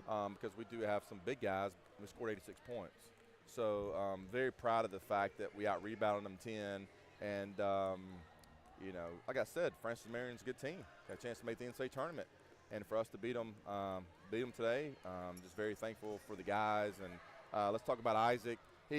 Scott. he is just so tough. Him and Dez, just very tough kids, young men, and he's the only player in the history of history of Georgia College in the top 5 in those categories: points, blocks, steals, rebounds, and assists. Yep. And the only player. The only player. The only player. The only one. And we've had some good ones. Yes, Georgia College basketball has a rich tradition, and for him to be the only player to be in the top 10 in all those categories is remarkable. And then the all-time, he really wanted that rebound record, and I challenged him to get that all-time rebound record, Georgia College and the Peach Belt. So I'm not sure how many minutes he played tonight, 34? Yeah, 34 minutes. Cole played 34. Right. Des 39. 39. Jordan 39. 39. That's hard to believe for Jordan. Yeah. Oh, yeah. He kept him in there. Those guys they're machines. Yeah. They're so fit. I'd do anything to be like that again.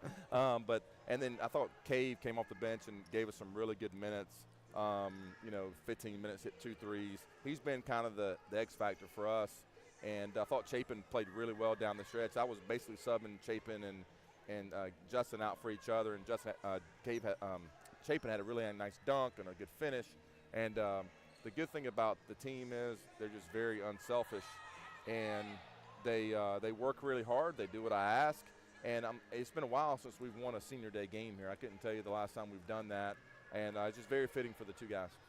Well, congratulations. Now you got to make that trip to Pembroke, North Carolina on a Wednesday. You split with the Braves, one here, lost up there. That's right. And so you got to go back to a spot where it's tough to play, as we all know. Yeah, we beat them at our place. They beat us at their place, and, it's a good matchup. We like playing physical. They like playing physical. They have good guard play. We have good guard play. Very well coached. They're tough. They beat Flagler yesterday pretty good, fairly handily. And, we got our work cut out for us at UNCP. But we're looking forward to the challenge. I told the guys, we want to win this game. We want to max out, win this game. So I'd rather be the 5th seed than the 6th seed or 7th seed. And anytime you can get a win, you take it. And I'm thank goodness that we got it. But it's going to be a really, they won the tournament last year. They've been kind of the D team in the Peach Belt as far as tournament time, and we'll get a good game plan together, and we'll go up there Tuesday. And but they're a really good team, and to win the Peach Belt tournament, you're going to have to beat 3 really good teams. So you will. Yep. Looking forward to playing them, but they're really good. Congratulations, Coach. We'll see you over there at Pembroke. Hey, go Bobcats. Thanks for all the home support this year. Mark Gaines, the head coach of the Bobcat men. Again, all 5 starters in double figures for the Bobcats, with Ryerson scoring 10. Desmond with 15, 17 for Cole, 14 for Isaac, 21 for Jordan. Our bench responded with only 9 points, but didn't really need to with the offense that the starters came up with. 19 points for Ryan Davis to pace the Patriots, 14 points for Stevens, 10 for Smith, most of them coming in the first half. Georgia College with a rebounding edge of 10, 44-34. Had 13 assists in the ball game. Isaac Thomas had 6. DML had 5. 16 assists for the Patriots. Perry and Stevens had 4 apiece. Georgia College won the points in the paint going away, 42-20. Won the second chance points at 12-8. Won the points off turnovers, 13-8. Their bench outscored the Bobcat bench at 15-9. Well, Josh Tanner, a good second ball game for the Bobcat men as they came away with the big win, and now the momentum heading their way for the Peach Belt tournament. Certainly was a statement victory to wrap up the regular season, and I can tell you, if I'm Francis Marion, I'm pretty glad I don't have to face Georgia College in the first round of the quarterfinals. Indeed so. They got thumped here today, and the Bobcats beat them at their own game with the 3-point ball going down for Georgia College. So we will be with you on Wednesday when the Bobcats play at Peach Belt, conference tournament quarterfinals. That'll be on WMVG 104.5 FM. And we don't have a start time for you as of right now, but the Bobcats will be taking on the Braves of UNC Pembroke. Josh, appreciate your help today, and look forward to next year. Absolutely, was a pleasure, and happy anniversary to you as well. Thank you very much. For the producer who's put up with a lot over the years, and for Jason Thornton, our director up top, and everybody who's brought you the broadcast on YouTube today, I'm Scott McLeod. We will talk to you again on Wednesday on Georgia College basketball. You've been on the Bobcat Broadcast Network.